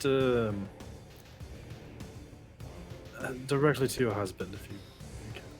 Well, I can't because you have the fucking mirror. Yeah, her husband is in Merrifield getting... I'm in Cadra. Would you like me to go to the... Contact the nearest arbiter. You want me to go talk to an arbiter? Yes. Unfortunately. Well, lucky for you, downstairs is a bunch of True Faith members. Would you like me just to bring her up here into my room? Actually, yeah, that would be great. As he kind of sticks his beak in there, he's like, actually, that would be preferred. If you could, madam. Sorry. Backs up. She gets up, she puts on like a petticoat, like to cover, and she walks out of the mirror. You hear stairs, and it gets really muffled. And then you can see like a dress in the background, and then sitting on the bed, you see like an assistant who's like stitching, like sewing something, and she looks up and she goes, "Hey, oh hey, yeah, you, hey, come here." Well, I'm not allowed to speak through the mirror. I'm not even supposed to look at it. And she's like putting a button back on something. lemon tarts pulled directly from the Hastings finances as a gift to Mrs. Degg. You didn't hear it from the mirror. Can you give me a diplomacy check? Yeah, absolutely. Because that is some fucking nonsense. But I hear what you're doing. 33. And I raised you with a roll. A 33, she goes, oh, Oliver. And she's a dark-haired, really tan skin. You know that she's the private seamstress for Dagg's family because they just had 2 kids and all the clothes had to be taken back in. And that is why she's been here working so much. And she goes, you know I'm going to hand her those tarts. And she comes over and sits down in the chair. Looks at the door and she goes, she's going to be really mad because she's trying to lose the baby weight. Ah, shit. But it's now, a favorite treat. What if they just happened to be in the house and she found them? That will put her in a better mood, Vanessa. I agree. I mean, that's really what we want. It's coming fair. in again. It's fair, but you owe me a date. Done. He's all over it, love. There's a quick cut to their last date flying, and she wanted to steer. It didn't go well, and then it cuts back to them. All Yeah, right, Vanessa. perfect. We're not flying again. Oh, I was going to say we go riding. I'm okay. That'll do. Yes. Excellent. I'll be back. I've never ridden a horse a day in my life. Do you have any tips? Nora, do you have any tips for riding horses? Will you As focus, I'm, like, man? all the way over Yeah. with the psycho killer. So they come Focus, back. man. They come back, and she comes back and sits down in the coat. She goes, Ambita? This is... She goes, I know that face. Mr. Hastings, what are you interrupting our regalia right now with, I'm assuming, the most important And Oliver's just information? going to turn the mirror to the guard. He would I have stop to move him within the before- circle. He's got to be within 15 foot to see anybody. I stop him beforehand. I'm like, as much as your confidence as we have, miss, I'm afraid we need everyone else to clear the room. Aside from the Ambita, please. She goes like this, and Dagg, the wife, stands up and she goes, "Are we okay?" She's like, "Oh, splendid! There's nothing like my birthday party being ruined by business." Well, Is that the Ambita talking or her? The Ambiter. Okay. Got it. Hello, madam. You're Boss gonna have Calco to here, walk. Professor of the Emerald Order. Oh yeah, I know. I'm saying this as I walk. Okay. Boss Calco here, Miss Professor for the Emerald Order, and what's the word? Reclaimer of Merrifield, if you will. I'm going to need to. First of all, I have to ask: is the room clear? Yes, I'm the only one in here. Right. Okay. I apologize about ruining your birthday, but well, here we go. I'm gonna walk. I'll walk over to him, Okay. and Okay. I'll turn the mirror around once he gets in with 5 feet, and just. She says, "Turn the mirror back. Turn the mirror back. I don't want you to speak to it. Turn the mirror back." Turn. Is that a spirit of one of the protectors of the True Face voice? Is that... And her Yes, it demeanor is. changes. They have asked for an Ambita to come here immediately. I can give you the location of where we are. We are in the Arkodos Crater, just off the other side of Wolflock. I know why. I know why the train was going that way. My problem is it is a spirit of them, which means something has went horribly wrong. Horribly. Almost catastrophically. Almost. Ambita Lamonia will send a ship with an Inquisitor immediately. Oh, shit. She reaches Right. down. She grabs her little purse that she has for it. She opens it. She grabs out a fist with a red gem on the back of it, and she whispers to it and unfetters whatever it is. A briar will be there within the hour. Watch for the fire in the sky. Right. Is there anything else I should know on my birthday? Just that it asked for you, not specifically an Inquisitor, so I don't know if... Well, I'm not leaving want my that- birthday party. I'm not a combatant, and I'm sure shit is not going to go into the depths of the crater, and I'm definitely not going to send more of the True Father's men, because that didn't turn out. That's fair. All right. I would recommend leaving them alone. Stop any conversation. They are made to pull the secrets of people. And she goes, and obviously Mr. Oliver has got a lot of secrets as an air marshal. You have a lot of secrets as someone of the Emerald Order, and God only knows who else is with you. Please step away. Step away from them, please. Right, got it. On our way. Thanks much. Jesus. And you hear Happy Dag's birthday. wife lean in and goes, is everything all right? She goes, that's not fucking okay, as she pulls the curtain back over the mirror. Right, here, get that. Put it away. We're leaving. Mount We're up. leaving. Nora, as we get ready to close out our night, you hear them, we're leaving. Nora! Double time. Let's do it. This There's an Inquisitor coming. Oh, the spirit goes, an Inquisitor. May I ask which one it is? Is it the Briars? It is the a briar. Moors? In fact, it's a briar. It is a briar. Ah, the Briars are quite exquisite at burning everything to the ground. Oliver's walking away already. Move your character where you're moving. Nora, we need to go post haste.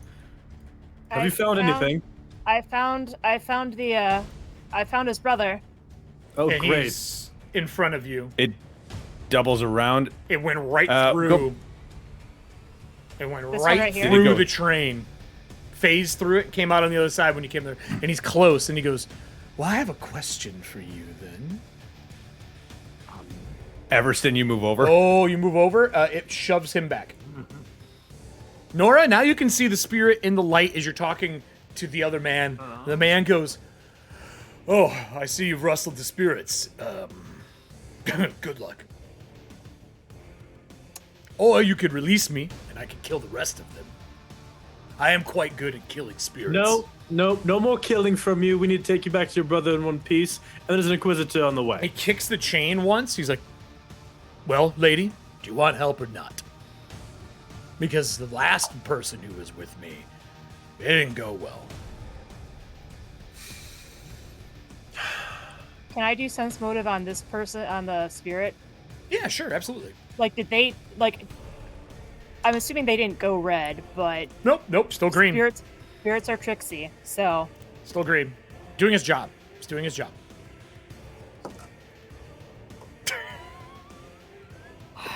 I got a 22. You know that if they are guard to the voice, and the voice is here, they're going to do everything they can to pull out any form of danger. And if they have the ability to pull secrets out of people, they're going to pull all the secrets they can find out of people to make sure that before anyone goes in that carriage, into that destroyed container of the train, that it's safe. You know who wants to remember more about her past? They will absolutely yank everything out of you. Okay. Everything, including the death of the Inquisitors, everything. If you fail your check. It's not like you get to pick and choose. They just go, all of it? He goes, I can kill all of them. I already took 6 down. My guesstimate, there's probably 5 left. The problem is that we were sent here to rescue them. Ghost? You were spent to rescue ghosts? Not the ghosts necessarily, but the cargo inside. Well, your choice. I'm going to get free eventually anyway. And you hear clink clink of the chain a little bit more. I don't trust either of these people right now, to be honest. That is the best deduction of the night. Rock in a hard place. Are you guys leaving? You got gliders. You can literally just turn them on and whoosh, turn your lights off. Yeah. Burst and go. Yep. I want the brother.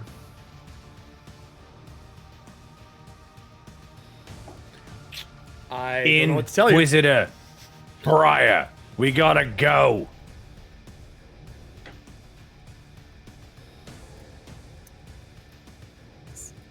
This is a group decision. Actually, it's not actually a group decision. This is really easy. Voss, do you take off? Let's start. I pull out the wing. Yeah, I pull out the wings and I'm like, Nora, it's time to dance like it's high school. Come on. It's not high school. Oh, there'd be high schools in this time frame. There'd be schools. I don't think it'd be called high school. It'd be called Priory school. There you go. Yeah. Priory school. It's time to step like it's priory school. Let's go. Like an academy. Is that the same thing as an academy? Are you gone, Voss? More or less.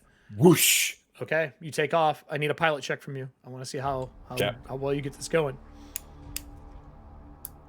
21. All right, ready? 21. You're gone. Light dims down. If we're going to get him out of here, we're gonna need Everston, regardless, to lift him. Like there's. Mm-hmm. Okay. Is the spirit actively trying to stop us from leaving? It's just staying as close as it can to you all. It can't get inside the green light, which you don't know why. All right, Everston, let's go to the train car. Well, please move where you would like to move, if you're going to do that, because we're going to close this one out.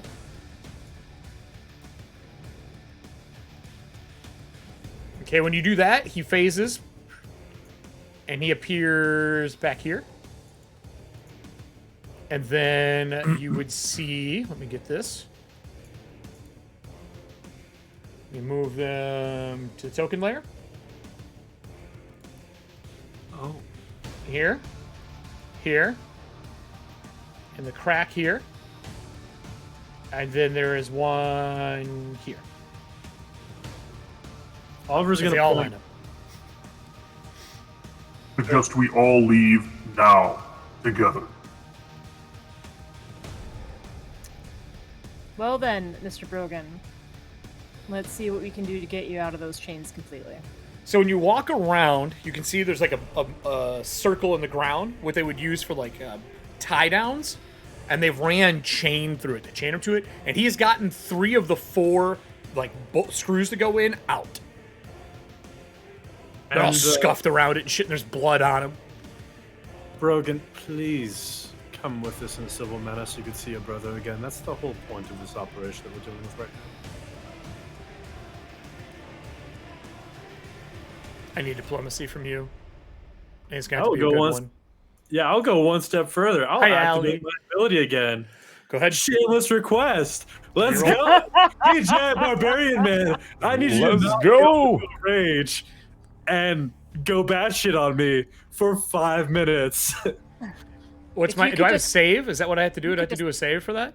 It's just there should be a DC in like a diplomacy chart for outrageous request. Okay, what did you get for your roll? I'm going to try and aid since I've been talking to him most of the time. Just be like, no, Brogan, I agree. Please, aid me. Time is Aid of the me. essence. I aided you. You're 40. Holy shit! I'm gonna go to a single cam. Brogan sees who you are and looks out and he goes, Well, you guys are outnumbered, and I obviously don't want to fight that. And he points to Everston. Fine, grab my crossbow and I'll go with you. In the name of the king, I will go with you. But once we touch down on land, all bets are off, right? Land, right? Land, correct. He doesn't know what the fuck you're gonna do. Correct. Right. Land. Land. Yeah. He goes, fine. Nora, give me a disable traps to basically pick it. Yep, thievery. See if you can get it undone. Let's wrap up this night. That's a 28. So you get the last bolt out easily, pull it. He takes the chain. And he wraps it around his waist and like ties it through like a belt. He walks over and grabs the crossbow off the wall and he cuts himself and he whispers something and the bolt glows like your ghost touch weapons. And he racks it and puts the repeating piece in the bottom. Well, let's go. If any of them get close, I'm shooting them in the head. Okay, Helsing. Out of character. So he moves in. He's like, how are we getting out of here? You got magic, hexes, some sorcery, some heresy? Oh, we're flying. And Voss is Oliver already goes- gone. Poof. Oh, you take off? Oliver takes off. As you take off, he looks up, he goes, I don't have wings. Everston! Boom. I grab onto him. He goes, what? What are you doing? As you grab a hold of him. Going up. Thank you for flying Everston Airlines. Give me a pilot check, Everston, because you're carrying extra weight. And then Nora, I need a pilot check for you, and I need one for Oliver as well to see how quickly you get away.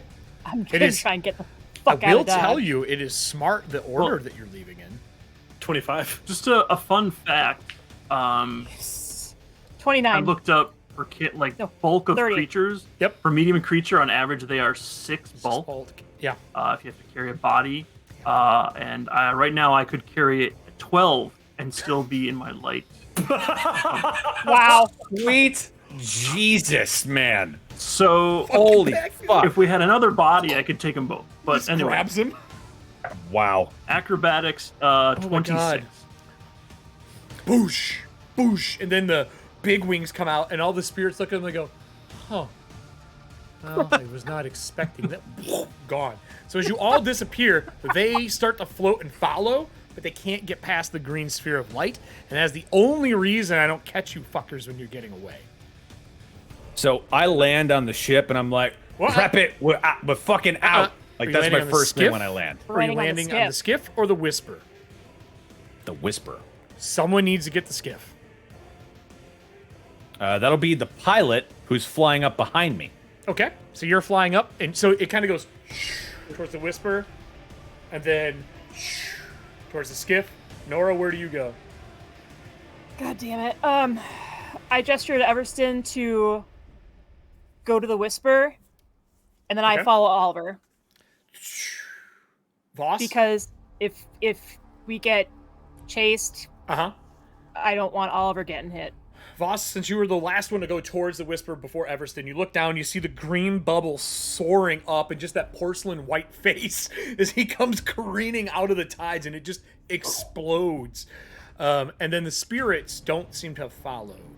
As he lands on the deck of the ship, the Kingsman looks down at his feet, looks at Everston, looks to you, and he goes, "You're a fucking liar.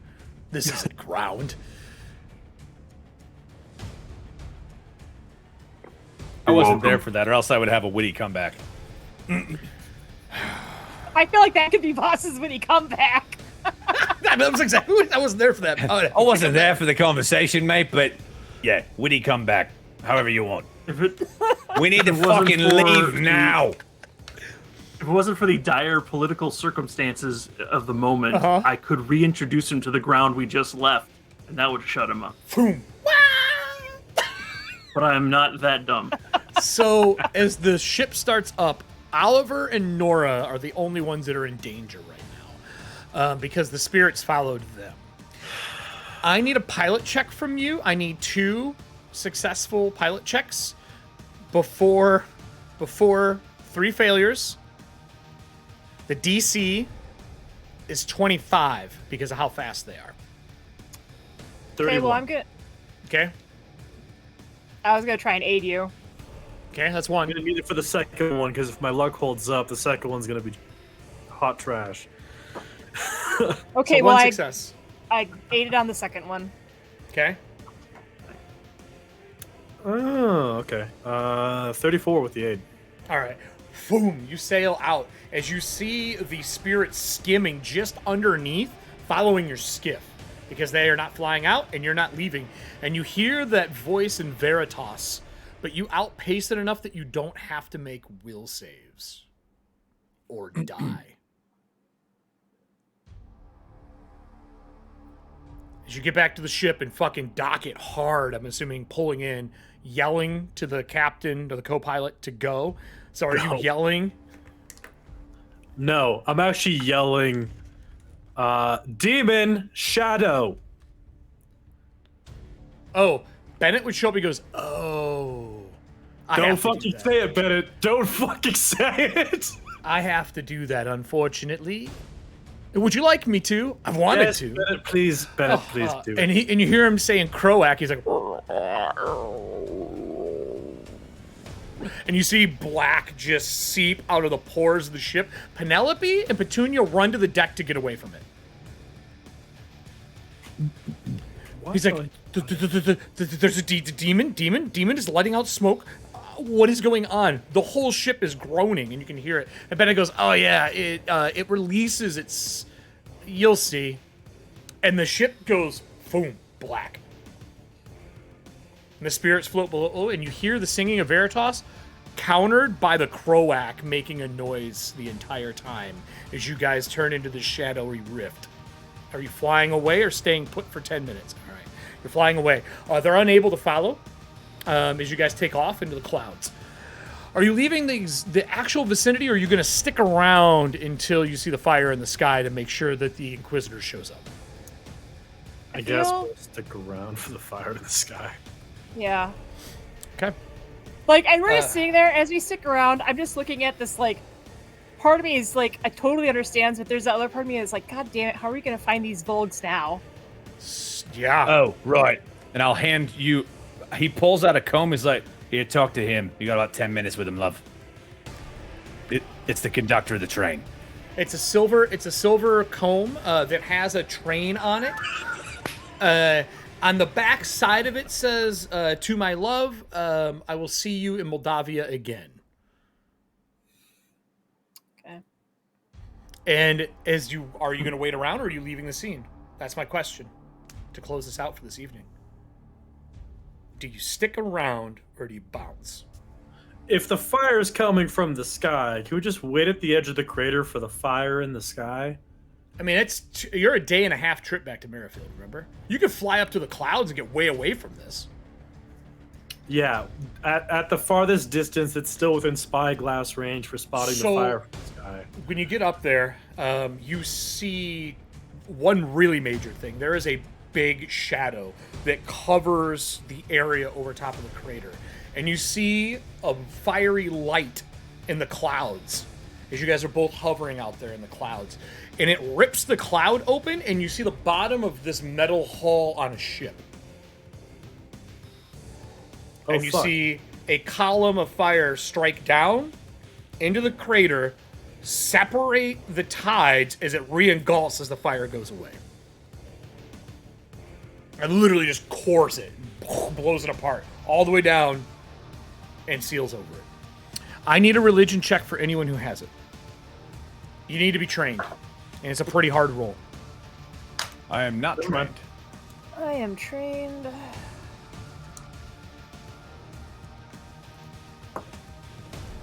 I got a whopping 22. No idea. Oliver, what'd you get? Oh, no, I just have, like, the jack of all trades. Oh, can you give me a piloting lore check? Oh, yeah, then that would have been because you're an air marshal. You know that is the head of the True Faith fleet, known as the Lighthammer. Oh, holy fuck. Oh, no. That's the Lighthammer. Oh, God. That is the original dreadnought that was built, that flew through the tides during the 15 years of darkness, creating light and saving people from the years of darkness. It was created for it. It is an ill omen, usually seen in war. It is definitely cloaked by all of the clouds because it's up way in the sky. There's two questions you should ask yourself right now. One, why the fuck was it already here?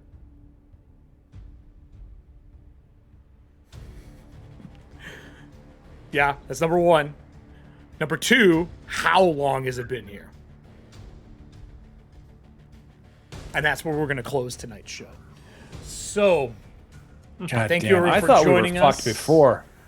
Thank you for joining us, everyone. An amazing second episode of the season. We'll have to figure out who we're going to do our side quest with this weekend.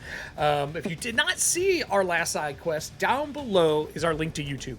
We're looking to get some more follows there to our YouTube channel. We need to hit 1,000 before we can rename it. We have so many here on the channel. If we can get everyone to follow it there, it'd be great. That is where our side quests are, and those are the little moments between. Usually a short hour, hour and a half.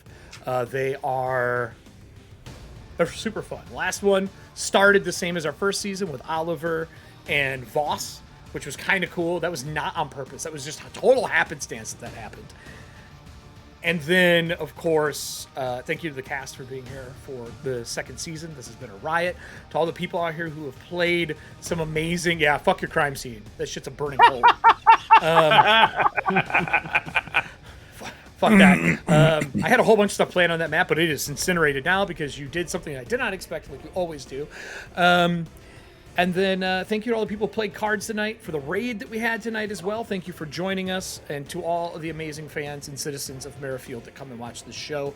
We have a town hall this Friday. We got a bunch of stuff to go over, and we will have 2 weeks off in game between what just happened and where we will pick up in episode 3. I'll need to know from the cast what they want to do with the Kingsman and how long you're going to keep him on the ship, because technically he has to stay friendly because that was his word. Until you touch down and he can touch land. So you either got to keep the Whisper flying for 2 weeks or you need to go drop him off with the king. That could be our side quest if we want. Ugh. I mean, I feel like I want to drop him off with the king so we can be like, cool, bye. Just so there's no hard feelings. Here's your fucking armor, by the way. Yeah. Do you hand him his armor? First full cast side. Do you hand him his armor? If that makes him calm down. Serving Hands got us that armor fair and square. Well, no. I want to know if you did, because it was Serving Hands armor, but I want to know if you did. If you show it to him and hand it to him. I would vote yes if it keeps him from throwing a fit. I mean, we kept it to give to him. Yeah, we kept it specifically to give it back all right. to him. Well, I will always take it off and his corpse later. Here's how I'll close this out. As you show the armor to him, he looks down at it and he goes, "Huh, that's a part of my life I left in that train." He says, "I don't follow the young king. The young king's who my brother follows. A man is a traitor to the crown. You can take that armor and you can beat him within an inch of his life with it, because that's how much I care." I see. All right, then. I'll take it, and then I'll go identify it. He goes, give me that. Oh, okay. So you kept the armor? All right. He goes, well, you do what you want with it, but I want nothing to do with him. When are we going back? And he goes, when are we going back to see the king? And that's where I'll close. Good night, everybody. He doesn't seem like he's gonna do anything good with that king. Thank you for joining. His brother wants him back. I will be back Wednesday over on Norse Foundry. Drew, Thursday, do you have your Artist in Industry? No, because I'm actually going to be playing a pickup game of Rise of the Rune Lords with Band of Badgers. Band of Badgers. Do you want to put their link in here? Sweet. Grab it and put it in here before we close out the night. Yeah, can do. I have a closeout. I am closing out. Oh, you have a closeout? You got something you want to say? On a statement, yeah. Oh, okay. Oliver, the fucking face of the group. He's suddenly a Shadowrun fixer-up in this bitch. Go ahead. What's your closeout? As I take us into our intro and Drew drops his bonus stuff. And remember, when you kill 2 members of the true faith, they bring the fucking hammer down. Oh God! Get the fuck out of here. Jesus. All right, Amir. Let me tell you something, brother. Good night, everybody. Let me tell you something, brother. Good night, everyone. There you go. Band of Badgers, Thursday.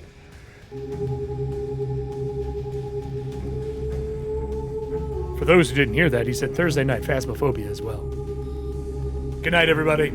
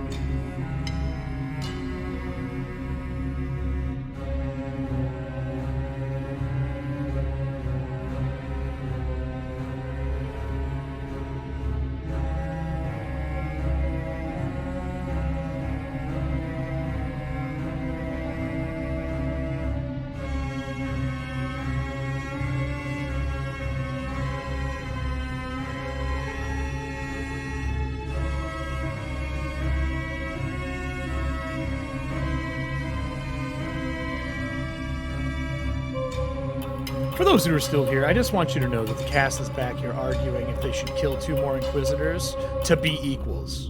I just want to point that out. Thank you for watching the show. We're actually leaving now.